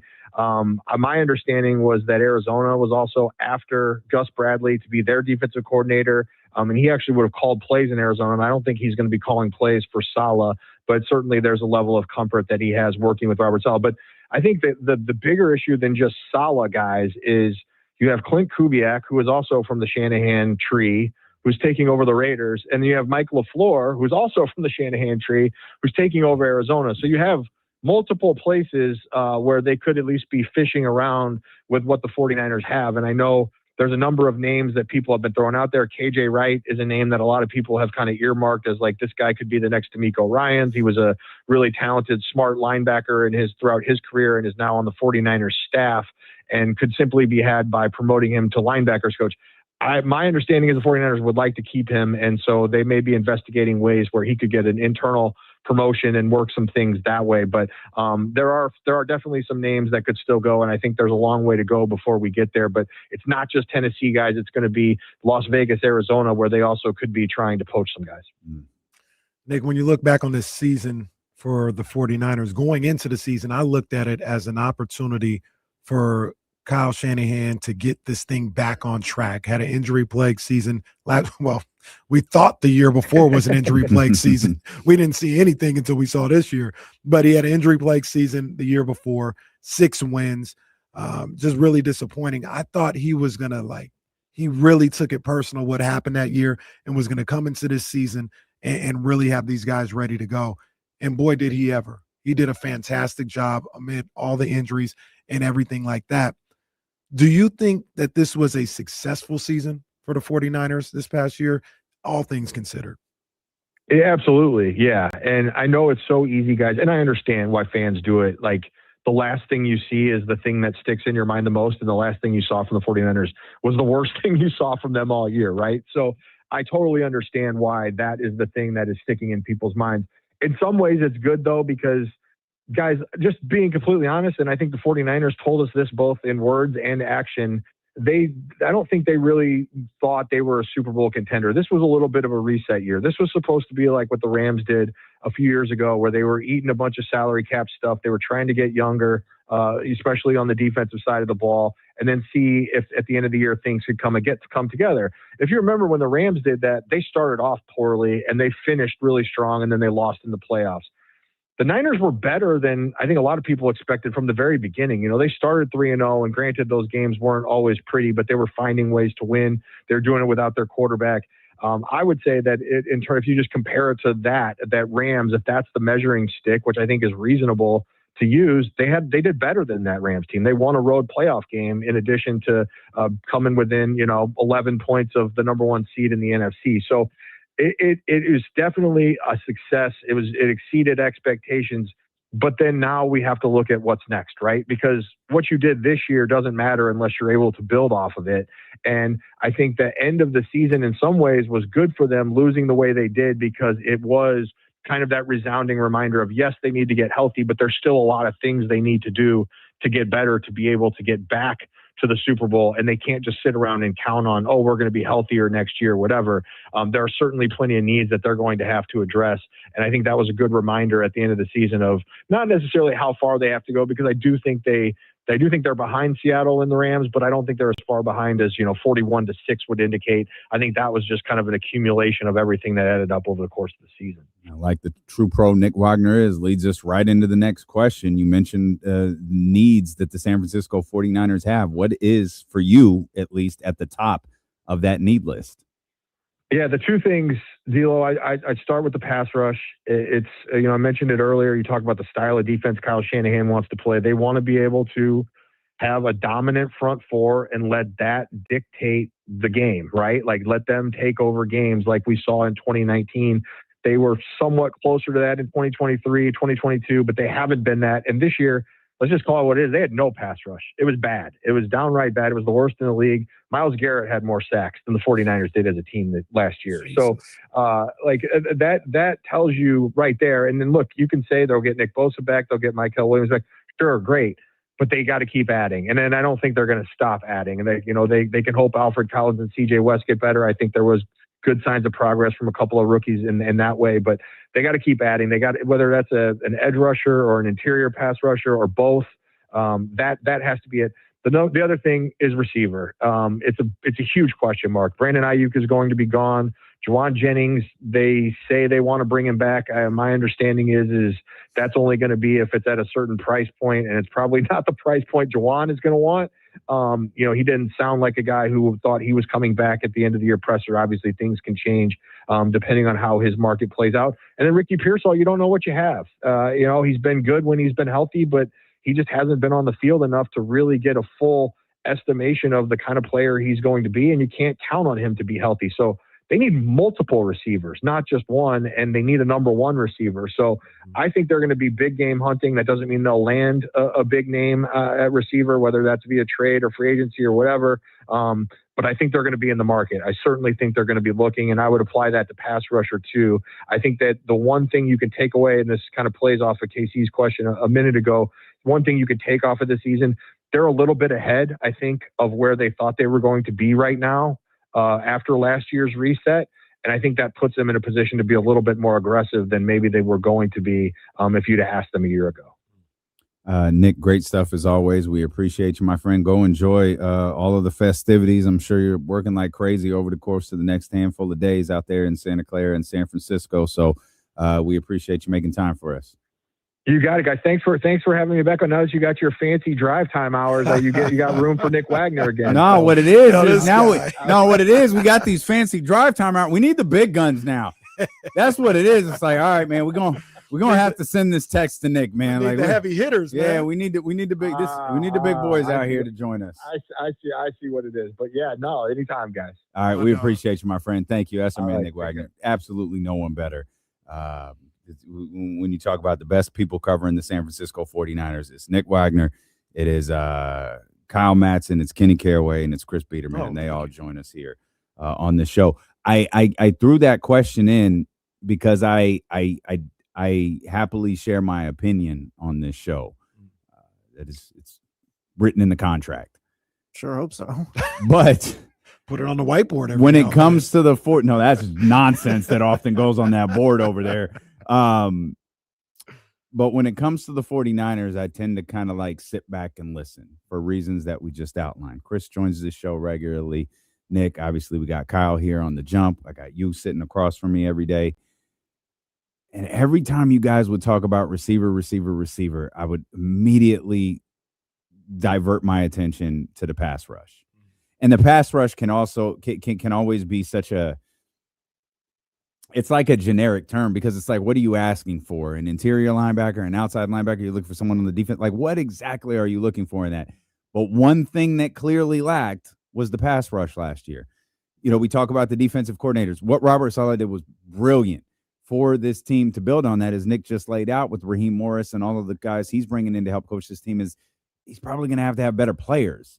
And obviously you've got Fred Warner coming back. You got Nick Bosa coming back, but I don't think you can rely just on that. And so hearing Nick slot pass rush just above receiver, because that was very literally the second thing that he said, does that change your outlook as to maybe what this, we'll say the draft, what the upcoming draft should look like, in that maybe they attack that need before the receiver need? Knowing you just went and drafted Ricky Pearsall not that long ago, knowing, there's I'm not trying to make this sound easy. There's AJ Browns out there. There's potential trade targets out there. Not necessarily, and I'll explain why. Because the path for me to get what you needed this offseason was always go get a veteran wide receiver and use your draft capital to go after the pass rush. Understood. And offensive line, things like that. The wide receiver market for the vets, the A.J. Browns, the George Pickens, Jordan Addison, Garrett Wilson, like that's where I want to go. I don't want nobody unproven at wide receiver. Got you. I want a bona fide guy at that number one slot for the wide receiver. I can use my draft capital to go get a young stud that maybe is an interior guy who can rush the passer, a guy on the edge who can rush the passer. That's why I say no, because draft wise, my thought process was always go get the pass rush or the offensive line help there and use that wide receiver spot and that wide receiver need to be filled by a veteran guy. Okay. Okay. With all of that said, given what I think would have to be constituted as a really successful season for the San Francisco 49ers, they do have needs. They do have multiple areas on the football field that they have to address. Yeah. Coaching is a big part of that. Raheem Morris coming in, and as Nick outlined just a moment ago, it's not just the Tennessee Titans that might be looking for coaches within the San Francisco 49ers organization. It could wind up being the Las Vegas Raiders, could wind up being a handful of other teams. Point being is there's a lot, as good as they were this year, there's a lot for the San Francisco 49ers to address this year. Jed York this offseason. You see, he was talking to Kay Adams today. I got to go back and watch that interview, talking about substations and stuff like that. Oh, Jesus. So that's still a thing. Or someone asked me about that. Hey, is there some legitimacy to that? Like, I don't know. The funny thing about that I even forget from time to time is, the 49ers practice facility and offices has been there for like 30 years. Yeah, it's been there forever. They've won some Super Bowls at that same practice facility. So. If you're worried that a substation near you is causing your joints to ache and pain, head over to Baker Family Wines, man. That'll put all of the cures right there. That's probably what we should do, is send some of that dark rosé out to the San Francisco 49ers and cure any ails that might be coming from that electrical substation out there. I know Dusty is down to help. You spend some time with Dusty Baker this past weekend. Make sure you're following Baker Family Wines on Instagram. They'll always give you an update as to where Dusty will be and all of the different things going on in the tasting room in West Sacramento. Head over to bakerfamilywines.com. Join Dusty's Clubhouse. That's the equivalent of the wine club right there. That's at bakerfamilywines.com. Hello, this is Dusty Baker. Welcome to the family. We are live, baby. Jason Jones, the professor, he joins us next on Sacramento Sports Leader, ESPN 1320.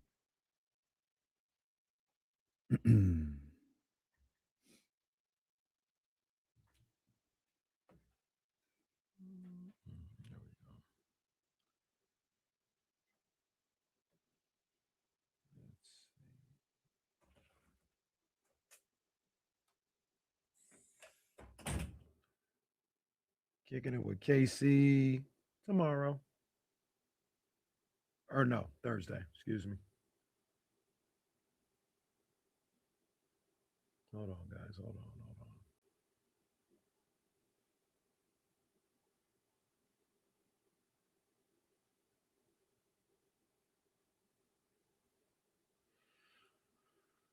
All right.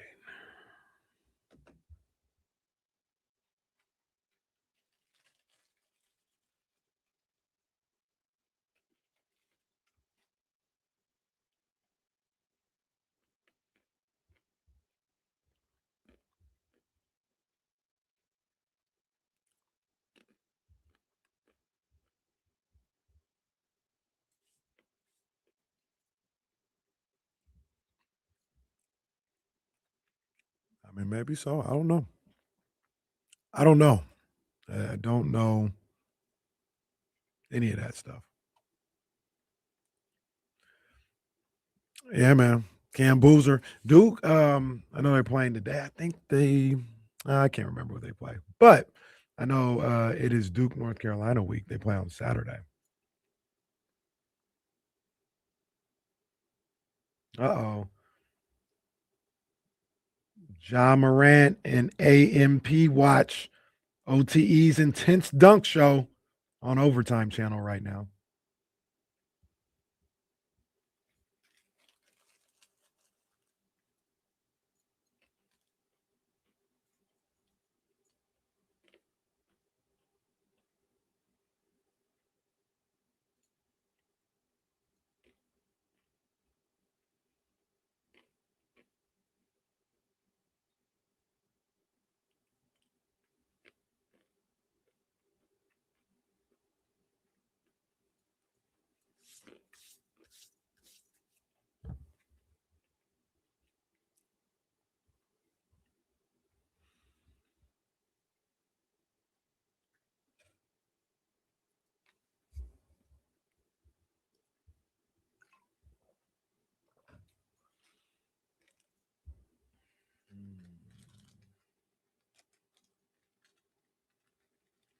I went to one of those open practice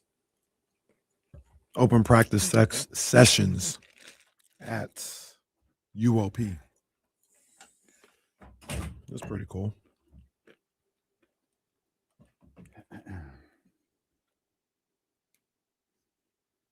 Our man Jason Jones of The Athletic. Hopefully he's going to join us here in just a few minutes. I finally had to text Trysta like, yo, you good? No, I didn't realize she was near death. Yeah, she was passed out in the Tenderloin just trying to make it. Well, she was passed out where? In the Tenderloin. What? That's the area she's staying at.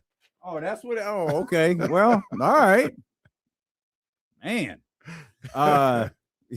She looked, she was a little disoriented. That I guess that 60 degrees out there in San Francisco got to her. She wasn't prepared for that. D'Lo and KC, we'll be doing our show on Thursday. I know, not the most convenient day, but we'll be doing our show Thursday live from San Francisco. We'll be out there, not in the 95.7 game studio, but in the same building. As the goal will be to go grab Guru when his show ends. Gotta holla at Go. And have him run in and join us when he can. D'Lo, KC, you guys are in the city. I'm so happy to have you here. Let me put the rat on the table. What are you guys going to do if you don't get Kuminga? There's a little Jerry Jones in there. I think Jesse might have once called it a mix of Jerry Jones and Chris Broussard. It's a little bit of that. Speaking of San Francisco, you see there was an earthquake yesterday? Oh no. Yesterday morning. Maybe it was Sunday morning. But I think it was yesterday morning. And I just think about all those people, because when you travel anywhere, like I go to the South for family reunions and stuff like that, and I'll be like, man, you know what I'm saying? I'm California. And they'll go, I want to come out there, but man, y'all be having earthquakes and stuff. I'm like, bro, it ain't no earthquake here. Don't happen at all. I'm sure a lot of people around the country this week. Right. I go to San Francisco one time and they have an earthquake. I'm never going back. Yeah, sorry about that, guys. It happens. Big thanks to Nick Wagoner for joining us. Again, Jason Jones, hopefully set to join us coming up here in just a couple of minutes. We're monitoring everything that's going on in the NBA. It's been a very, very active day with the Memphis Grizzlies. They traded Jaren Jackson Jr., an 8-player deal between Utah and Memphis. I don't believe there were any the third teams involved. It was just those two. But Memphis lands 3 first-round draft picks. The Grizzlies now have 13 first-round picks in the next 7 years. That's tied with Oklahoma City and Brooklyn. Then you've got Big Vucevic.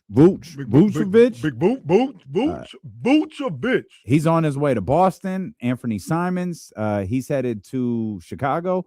Vooch started out when Chicago was playing well. Vooch was playing really, really well.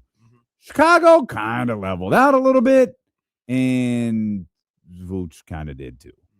And then you have the other deal, one we haven't spent a ton of time talking about, but this is the one that saw Jaden Ivey and Mike Conley. They're headed to Chicago. Kevin Herter and, well, God bless Dario Saric. He's headed to the Detroit Pistons. I hope he's collecting jerseys along the way. And Detroit is getting a 2026 first-round protected pick swap from Minnesota. So lots happening, lots of teams active. Shams Charania directed that last trade, the Boston, Detroit, Minnesota one, directly back to Minnesota's interest in Giannis Antetokounmpo and any dealings going on with the Milwaukee Bucks. Yeah, and I just, the more I continue to think about that, that's Minnesota's play. Because to be honest with you, if I'm Minnesota, that's the next step. That's what I need to be doing. I got Anthony Edwards here, and it's time to go for this thing. Mm-hmm. It's time to see if I can elevate. Whether Damian or anybody else accepts it or not, we've made the Western Conference Finals the last 2 seasons. That's right. How are we going to get over that hump? I will never accept it.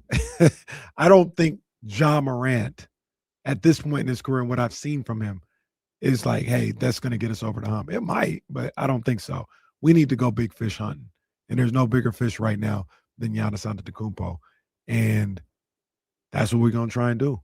And whether that happens at the deadline or this summer, if I'm Minnesota, that's what we're going to try and do. We're going to try and get Giannis until he's in a new uniform.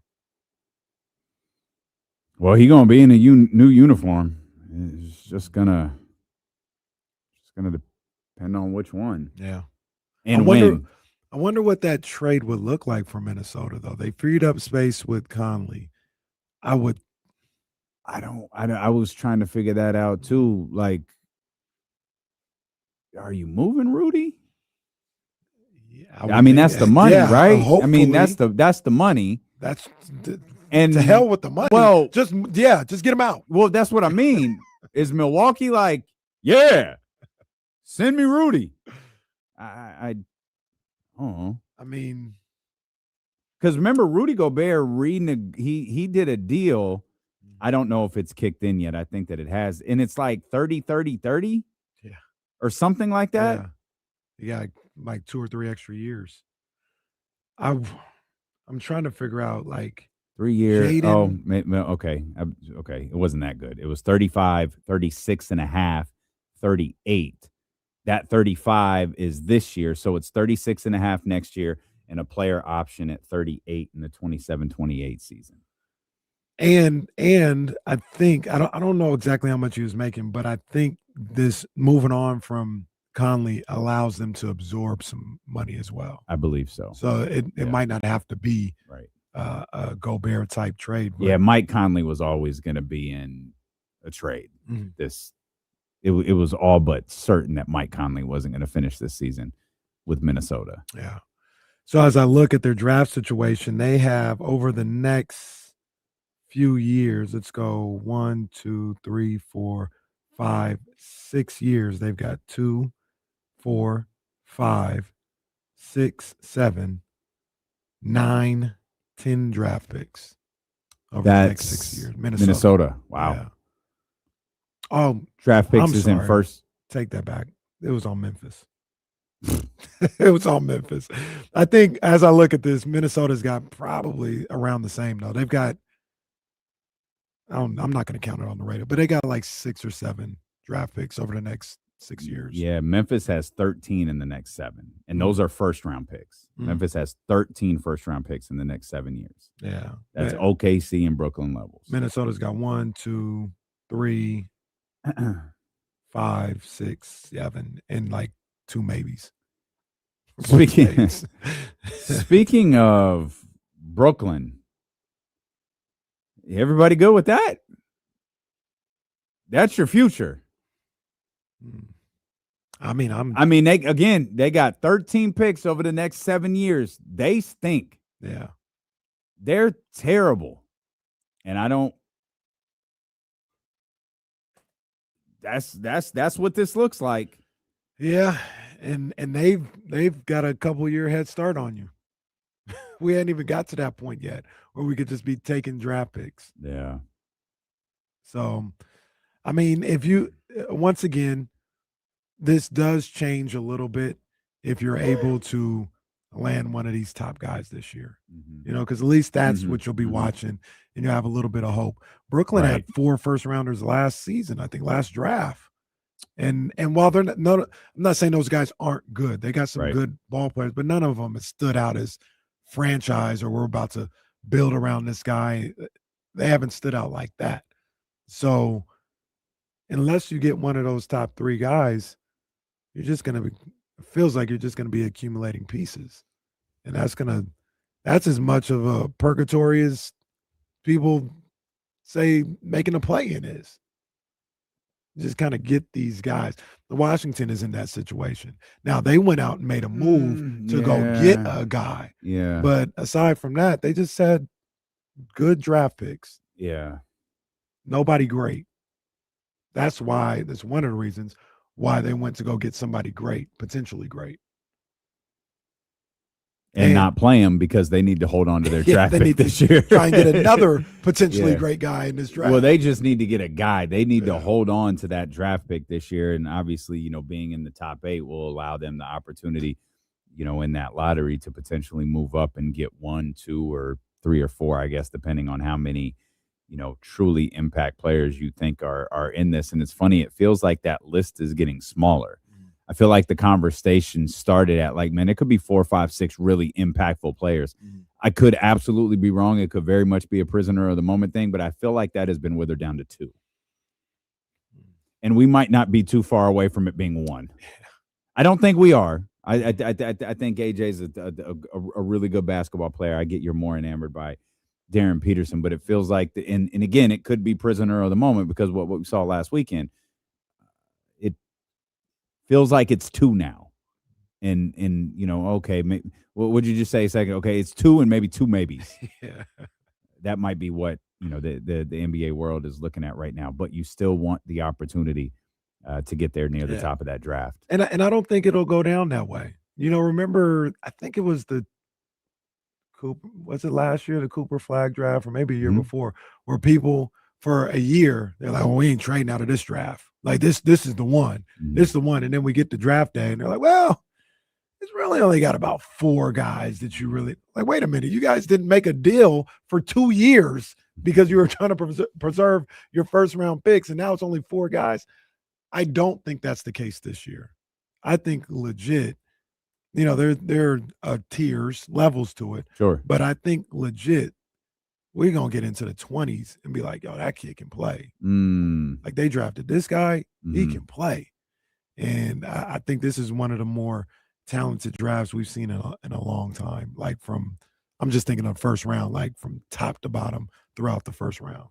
Well, Scott Perry seems to have that Monty McNair tendency. Like he's drafting 23 and 24-year-olds. Well, we got to stop that. Not completely, but can we get a 19-year-old? At some point, you're going to need to do that. You're going to need to draft a one and done that has captivated people's attention.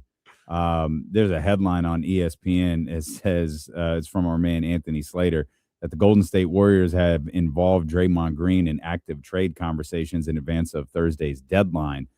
And I'm like, I hope it's for more than just Giannis, because I don't think the Giannis thing is happening. He does reference Giannis Antetokounmpo. This is what we were talking about earlier.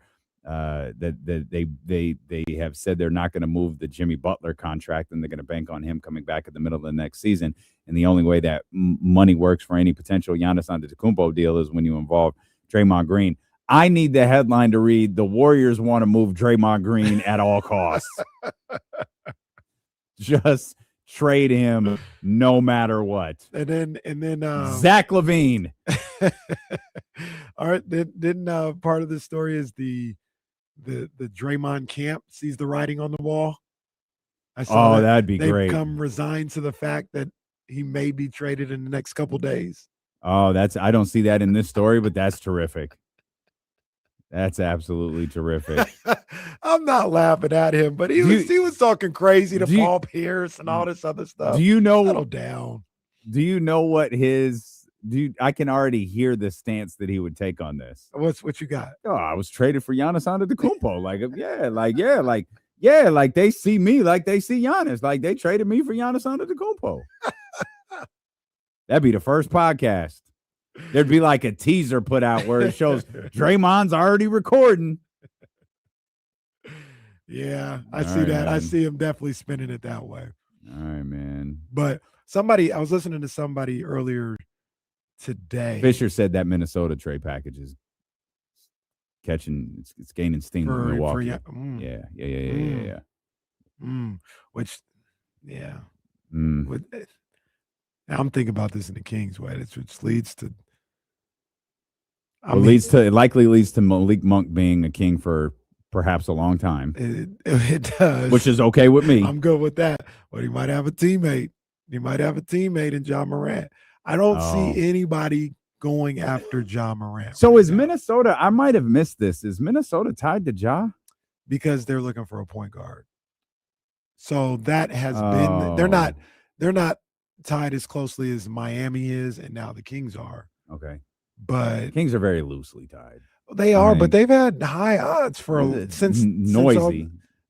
Vegas has had the Kings up there, I think, at the top since November. What's Vegas now? They're in control of everything. I think they are. You know what was crazy? We always talk about like Vegas, how like Vegas might be dying. When we got off the plane on Friday morning, you've been to the rideshare pickup at Harry Reid, and it's normally a mess. We just called the Uber, just walked straight to the I'm parked at G2. Damn, bro. Like, and I'm looking around like, and we're looking at each other like it was not like this last time. It was not at all like this. Like, yeah, it's too expensive, bro. It is. Vegas used to be. I mean, it was a little more expensive than this when I got old enough, but it used to be like cheap little weekend. Like literally go club, gamble, have your $2 steak and eggs. Yeah, it was not that. Now we got there, went straight to Yardbird, saw this bottle of Uncle Nearest. I was like, hey man, I've never seen that bottle. Could I see it? And he shows it to me. It was sealed. I was like, hey, how much is a glass of this? Yeah. He was like, I don't know. No one's ever asked for it. And I'm like, all right, as long as it's nothing crazy, like I'd really like to try it. He was like, okay. He opens it and he pours it and he's like, let me find out. You enjoy that. It was $40. It was so good though. It was baller amazing. Status. It was amazing. That's baller status. Yeah, that trip to Yardbird did your boy. No, 40. Well, I thought both of you guys had a glass. Oh no, it was just me. She's not gonna drink that stuff. Stop that. Stop that. She ain't gonna drink that. No, she ain't gonna drink that stuff. That was $40. We would have shared. Trust me. Been like, no, go ahead, baby. Try it.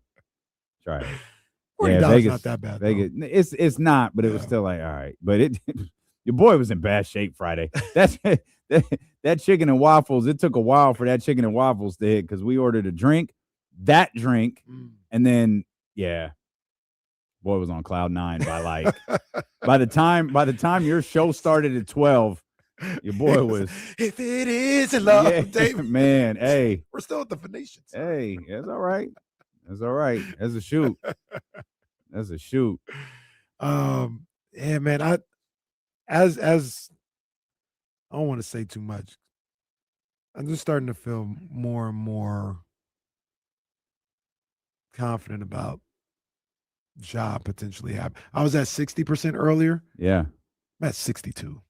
It went up 2%. I'm at 62%. For absolutely no reason whatsoever. It went up 2%. Some reasons. Okay. 2% right. though. We're at 62. Yeah. You want to hear from my guy? You want to hear from Malik Monk here real quick? Absolutely. Here's Malik Monk, courtesy of James Ham, the Kings Beat, and Locked on Kings. Jesse, I don't know if he cusses or not. I just had to look over there and make sure Jesse's in there. We were trying to watch it during the commercial break. Welcome back. What's up, man? Appreciate it. How chaotic is this week for you guys? Just how much do you guys read stuff and follow it all? As much as you try to not see anything, you're going to see something. Especially for the guys that's been traded, it's crazy. It's a crazy week. You never know where you're going to land at. You never know when it's going to happen, where you're going to be at. So kind of hard to grasp. The process of getting traded, just how hard is that? I can't really tell you because I ain't been traded before, so I can't really tell you how hard that is. But with new guys coming in the middle of the season, I can tell you I feel like that's hard for those guys, especially when they was at home, made a home at the place they was at before, and now they got to come do the same thing at a new spot. So I feel like anybody will have a struggle doing that when they was comfortable at the spot they were at. So while all this is going on, you all trying to, win a game here too at the same time. I know y'all trying to focus on that too while all this other stuff is going on, right? Yeah, definitely. That's another aspect of the basketball side of it, man. Still got to go out there and play. That's what you get paid to do. Can't dwell on it too much because obviously you're not gonna have the outcomes you want. So. You told me recently you weren't kind of letting this stuff weigh on your mind as far as your situation. Does that change at all as the deadline gets closer and closer? No, I'm not worried at all, man. Last year I probably would be, but yeah, I'm not worried. So just whatever happens, happens. Yeah. Seemed like you had a pretty good relationship with Keon. What's it like to see him go somewhere else, get a new opportunity? Oh, it's my dog, man. I hate seeing anybody that I'm friends with close to go, but obviously it was on. They wanted to go, and I feel like the team, Scott thought it was best for us to let them go. Yeah, man, it's sad seeing all the guys go, especially like I said when you're close to them. We'll hit pause right there because KC brought to my attention before the show that particular remark got a little bit of run on social media. From what we heard, Dennis Schroeder did in fact ask for a trade. It didn't really like that information was kind of handed down to us, and it was just like, okay. I kind of assumed everybody had at this point. Mm-hmm. And I don't think that Scott Perry was like, oh, Dennis asked to be traded, so we've got to trade him. I don't think that's really what happened. I kind of thought the information was non-consequential. The Kings have work to do. They have contracts to move. Dennis is not a good contract here in Sacramento. It wasn't an acquisition for Scott Perry that was working out. It was obviously not working out for Dennis, but people heard that remark from Malik Monk and wanted clarification as to what it was. From what we heard, Dennis Schroeder did in fact ask for a trade. Yeah. There you have it. Like again, I'd be surprised. I mean, I don't think Malik Monk asked for a trade. I don't think Zach LaVine has specifically asked for a trade, but something tells me the front office knows how Zach LaVine feels. I don't think DeMar DeRozan has asked for a trade. But I think the front office knows how DeMar DeRozan feels. Domas confuses me a little bit because of our conversation with Sean Cunningham. Domas was like, he seems to like Sacramento. Obviously he has his ties to Napa and the wine and all of that. But other than that, he seems to be perpetually unhappy with this organization. So, like, I'm not, and of course, there's kids involved and all of that stuff. Like, I'm not sure. The Domas one is confusing for me. Yeah, I can't get I have my thoughts Mm-hmm. on it, but I can't get a real read on where he stands. I wouldn't know what to do to make the Domantas Sabonis happy in this particular situation. It just dawned on me, like, I knew there was another person who spoke that you and I were kind of interested in hearing from, and that was actually DeAndre Hunter, the newest member of the Sacramento Kings. Had his first practice with the squad. From everything that we got notes on, it looks like he was working out with Mike Miller. I don't know how much he ran with the guys out there, but he was working out with Mike Miller on the side of the court, on one of the side courts. Here's again, courtesy of James Ham. Here's DeAndre Hunter. DeAndre, what are your first impressions being here in the gym? 12-win basketball it's good team, energy James. here. A lot of great coaches that have a lot of experience in the league, and very experienced players who have been good in the league for a while. So I'm just excited for a new opportunity. Hey, DeAndre, welcome to Sacramento first and foremost. Everyone's been really high upon your game and what you bring. Just tell us, from your perspective, what do you bring to this team, to this city? Just versatility on both ends. A guy that plays hard. A guy that's going to do what the team needs. I feel like that's, kind of what everyone says, but night in and night out, I'm going to give my best effort. How comfortable are you at departing from Cleveland? Say one more time. How do you feel about the Cardinals in Cleveland? How was your time there? It was great. I enjoyed my time. I think it was No, it's good, DeAndre. Tone gonna get his question in. Tone gonna get his question in. He does not give a damn who else is talking. Tone gonna get his question Big in. dog status out here, man. He's like, hold on. You can keep talking if you want to. I'm gonna talk too. It was short, but I definitely enjoyed it. It's a business. You just gotta roll with the punches. How comfortable are you with the 3 and the 4 spots? What's the difference in your mind in the modern NBA, and how do you feel about playing alongside a guy like Keegan? I don't think there's much difference in the in the league right now. Threes, a lot of the threes play forward when guys go small, teams go small. So I don't see much of a difference, but I'm very comfortable playing both. I've been doing it for the last 4 or 5 years, so it's not really difficult to adjust to. And playing with a guy like Keegan is another versatile guy who can defend, who can shoot, who can score. I think it'll be fun. Are those possibilities kind of exciting, given how switchable and all of that you guys are? Definitely. Like I say, he's another guy with size, another guy that can guard 1 through 4. As a guy that can do that, it's always good to see another dude on the court that can help you out when you're a little tired. Did you get a chance to get familiar with Scott Perry, even going back to the draft process? So this is my first time actually talking to him when I met him a few days ago, but he knows a few people that I know, so I heard through the grapevine that, what kind of guy he is and, vice versa. So I think that's played a huge part of me coming here. And, like I said, I'm excited to get to know the guys and, just get acclimated to the city. What was his messaging to you and what he wants from you? It was more so just talking about how he previously wanted me, in previous years. And, he was on different teams, so he couldn't really make it happen. But he was just really glad that he could make this happen. And, he sees the potential in me. And, he knows the things I could do. So just looking to do that. DeAndre Hunter right there. His first words as a Sacramento King. Welcome to Sacramento, DeAndre. Welcome to Sacramento. I love that. What are your first impressions? Man, this team stinks. This is a 12-win basketball team. Man, this group is terrible. They don't even pass during practice. Well, get ready to learn Sacramento, buddy. That's what they told him when he got traded. I think DeAndre Hunter is going to do some good things in Sacramento, though. We'll come back. I hope DeAndre Hunter does some good things in Sacramento. But if he doesn't, will that impact Doug Christie's job? If he does it impact Doug Christie's job status? We'll attempt to talk about that. And is Domantas Sabonis the next Kings player traded? That's all ahead here. It's D'Lo McKay. We are live on Sacramento Sports Leader, ESPN 1320. Jason said it was good, so I'm not sure. Maybe he might have gotten caught up on Radio Row.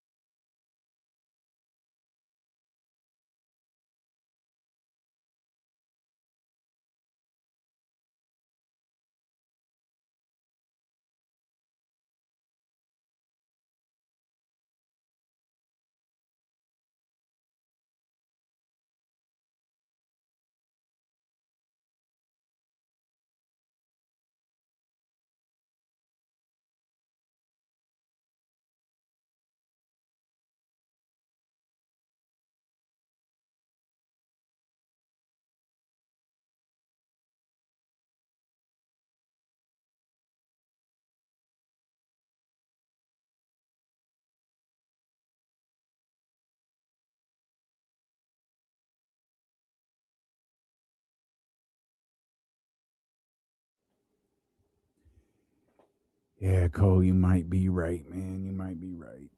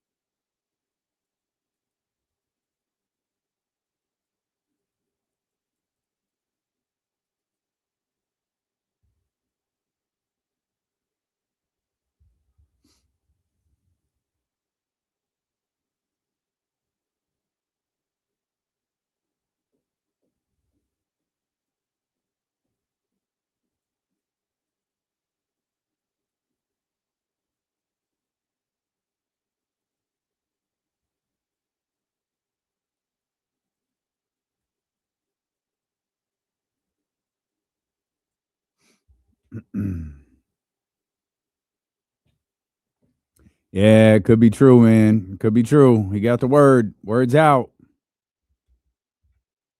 Words out.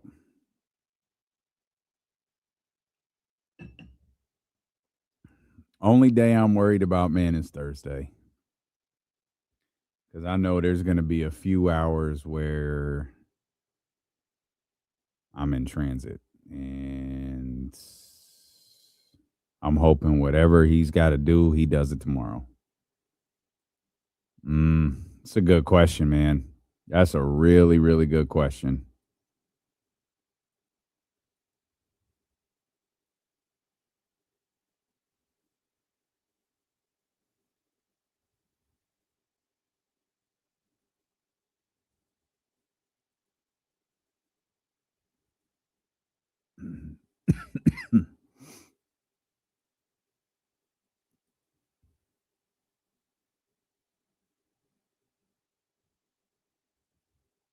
I'm sorry, this Instagram feed is showing brisket donuts at the Astros ballpark.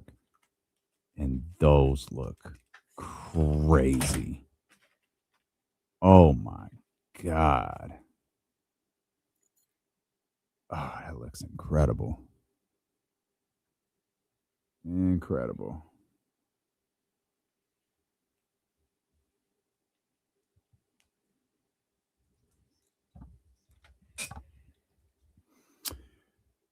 All right. Hey, shout out to Weezy. He says he's got reservations at Q1227 this Saturday for the wifey's birthday. That's good stuff. Yeah, man. Good stuff. Good stuff. Wow, I gotta get back. I booked that Valentine's Day reservation a month ago. Still got the 4:30 time slot. Damn. It was either 4:30 or 10:30, and I know my girl well enough. 4:30 will do just fine. Just fine. If you want to get in on these phone lines, you can. We are live, by the way. We're with you here till 6 o'clock every day now, Monday through Friday. If you want to get in on the phone lines, you most definitely can. 916-909-1320. Shout out to everybody listening and watching on Twitch, YouTube, and Twitter. Listening on the Odyssey app, iHeart app, smart speakers, or the old school radio, man. We appreciate you so much as the NBA trade deadline is getting closer and closer. Kenny Caraway has put on the whiteboard Ja Morant will be a king in 48 hours. Yeah. Now I'll give him some grace and say Ja Morant will be a king within the next 48 hours. And there's obviously some things. Obviously, Memphis signaled to the league, we're out, we're done, we're going in an entirely different direction. And, you know, what happens next for them is almost certainly some sort of deal involving Ja Morant. We've gone back and forth about whether you do that deal now, whether you do that deal in the offseason, whether it even matters if you do that deal now versus you do that deal in the offseason. If you have a taker now, maybe you got to roll with it. It sounds like the Sacramento Kings would only be interested in acquiring Ja Morant if Zach LaVine was on his way out. Yeah. I have not heard anything that has linked Domantas Sabonis, that has linked DeMar DeRozan, or has linked any other bad contract that you don't like from the Sacramento Kings out, except for that one. It is Zach LaVine for Ja Morant, and any sort of, you know, combination they want to make that work. From what we hear, I don't see any other way that winds up happening. With all of that said, though, and we'll get to Domantas Sabonis and whether he is, in fact, the next player that is traded. Is it Zach LaVine, the next Sacramento King that is traded? Are any of these guys being traded? Is Scott Perry's trade deadline over? We will get to all of that. But we just heard from DeAndre Hunter a minute ago. And we heard from Malik Monk. Malik Monk was obviously asked a lot about the upcoming trade deadline. And one person we didn't hear from, he did speak today, he speaks at all practices, is Doug Christie. And regardless of who is in uniform, do we think that Doug Christie has done the best job that he possibly can with this Kings team? That's tough. I don't know the answer to that. Yeah. Like, he has been at a severe disadvantage just in terms of lineups, in terms of games missed by injury. We point this out all of the time. Keegan Murray and Domantas Sabonis haven't played a game together. Zach LaVine has missed games. Keegan Murray's actually missed 2 different stints of games. Dennis Schroeder, when he was a King, was suspended for 3 games. His crowning moment as a Sacramento King, none of us actually got to see. And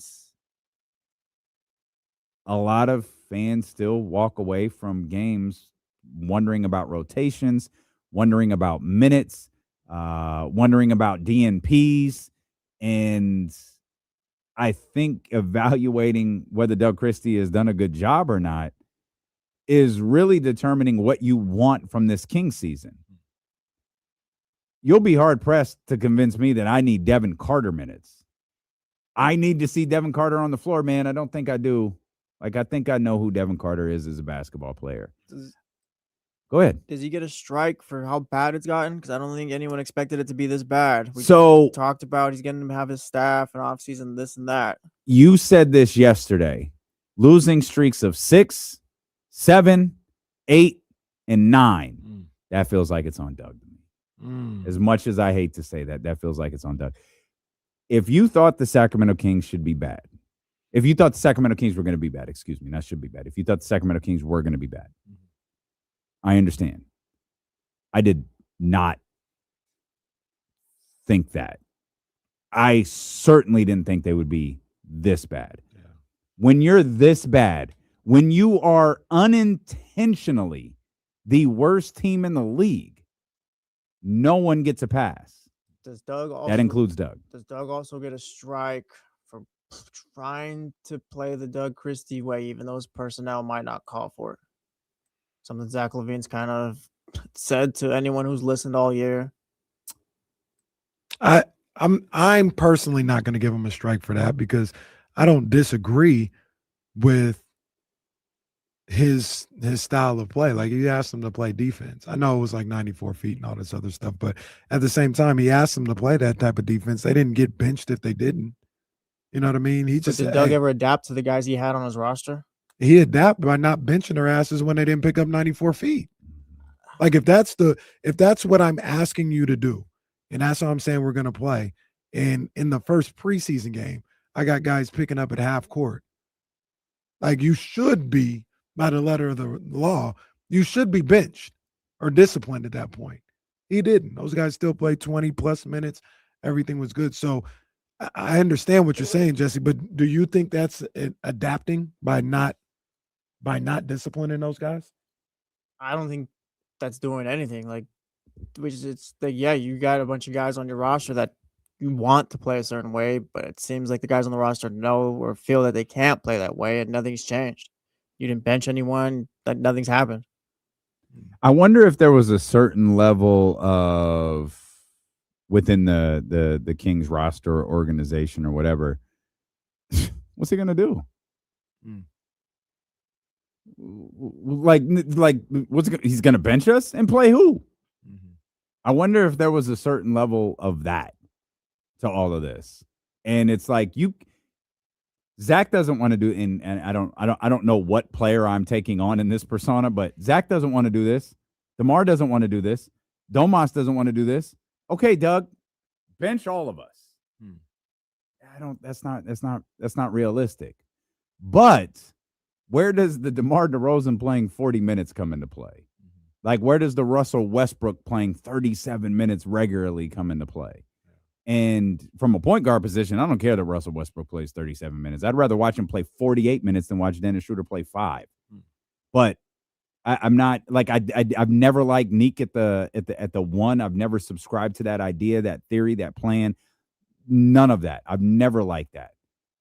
I don't know. Like, again, when you're this bad, when your record is this awful, when you have losing streaks of 6, 7, 8, and 9, and counting, by the way, yeah, no one is absolved of that. No.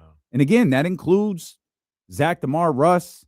That includes Domas. That includes Doug Christie. It includes Bobby Jackson. It includes Scott Perry. Yeah, everybody got to wear this. Everybody got to wear this. And specifically when you talk about Doug Christie, the one thing that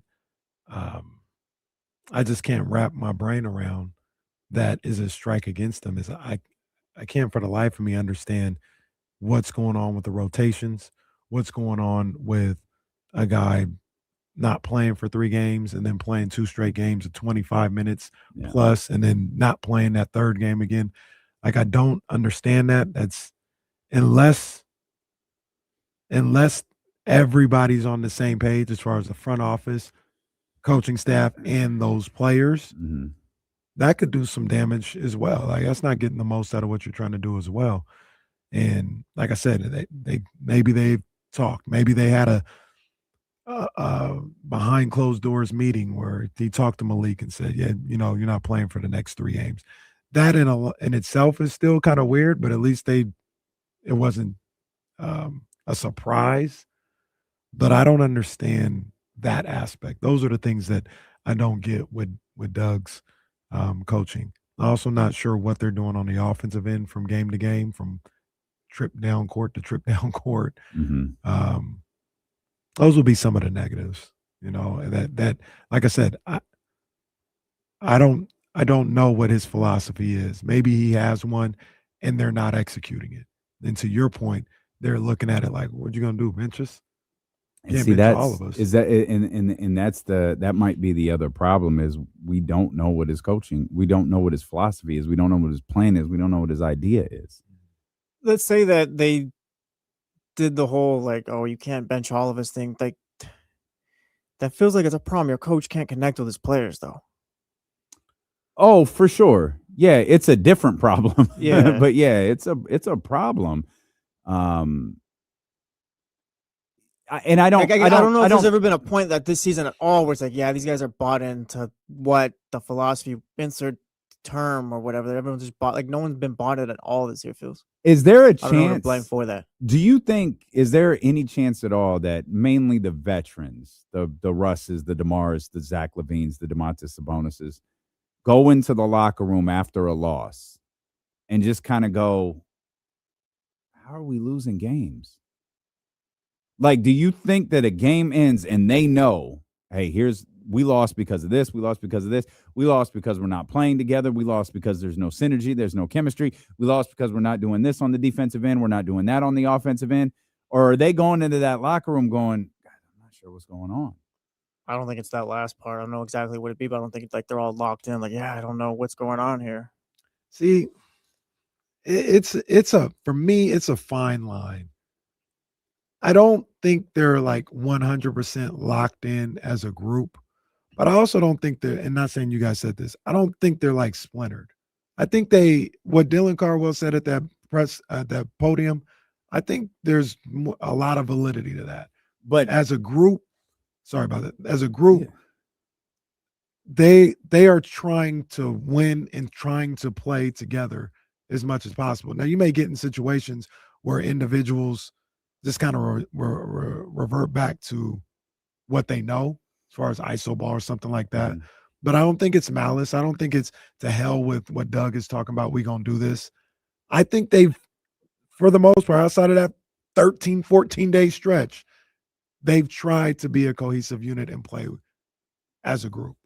I might be on an island with that, but I do believe for the most part they've tried to do that. And we talked about it a couple of weeks ago. I think they kind of just been a little snake bitten. They will find a way to lose no matter how hard they play, no matter how together they are, no matter how much they fight. This team this year, the 2025-2026 Kings, will find a way to lose a game.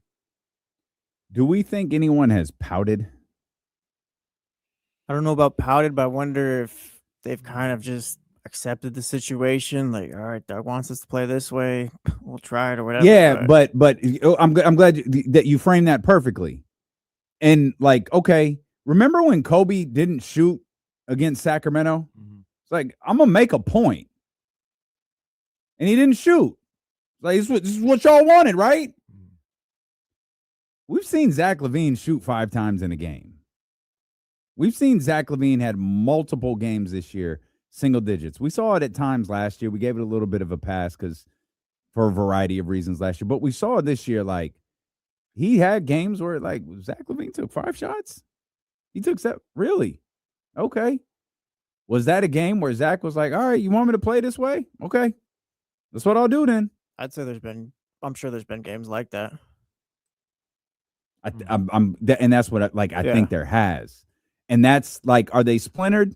No. Like I'm with you in that regard. I don't think this is a group that hates each other. I think this is a group that hates the situation that they're in. And I don't think that they're not going out there trying to win basketball games. I just also think there might just be out there trying to freestyle. This goes back to the original question about Doug and what he can do moving forward. They might not hear him. You know what I mean? Like they just might not. Why are we seeing the same thing every game? Because you've got the same starting lineup. You got the same guys out there. You got the same players. They're not listening to anything else. They're listening to each other on the floor. Everything looks the same because it absolutely is. It's all exactly the same. And as much as Doug might be trying to get them to do this, as much as Doug might be trying to get them to do that, they just flat out might not hear him. Yeah, that absolutely could be the case. It sounds like a cop-out when I say it, but I truly don't mean it as that. They're responsible for everything that's gone on. They just hadn't been able to get out of their own way this year. And Sunday, I think Sunday was a great example of that. Washington. Zach LaVine scores. DeMar DeRozan scores. Washington doesn't play their starters. It doesn't matter. This team will find a way to lose this year. They will find much a way. to the celebration of mini kings. Yeah, well, I had a sigh of relief. They can't be winning that game, especially against Washington. You can't be winning that game. 2 lottery balls right there. But they fought back. They were down by a whole lot. They fought back. Zach started scoring. DeMar, what was the number for? He missed his first 3 shots and it made like his next 10 or something like that. Like he start cooking. Yeah. They play it when it got down to winning time. They were going to find a way to lose, and that's what happened. 35 points for Zach LaVine in that one, 32 for DeMar DeRozan. I think the number was a combined 42 shots between them. And that was kind of it. You didn't really have anything from Neek, Dylan, Rustin playing that game. You didn't have another notable performance from anyone in that game. They were shorthanded, obviously. Keon Ellis was gone. Dennis Schroeder was gone, but you got Daquan plowed minutes. You saw Isaiah Stewart. I think we saw Doug McDermott hit a 3. Yeah. It was an odd basketball game, but I use that as an example as to say, I don't think they didn't listen to Doug in that game. I don't think they blew off what he was saying or anything. Now that one's a little different too, because they ended up having a lack of talent out there too. Like the guys that you mentioned that were playing, like there was no Westbrook, there was no Sabonis, there was no Monk play, but he didn't play well. Keegan hadn't been there. So like there was a lack of talent that fed into it as well. But I don't think they were being down 18 the way they were. I think they don't come back if they're just like us, whatever. Well, no, yeah, I'm with you. But when you're Zach LaVine and DeMar DeRozan, and you're getting beat by, was it Will Riley and AJ Johnson? Not the actor, R.I.P. Yeah, R.I.P. to AJ Johnson. And Scal Labissiere, for God's sakes. Don't forget Marvin Bagley. Oh, God. I was trying to. I was really trying to forget Marvin Bagley. Marvin at least started in that game. But I guess it goes to what you said a second ago. They're going to find a way. Unintentionally, they're just going to find a way to lose a game. What was the Philadelphia game? They played really well against Philadelphia, and when it came down to it, I mean, did anyone think that the Philly wasn't going to score right there? Like, it's like, oh, they've got the guy. Like, and when you don't have the guy and you're watching a team that very clearly does, well, not our night. Right. And there's Tyrese Maxey doing what he's been doing for the last 2 years. What was the game? I think it might have been Memphis. it's happened a couple of times. But the game that you always reference when Zach gets the dunk, the golden one goes crazy. There's the Bucks. The Bucks. They were down 20 something. Yeah. Got it to 1. Like they fought back. Like we in this thing. Arena went nuts. End up losing by 20. Yeah. Right. Well, it was 17. But yeah. You know what I mean? Like this group, it's hard to explain other than, and once again, that may sound like I'm giving them a pass or a cop out to the answer, but they just, by no fault of, I don't think anybody in that locker room, coaching staff or anything, they just find a way to lose this year. They are, we do that the other way, right? Where at this team, they find a way to win. I'm a believer if that's the case, it can happen the other way too. Well, yes, you are. Kansas City Chiefs. Yeah. You just not this year, last year. Yeah, they've got fundamental issues too, the Kings, though. I don't want to gloss past that. But for the most part, effort isn't necessarily one of them. They just not good enough and can't find a way. I'll go back a few years. I want to see how Justin bad. Jackson's on my TV screen. Why? He's an analyst for the ACC network. Really? Yeah. Huh. How about that? What's going on, Justin? I'm just taking a quick peek. There it is, 22. I wanted to see what was the worst of the worst for the San Antonio Spurs. They won 22 games twice. Every other season that they've been bad, it's been in the 30s. But they won 22 games twice. Obviously, this is a very different organization with a very different pedigree who landed a very, very different number 1 overall pick in the draft. I watched that Ant commercial again. That Ant commercial is hilarious. Yo, Ant crazy, bro. So when they showed Wemby or the figure who appeared to be Wemby, did it say aura was 0? What was 0 for Wemby? I think it did say that. It had like, skills were 100, something was 100, and it was like aura 0. And ain't afraid. He was taking shots at everybody. When he got to Luka, he said late game fatigue. That Luka one was comedy. That Luka one was absolutely hilarious. It's really funny he would put that when Luka has sent him home before. Oh. No, man, but I love it. I love it, Ant. He had You're doing something. It now. You gotta win too, he had SGA in there. Everyone that's beat him. He don't care. This is such a great commercial. I'm trying to see who the other was. Giannis one of them? I thought Giannis was one. I only watched it one time. No, I watched it. I watched it a couple of times. One of them had a breakdown. Oh, the late game fatigue is just so out of pocket. It is just so out of pocket. Looks at him, and he did send Luka home too, though. Most recently, he sent them home. Last year, right? Yeah. So I guess he can say something to Luka. Favorite accessory: whistle.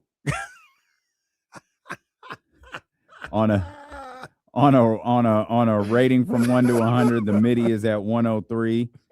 Let's see. MVPs: 3 nutrition, 0 equestrian skills, 98. He sent his ass home too. Strength 99. Free throw time 30 seconds. Trade talk always. With Wemby it was potential 99, swag 0,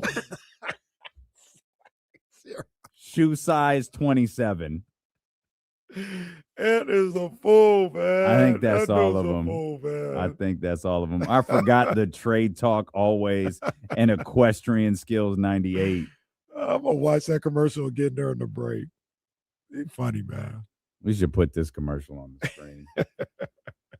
Equestrian skills. That's so great. Oh man, who comes up with this stuff?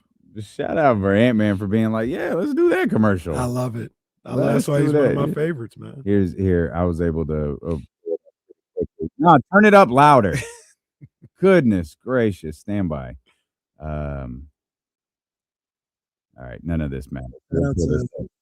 I mean, you already got the high score. Besides me, who are you trying to beat? So I'm gonna see if I can hit. I'm gonna see if I can hit pause so y'all can see this. Man, I'm my own competition set. My own competition. All right. Here comes Wemby. Here comes Wemby. There it is. Swag. There's Giannis.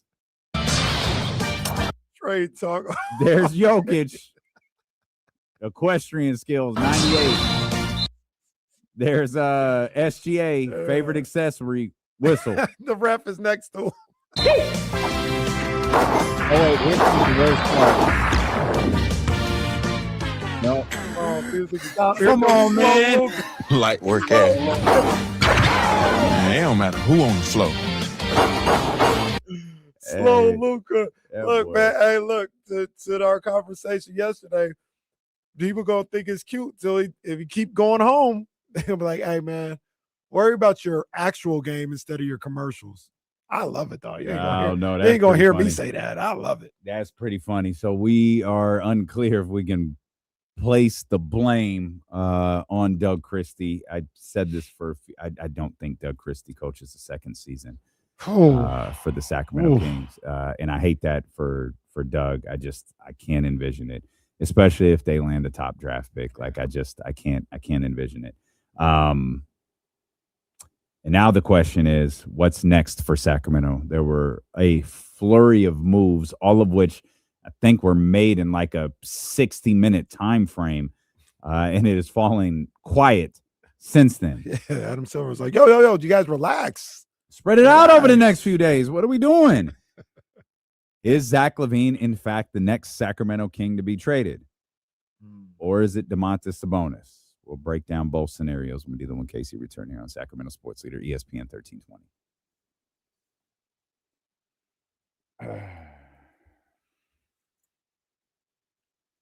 Are Donovan Mitchell and Anthony Edwards the same level player?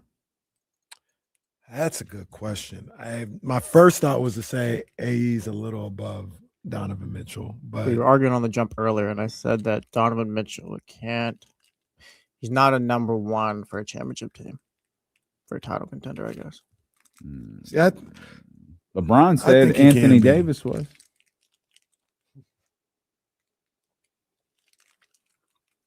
I think Donovan can be. Yo, boy, Bush, what up, boy? This just in, LeBron James expects to stay with the Lakers through the season. No shit, man. It's your decision. Like, they can't just trade you.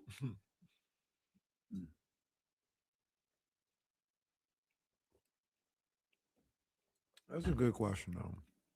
I think because like, we were talking- I think Donovan's a number one on a But like championship team. he's never been to a conference finals yet. He's been on the number one team in the West before. I mean, think what you want about the Jazz, but like he's been on good teams. Like he's never even been there yet. True. And I'm not saying he's not a leader or anything like that, but we were just talking like championships, title contenders, stuff like that. I'm sorry. Did you say AE or AD? Anthony Edwards. Oh, I'm sorry. I thought you said AD. Do you think Donovan Mitchell has ever played with someone as good as Julius Randle? I don't think so. Donovan Mitchell's Julius Randle. I mean, Evan Mobley's pretty good. He was hurt. 1 year. I mean, I'm saying that's the year they were trying to. I don't true think Donovan contenders. Mitchell's been on teams bad enough with finals or anything like that. That Utah team was a little smoke and mirrors. A little bit. Kind of like Portland. Mm-hmm. I asked you earlier, like, are these last couple Timberwolves teams that have gone to the conference finals like that much better than the Jazz teams that Donovan Mitchell was on? That's me. That's kind of why they think I'm using. I think Canada. they I do are. think the talent's better. I think they Yeah, are. in all seriousness, I think the talent's better. I think those Minnesota teams are better. It's not crazy, like not by a crazy amount, but I think they're better. I could be biased. I like Donovan though. Yeah, I think he's a great player to love, but I'm just conversation. Tim Bontemps said teams are monitoring Donovan Mitchell. All right, Tim. You did this 2 years ago. Stop it. Stop it. Cleveland has got to trade him right now. That was 3 years ago. It's like right after he put a uniform on the first time. I have to go home at some point today. Go tap into this this Miguel Tiny Desk. That's my boy. I didn't know. Yeah, it came out today. That's my boy too. Those first 2 albums, fantastic. I didn't know.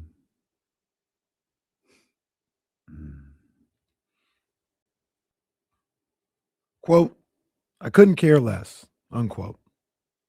I talked with De'Aaron Fox on if it matters to Spurs, they have only one all-star when Sounds other right. contenders have 2.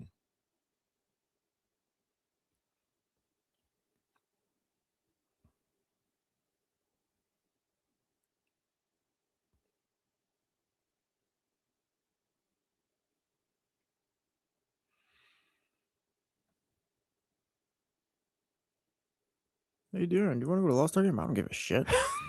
Man.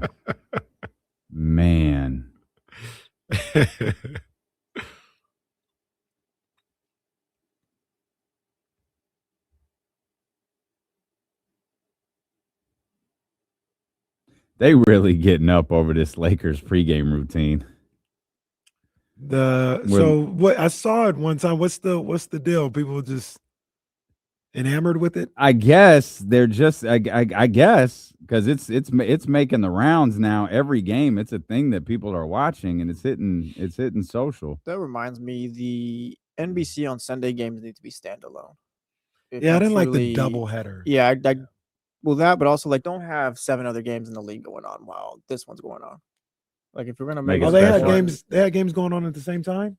Well, like the Lakers Knicks one, I think the Kings game was going on at the same time and things like that. Like there was other games going on. Yeah, no, that's bad job by them. Like I wanted to watch the Lakers Knicks game, but I was watching the Kings, so it's like, yeah, it's tough. Bad job by them. That's right. They did have that. Like make it important.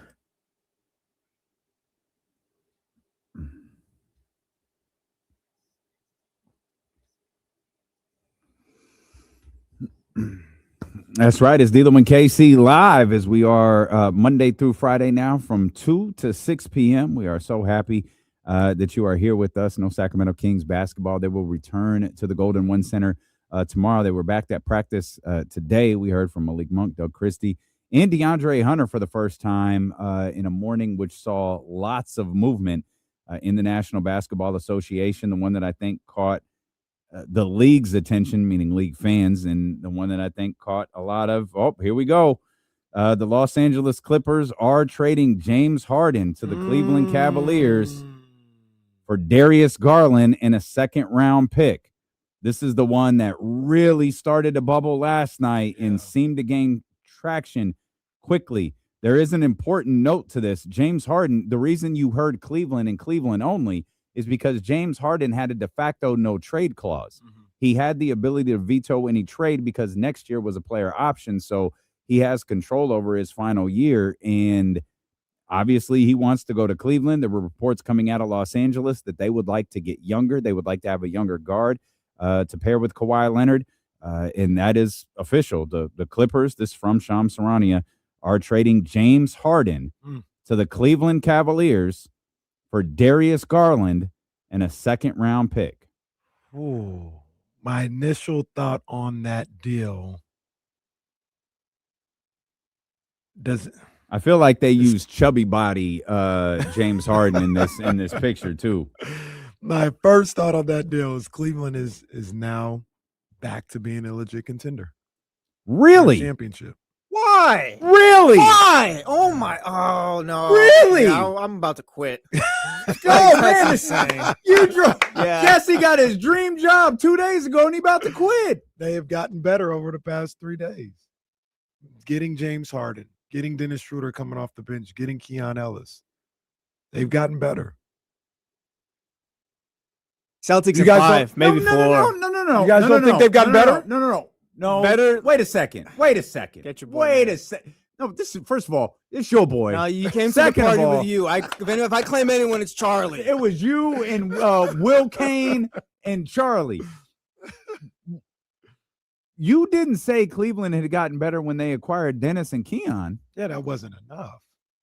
And I feel like Darius Garland, as much as I like him as a player, that it's shown itself where it's not going to work. James Harden might not work either. James Harden has played very well this year. James Harden has played very well the last 2 years. And maybe you're right. Maybe this is a money issue, as we were talking about with Trysta Krick earlier. Maybe there is something regarding, the upcoming dollars for James Harden. Maybe he feels like he should be able to land one more contract, and Los Angeles has made it clear you're not getting that here.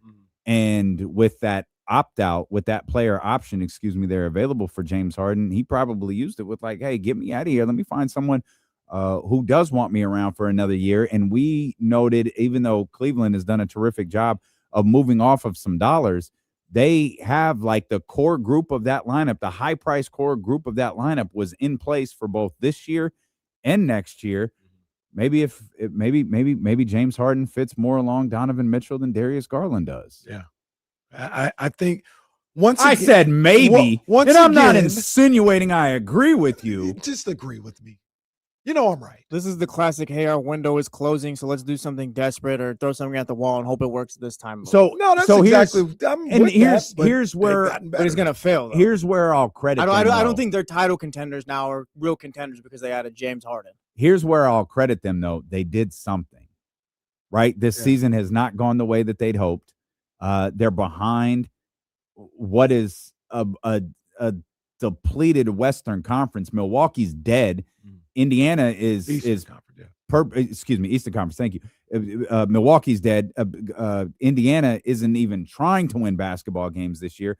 Those were two, contenders in the conference last year. It really boils down to, is Detroit last year's version of Cleveland? Can New York get over that one final hump?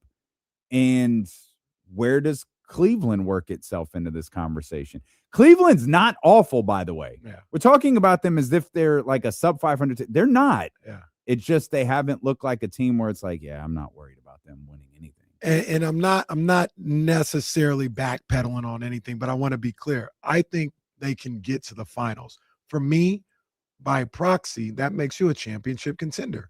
I don't think Cleveland is better than OKC. I don't think they're better than San Antonio, Houston. I'd probably put a healthy Denver ahead of them. Are they better as than well. Boston? I think they're up there with them. I think they're on the same playing field. I think Boston is a championship contender. I don't think they're better than the teams in the West. What about, okay. But if you can get to the finals, you got a shot. I think I'd take the Knicks, Boston, the Pistons, and if Joel's back, maybe the Sixers over them. It's just I don't really believe in that team too much right now. And James Harden, what we've seen over his career, it's like playoff time, it's gonna look tough. Yeah, but that's Donovan. Donovan gonna be doing his thing there. Joel Embiid was gonna do his thing and insert player. No, Joel is everyone was gonna do his he's thing more with James Harden than Hey, Kobe don't Bryant. disrespect Joel Embiid. He averaging damn near 30 points a game right now. Joel Embiid missed some free throws in that Game 7 against Atlanta. Joel got a little James Harden in him. Donovan doesn't. No, he Donovan does not. about that life. He absolutely doesn't. Yeah, And I think Donovan Kawhi is does about not. that life too, but it didn't happen last year in the playoffs. So what's this mean Or for in LA? Game 7. LA,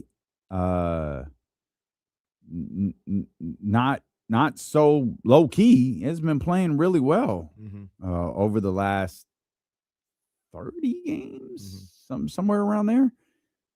James Harden was a reason for that. I don't imagine there is a single drop off at all going from James Harden to Darius Garland. I don't think so. Darius either. Garland's a really good scorer. Darius Garland, I think, is a 2-time All-Star. Like he's a solid, more than solid basketball player. For sure. The only issue and concern is the health. Sure, Darius has been dealing with injuries off and on for the past year and a half or so. Yeah. James is damn near an Iron Man. He plays almost every night. So now you got Kawhi and Garland that you gotta make sure you're able to get to the playoffs and get through the playoffs with. But skill-wise, I think at this point in their careers, they're around the same player. Different fits for different teams, but production-wise, Well, that Keon Darius Ellis Garland. acquisition makes a lot of sense right now. I think the whole damn thing makes sense now. I wonder if Scott Perry said, man, there's some things going down. I better make this deal right now. Like on Saturday when he made it. I better make this, because I wonder if the deal still is able to happen or happens if, like, say they're reversed. Say Harden got traded on Saturday. Do we think Keon and Schroeder can still go to Cleveland the same way on Tuesday? Yeah, why not? I don't know. Well, my whole thing was I don't know. The trade actually can happen, but like I feel like if you got James Harden there, having Keon is super beneficial for you. Would Cleveland's focus change Garland a little bit? That's more so what I meant. If this James Harden thing kind of fell in their lap, would their focus shift into finalizing this James Harden Darius Garland deal and shift away from any Kings deal that's going on? That more so the focus of the deal. Alternate theory. Cleveland already knew. That could be true too. Because remember James was in control of this. James Harden was in control of this. Hey, let's I mean, Shams is being really careful to say, or being real purposeful, in saying the Clippers and James Harden worked together to get this done. Well, they had to, because the Clippers couldn't just trade James Harden wherever they wanted to. Clearly, he wanted to go to Cleveland, which leads me to believe Cleveland knew when this started late yesterday evening. It wasn't a James Harden trade. It was James Harden to Cleveland. Yeah. There was no other. Well, he could be with this. It could be here. It could be here. Minnesota, nothing. Right. It was James Harden in Cleveland, which leads me to believe when Cleveland made the deal on Saturday, they knew that the deal for James Harden was it was just a matter of time before that was going to get worked out. No, that's a great point. Thank you. $39.2 million owed to James Harden this year. Next year is $42.3 million with only $13.3 million guaranteed. Bobby Marks notes that is a player option for the 26-27 season, and if Harden opts in, that contract is not guaranteed until July 11th. My guess that's going to be the day the new league year starts, which I would think if you work backwards, that would mean the 4th of July is the start of the NBA league. Yeah, the moratorium thing where they start announcing deals. Darius Garland is taking $39.5 million, $42.2 million, and $44.9 million with him to Los Angeles. See, the interesting thing there, and it's, I understand what they're trying to do. Maybe you don't have $0 on the books, but Darius Garland bleeds into that 27-28 season, doesn't he? When they were trying to have everybody off the books. That is correct. Yeah, that is correct. Also, let's bring it back to Sacramento.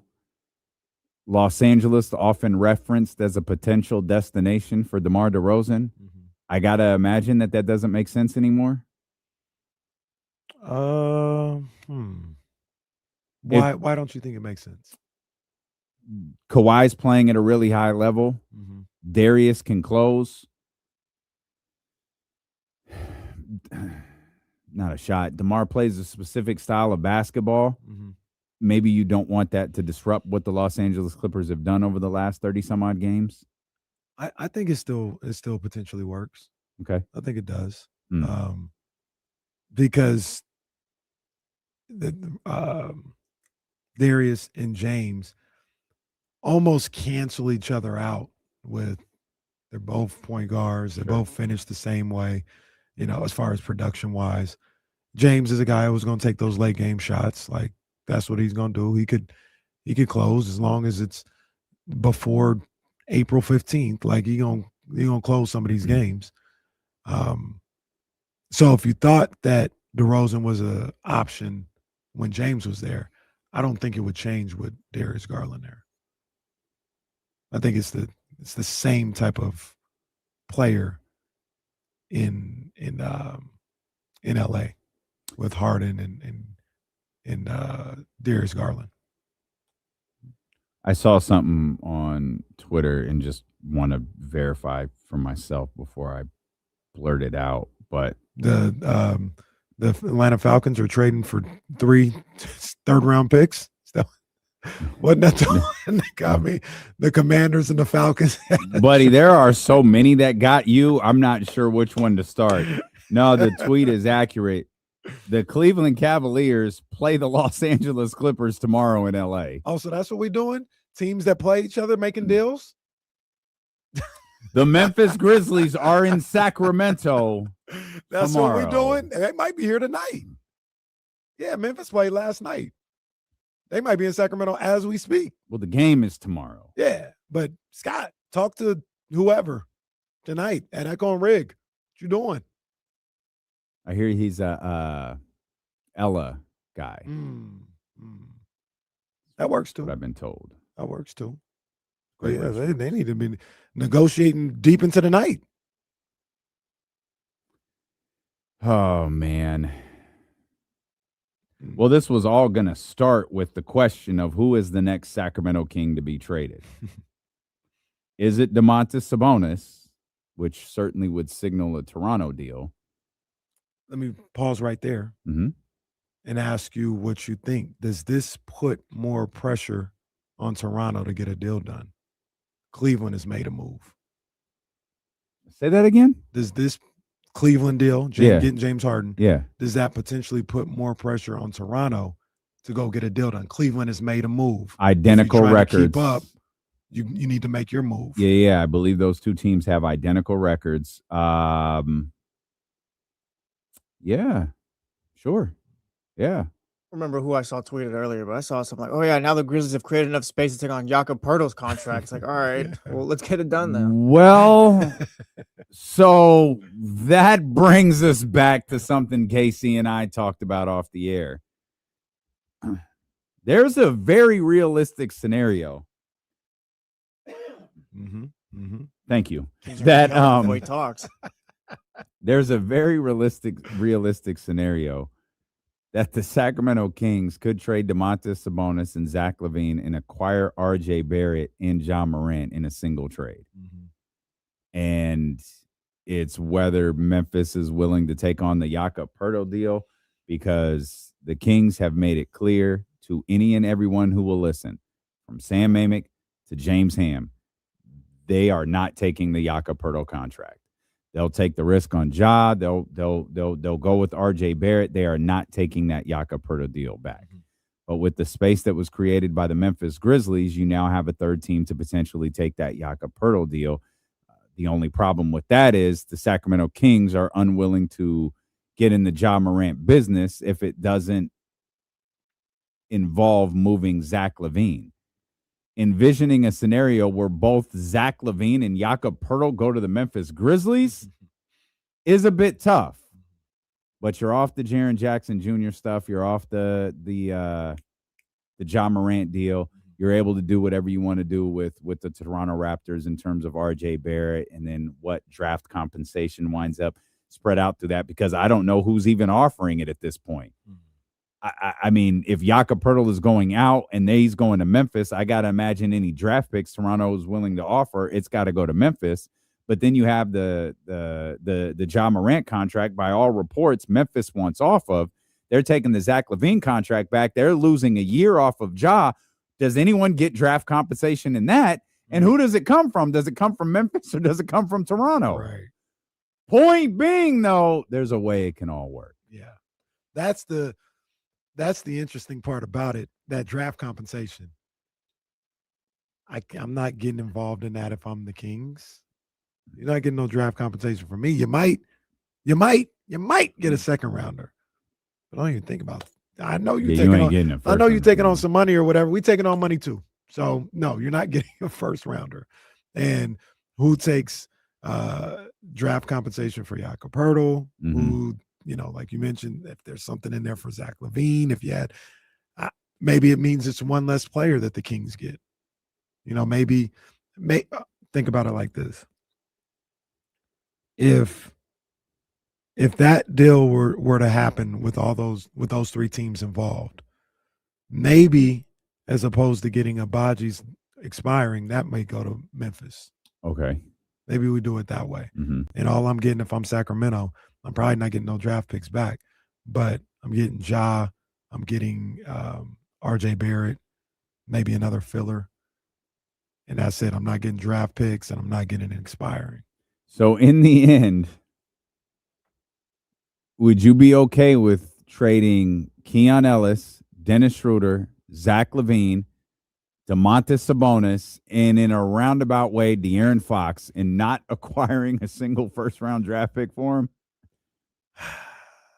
I wouldn't be okay with it, but it wouldn't stop me from doing this deal. All right. Does that make sense? It does. I would not be. I'm like, man, it seems wrong. It seems like we didn't get everything we could have or that we wanted to, but still got a good deal. From the Sacramento Kings. This came out a little bit earlier today, and I missed it. So, Keegan Murray is progressing in his rehab of a moderate left ankle sprain. Do you remember when we were talking about the sudden reemergence of Domantas Sabonis during his 10-week absence? We did not get an update on Domantas Sabonis whatsoever. He just took the floor against the Los Angeles Lakers, worked out, and like 2 days later, he was back. Yeah. This is what we were referring to. Keegan Murray continues to progress and move forward, and he has been approved for on-court contact activities. He will be reevaluated in 2 weeks. I didn't think about this. Sorry? So that's all we were looking for. Right, and I didn't think about this till Hammer brought it up yesterday. There's no point in him returning before the All-Star game. Yeah, no. Or All-Star weekend, I should say. So the 2 weeks coincides with the All-Star break. So it looks like we could be seeing Keegan Murray return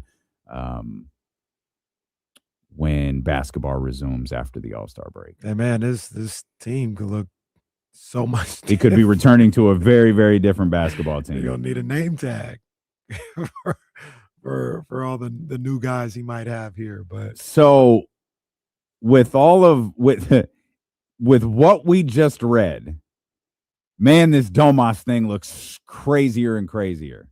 Right. That man was out 10 weeks. We got one update 5 weeks in, which essentially hit us with a, whoops, my bad. He's out 5 more. And never heard another thing about it until he worked out against he worked out on the floor the day of the Laker game and left us asking questions like, hey, was this a thing? Has he been doing this? It turns out he hasn't. And 2 days later, he was back to playing basketball. Now he's being listed as questionable in tomorrow's game against Memphis with lower back soreness. Hey, man. Hey, Kings, go ahead, get this done, man. What are we doing? Somebody take on Poeltl's contract so we can get this done. Somebody. Bueller. Oh, Bobby Marks just tweeted this. I honestly hadn't even thought about it. Do the Clippers need to find a home for Chris Paul in the next 2 days? I forgot about Chris Paul. I don't think they need to do anything. I mean, it'd be the nice thing to do. I mean, I guess you don't have to, but yeah, like. I don't know. Like Chris Paul was this big jerk and blah, blah, blah, and all those things. Like, I'm not really going to. I don't know. It's doing right by an NBA legend, I guess. But if he was a problem, like, I'm cool. But even then, I mean, is that just I'm with you. I hate to use the players this way, but is that an asset you could use? I don't think so. It was a league minimum contract. Yeah, like it's just hey, let him go play. And that's the thing. Who's he gonna go play for? I mean, Minnesota need a point guard. Look, you asked. I'm answering. I know. I'm answering. That's a Hall of Famer. Don't look like that. Yeah, I know he's a Hall of Famer. He played his best 5 years ago. He's what, 41? Feels like. Either way, point being, like, yeah, I don't know if Minnesota's looking for that point guard. Understandable. But isn't Mike Conley just a nicer version of Chris Paul? I don't even know if they like Mike Conley though. Oh, they like Mike Like Conley. they like Mike Conley, but he hasn't Mike really been Conley was minutes, stuff important like to that, what they were doing.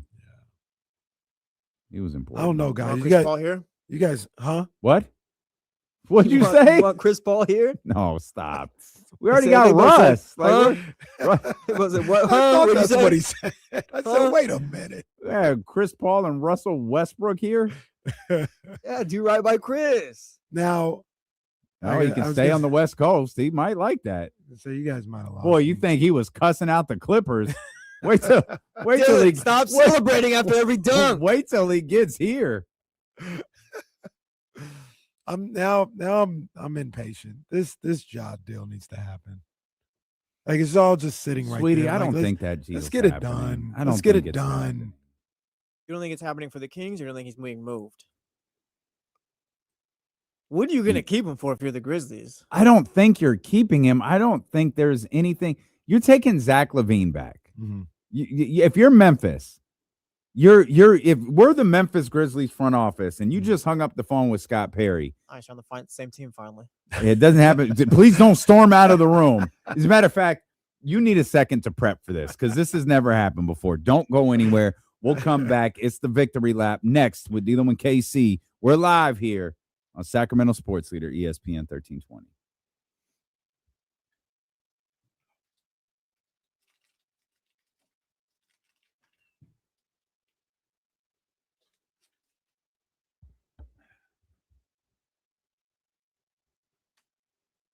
Chris Paul, Russell Westbrook, and DeMar DeRozan are winning. No, Doug McDermott will do that. Chris Paul, Russell Westbrook, and Doug McDermott are winning every Big Three championship.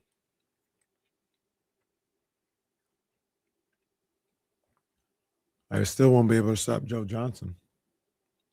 Shout out Joe John. Oh, did you see Shannon Sharp's getting sued again, or his media company? Oh no! Because of that Detroit Lions fan with the DK Metcalf situation. Why is He's suing the league, Chad Johnson, and Shannon Sharp Media Company for $100 million. what did Shannon do?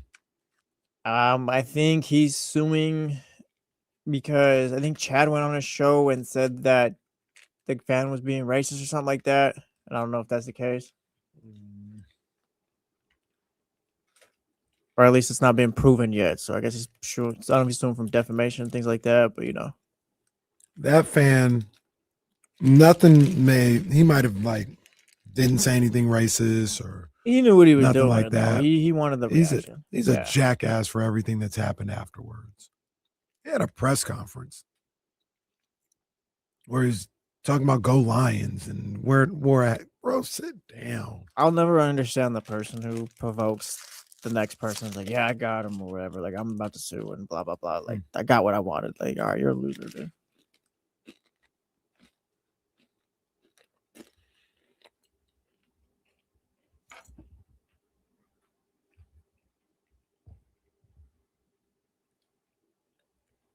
There's something I was going to say.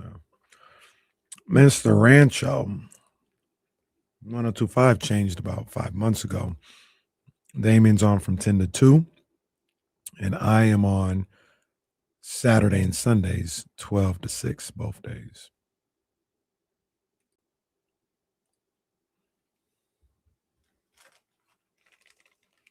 Yeah, be mad. I might just have him give me a little apartment in this building or something. I don't know. Might just sleep here. Jesse gonna move to Roseville soon. If I move to Roseville, I made it. I'm like D-Lo if I move to Roseville.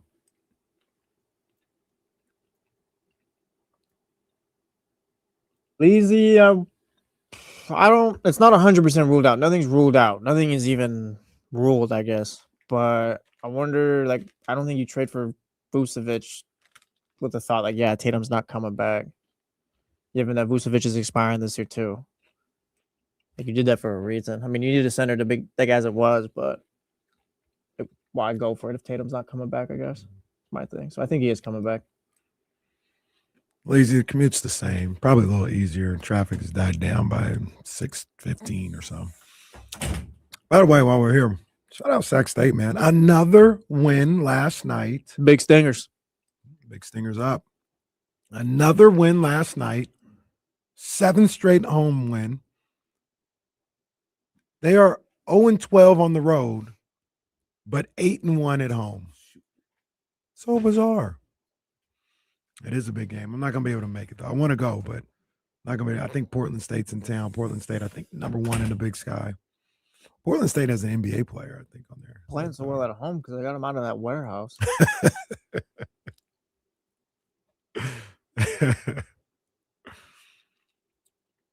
But they're playing good basketball. Prophet Johnson obviously doing his thing. Mikey's doing his thing. They're playing good basketball. All right, Soren. When you say it like that, it's different. But yeah. Who said that? Like, why would you say that? Just big stingers. That's it. We're not gonna pull them out or anything. Jeez. Goodness gracious.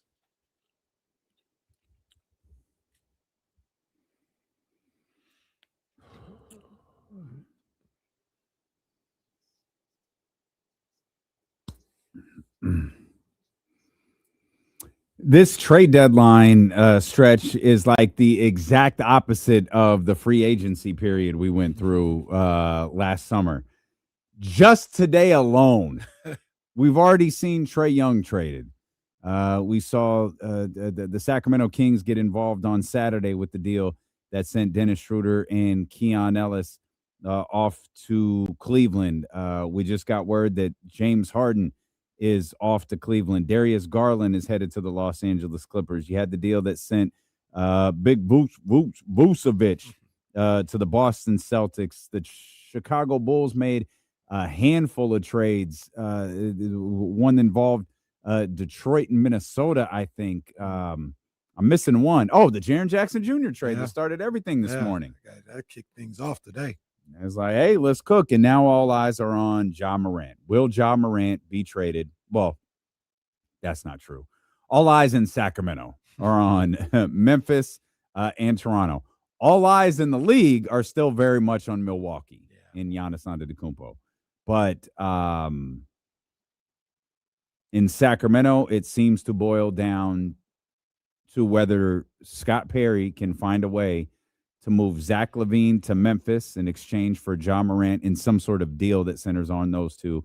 And is there a way he can get Domantas Sabonis to Toronto in a deal that does not involve Jakob Poeltl coming back to Sacramento? Say Zach Perry or Scott Perry, excuse me, has caught a lot of heat, a decent amount of heat so far, given the Dennis Schroeder thing, trading him already. Let's say that he's able to pull off the impossible. He moves off of Zach LaVine, Domantas Sabonis, but you don't bring in picks. You bring in Ja Morant, RJ Barrett, like we were talking about. Do you think fans are happy with that? Some are, some aren't. I think there are some who would rather. I think there's, and this, I'm not saying this is right or wrong. I do checking the perception on Perry. I think there's a contingent. I think it'll be better. I think the perception of him will be better. I also think there's a contingent of fans that would prefer to put their hope in lottery picks. There's a contingent of fans that would love to be in the position that Memphis is in right now. They landed 7 first-round picks. Great. Like, if you have enough faith in the front office and the stability of your organization to be able to execute on those, I said 13 first-round picks over the next 7 years, great. Good for you. There are 2 other teams that have 13 first-round picks over the next 7 years. It's Memphis. There's Brooklyn. Think about where Brooklyn is at. Think about where Memphis is going and where Brooklyn is at. The third one is obviously the outlier. It is the perfect organization with the perfect general manager who made the perfect trade and the perfect draft picks. And that's Oklahoma City, because on top of all of their wealth and riches right now, they're looking at 2 and 3 timelines ahead for that franchise. So I'm not, to answer your question, Jesse, I think some people will be, hey, he did a hell of a job. Like, this was, you were able to flip those bad contracts into more serviceable players. Maybe you could put something together that makes sense, which is not an aspect that we have discussed recently. You bring in RJ Barrett, you bring in Ja Morant, you got DeAndre Hunter here, you already got Keegan Murray here, Neek, Max, Dylan. What are you attempting to build with that? Do you have a vision of what you're trying to build now? Right now, this second, before any more trades are being made, do you have an idea of what you want to build? Or do you just get deals done for the sake of getting deals done and then try to figure out what you're building later? My thought is you would have a vision on what you want to do and how you want to go about it. And you're aware about when opportunities arise to pivot off of that. You know, like maybe the thought process is we're going to strip this thing down. We want to be, you know, at $10 million on our books come 2027. Only $10 million, and we got draft picks and all this other stuff. And then you see a situation where you are evaluating a Ja Morant. You're like, I mean, at that price, yeah, I'll take a chance on him. Or DeAndre Hunter. And when you say price, you're not talking about his contract. You're talking about the price of a price it trade. would take to get him. Man, yeah, I'd take a chance on him. And DeAndre Hunter, that's a guy that I've always liked. And I think he can help a team at any point in time. Mm-hmm. Yeah, I'm ready to, if it's there, like if I can get it for a good deal and I'm getting off these contracts, yeah, I'll get these guys in here and then I'll reevaluate. What's any of that mean? Which is so that's the philosophy thing. Mm-hmm. When you have 13 first-round picks, you say this about the Raiders a lot. You kind of have a blank slate, mm-hmm. right? With the Raiders, you have Genty and you have Brock, and now you have the number 1 overall pick in the draft. You can pick your destination moving forward. You even have a tradable asset on the defensive end. You can pick your pick your direction moving forward. With draft picks, we can bundle these draft picks to go acquire not my flavor, but a Jaren Jackson, a Desmond Bane, a Giannis, or whoever. You can bundle this up. You can go acquire the established star, that centerpiece that you want for your organization, in addition to having a whole host of other draft picks. Mm-hmm.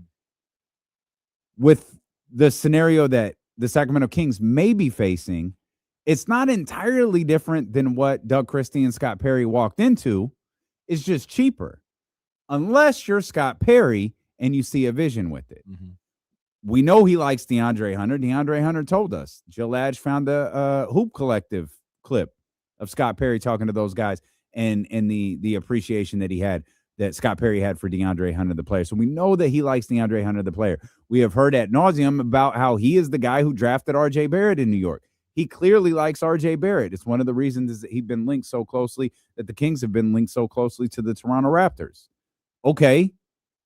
How does Keegan Murray factor into this? And how does this all work together?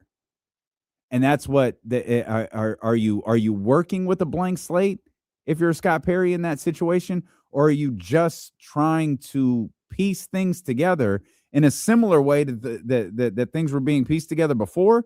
They're just less expensive. And if you have a vision for all of this, if you have a vision for Ja as a Sacramento King, do it. Mm-hmm. If you have a vision for, I guess the RJ thing, if you don't like the way it goes, it ends. Yeah. There's probably no harm there. And I guess the same isn't exactly true for DeAndre Hunter, but it's not exactly crippling either. Right. But still, if one or two of those things don't work, we're right back to the process hasn't started. Yeah, but I think you're a better team.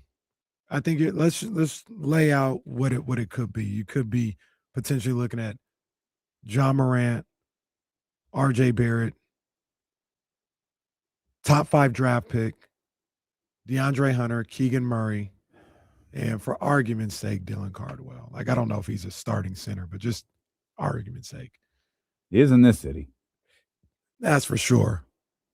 I think you can, and they're younger, a little cheaper. Yes, that's right. Yeah. I think you could be looking at a better team. So that's another thing that I think frustrates. I think that the thing that frustrates fans the most is the money. Second is the age. Mm-hmm. it's, a bunch, Zach is 30, right? 30 or maybe just north of 30, 31. DeMar's 36, 37, Russ 36, 37. And now you have fans like, all right, wait, what are we doing here? I think this is the second oldest team in the league. I feel like they were the oldest team in the league until the Warriors acquired Jimmy Butler. And then they became the second youngest. And then I think they became second oldest. And then I think they became the oldest again when they acquired Russell Westbrook. So they might have that nod. And that's just the combination of age and high price that has Kings fans wanting to throw their cell phones against the wall. Yeah. And don't throw your cell phones against the wall. Don't do it. And I think you can make the argument in a year or two, this team and this roster may complement each other better, may be more cohesive, because we talk about the version we're creating. Yeah. Yeah. Okay. That's a lot more balanced. You've got 3-and-D guys all throughout the roster. I didn't even mention a guy like Precious, who I hope is here for another year or two. You know what I mean? Yeah, me too. Guys like that, depending on what he can find in free agency, different guys like that. So now in about a year or so, you've gotten younger, you've gotten cheaper, and you've gotten a roster that's a little bit more balanced before we even get into specifics. Like, there's guys that we're not even thinking about, but it works a little bit better than what it was at that point 18 to 24 months ago. And you give yourself some options, right? Like, it's not fixed. It's not Western Conference Finals bound. It's not that. But now you're starting to see, I think it would be an accelerator to a rebuild or building this thing up by getting guys like Ja and RJ Barrett. It's an accelerator as opposed to how I laid out yesterday. You just being bad with bad players and trying to get these draft picks for 3 to 5 years and hope they work. Like, you've got some proven talent on there. And it's also a situation where it's laying the foundation for maybe another big move to happen at some point in time. A guy that you really believe, or a guy that you drafted being a guy that is the guy that can get you to the promised land. More than anything, it's an accelerating situation. More likely to happen in your mind because at one point or another over the course of the last, I don't know, half a week or so, you have been all over both of these. Does Sacramento get a deal done with Toronto and Domantas Sabonis, or do they get a deal done with Memphis and Ja Morant? Either or. Like, I got to choose one? Yeah, which one do you think is more likely? Domas. If I'm at 62% for Ja, okay, I'm at 82% for Domas. 82? Yeah, Domas. I think Domas is gone. 82% for Domas, huh? Yeah. Okay. I think Domas is gone. And like I said earlier, I was listening to the Streets of Memphis earlier. They asked a guy on the radio, they're like the D-Lo and Casey of Memphis or something like that. And they asked a similar question about whether or not Ja is here on Thursday. And the guy was like 100% he's not here. Like, he's like, I can't see a scenario where he's here on Thursday. Grizzlies a cautionary tale that your window, like, did their window ever really open? Memphis? Yeah. They were opening it. Ja was an old window. He was pushing it up. Like, I feel like we spent the last 5-6 years, like, they had this window that just never happened. It felt like it was opening, and it just never. What happened after they lost to the Warriors? Or did they lose to the Lakers first? Thought they lost to the Warriors first. They lost to the Warriors. Was that a play-in? 2022, no, that was the second 2023 round. season, they lost to the Lakers in the first round of the playoffs. That was their last playoff appearance before the sweep by the Thunder last year. Yeah, so they had lost to the Warriors in the second round. That was, I think they lost. That was 6. before the Lakers series. Is that what Yeah. you just said? That was before the Lakers. They were on fire. I think they beat Minnesota in the first round. Ja went crazy in the playoffs. Okay, yeah, you're talking about the 21-22 season right there then, yeah. Yeah. Yeah, beat the Timberwolves 4-2 and then lost to the Warriors 4-2 after that. The Warriors series. The Warriors won the series. But remember, the Warriors went up and had to go to Memphis for a game 5. Mike Brown gets named the next head coach of the Kings and gets destroyed by like That's 50. right. That's right. Where was Steve Kerr that day? He had COVID. COVID. Oh, the COVID era. Mom, why was Mike Brown coaching the Golden State Warriors? Well, son, I think he had COVID, or he might have just had a bad back situation because we weren't masked up or anything. He might have had just a real. I can't remember, but he was. No, I think he you're was right. out. I think it was COVID. Why did Steve Kerr miss a playoff game? Realize this could also encompass him as a player. Back Michael surgery. Jordan punched him in the face. That's why. See, Kerr, game 2. No, that's different. Nope, AI is wrong. Nope, wrong year. No. What year was that, Jesse? 2022? Yeah, 2022. Oh, yeah. Sorry. What the? No, I'm so sorry. Oh, okay. All right. Yeah, he was in health and safety protocols. No, man. that was crazy. He was in health and safety protocols. Yeah, he's dying because of that little joke right there. That's No, tough. that was insane. That's tough. It's my fault for the Romo stuff. Or whatever. It's my fault. Yeah, he was in health and safety protocols. Yeah. So that was their peak, in my opinion. Ja gets hurt in the middle of that series. He hurt his knee. They come back the following year. Lakers versus Memphis. I think Memphis might have been like a 3 seed, maybe a 2 seed. They lose game 1 because Austin Reeves goes crazy. And then Dylan and LeBron have their situation. They were second And in the nothing West was that the year. same. Yeah. I mean, they were second the Beam Team year, right? Or were they first? Beam team year, that might have. They were second. Yeah, They were second because the Lakers played the Warriors in the second round. They were both Right. lower seeds. Okay. Talk about a window opening and closing. I mean, Sacramento and Memphis. Man. Well, Memphis was open a little bit longer. It was a Kings little just bit had more bars on glorious. the outside of their window. You can open it, but you're not getting outside. They had those windows that you could like at hotels, but it only opens this far. The Kings had a a Vegas hotel window. The best you That's get not is the going best you open. get is a breeze, pal. That's not getting open. No, you can open the blinds and see outside. No. That's it. That's it. Or the shades.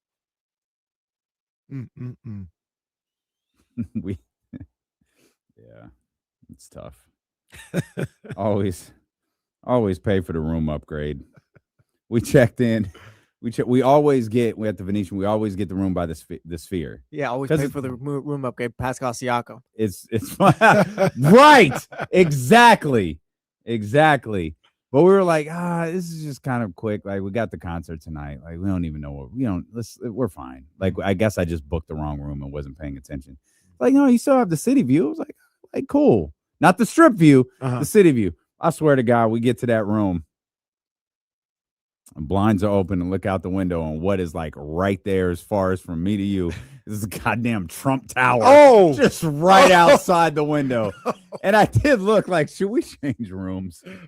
This is gonna put some bad vibes on our trip. Oh man. Like, no, just close the blinds. Man. That and the stripper that kept popping up on the ad across the street every 5 minutes. Like, all right, man. Forget it. Just forget it. It's gonna be an interesting next 48 hours. 48 hours. Ja Morant will be a king in 48 hours. I got a hype video out to myself. Oh man. Who made that video? I don't know. Let me give him. Did you retweet it? Yeah, with a quote tweet, like I was laughing about. Oh, they already got a video out to that. But it's I am K Diddy. Here it is. There's Trysta. Where is he at? It's orange something. It says Beam Orange Team Sack Crush, is but the it says at Beam Team Sack. Yeah. They made this today. That's what I'm saying. Oh my It God. was up by 3:00. That's hilarious. That is absolutely hilarious. Once again, not Well, a report, just a gut feeling. That's all it is. That is hella funny. They got Kenny on the hype video. Fiend. Ironically, Zach LaVine's song. At the Golden One Center. Yeah. Also, the song that killed the WWE. Well, kind of a Did you notice we talk about others talking about landscaping, a new landscape, all that out here? Somebody put up, did you see the graphic where Hunter said that 4 times? Yes. Did he really? Yes. The new era. Like 4 times in the last 30 months. Oh. All We right, only man. get 2 of those a year, okay? That's the rule. Well, according to the people who are watching this new era sucks. It's terrible. Although I'm gonna go back and watch Roman and Punk. I'm gonna go back and watch that. Now that promo was good. Yeah, I'm gonna go watch that. And that was a top tier moment for Roman Reigns. That was really, really good. My boy's back. That's a night 2 main event. Roman's the one that always gets me to come back to the game. He always does. Yeah, that's a real deal night 2 main event. They closed. Oh, that was a triple threat last year, right? It was Roman, Punk, and Seth. The turn. That's right. The Paul Heyman turn. That's right. Good knowledge. Wait, right? Yeah, Seth was with Paul Heyman. Yeah, Right. They thought he was helping Punk, and then he turned on Punk for Roman. Yeah. What did Cody do last year? John? Oh, yeah. I don't know. I tell you what. I think that's why. It was heel John Cena and Travis Scott. Oh, yeah. Full circle. There you go. Yeah. Dwayne was nowhere to be found. Gosh, that guy sucks. He was off trying to win the Smashing Machine Award. All right. Oh man, I still got to see that movie. I saw this on Max, I think HBO Max. Oh, I ain't even got to stream it. I ain't even got to. No, you don't got to. I ain't got to do nothing crazy no more. It's I saw a God, who was it? Matt Damon. It was Matt Damon. It was like a reel or a TikTok of something. It was Matt Damon talking about a scene in that movie with, I think, Joe Rogan or someone. And they're intertwining Matt Damon's breakdown of this scene with the actual scene. And he was like, yeah, I saw Dwayne and I asked him, like, how did you do this? And it's the scene where he's like lying about being an addict and he's in a hospital and he's talking to one of his best friends. And The Rock is explaining to Matt Damon how he drew inspiration for that scene and how to cry and how he, wove in his father's addiction. And when he found out his mom had breast cancer or some form of cancer. And I'm watching this scene and I'm listening to Matt Damon. Matt Damon's telling this. He's telling this so lovingly. It's just so tremendously acted. And I'm looking at this scene like this is absolute garbage. He looks awful. This is terrible. We're singing the praises of Dwayne Johnson for this scene. This scene is ass. What is Matt Damon talking about? Is he getting residuals off of this movie? This looks awful. And The Rock's going, it's like, oh, get out of here. This is trash. Dwayne. Come on, Dwayne. Did you see that clip of Mark Henry talking about the blackface skit? No. And he was talking about, I don't believe one half of this, but he was like, yeah, Dwayne was hot afterwards. He was hot. That's not the story that's been told. The story that was told, and I feel like The Rock was the one who said this. I'll have to go back and see if I can find it. They asked him, do you have a problem if we do this? And Dwayne said something along the lines of, nah, I think it's fine. Just like as long as you're not going out there with white lips, Mhm. which is a very definitive characteristic of blackface. And well, they didn't. And he said, oh yeah, we gotta go. But he said X-Pac was moved to tears after he didn't understand what the problem was. And so Mark told him what the problem was. And he said he was really upset. So that was the other thing I heard is they asked Dwayne and Dwayne only. They didn't ask Mark, D'Lo, or the guy who could have beat all their asses Right. in The Godfather. Yeah, well, Farouk too, huh? Farouk wasn't in that wasn't in it. version. He wasn't in it, Yeah, but they still But asked him. hey, all black people in the come here, Jackie, you too. Everybody gets everybody weigh in on this, If there's a one person that has a problem, it's out. and you better speak up. All right, we'll be back tomorrow. What's tomorrow gonna look like at 2 I don't know, p.m.? but find out. Start your day at 7. That's right. That's the right. jump with Lock Kyle in. Matson, Jesse Tapia. You're on Sacramento Sports Leader, ESPN 1320. Vamos, Ja Morant. Here comes the Shams tweet. 6 is the new 4.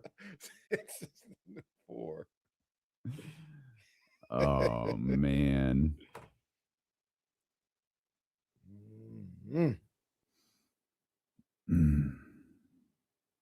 Yeah, almost Scott Perry. That's a good one.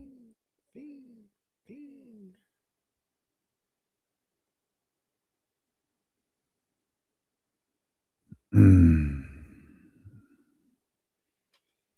hesitant to end the stream because I keep thinking these bitches, they're going to do something.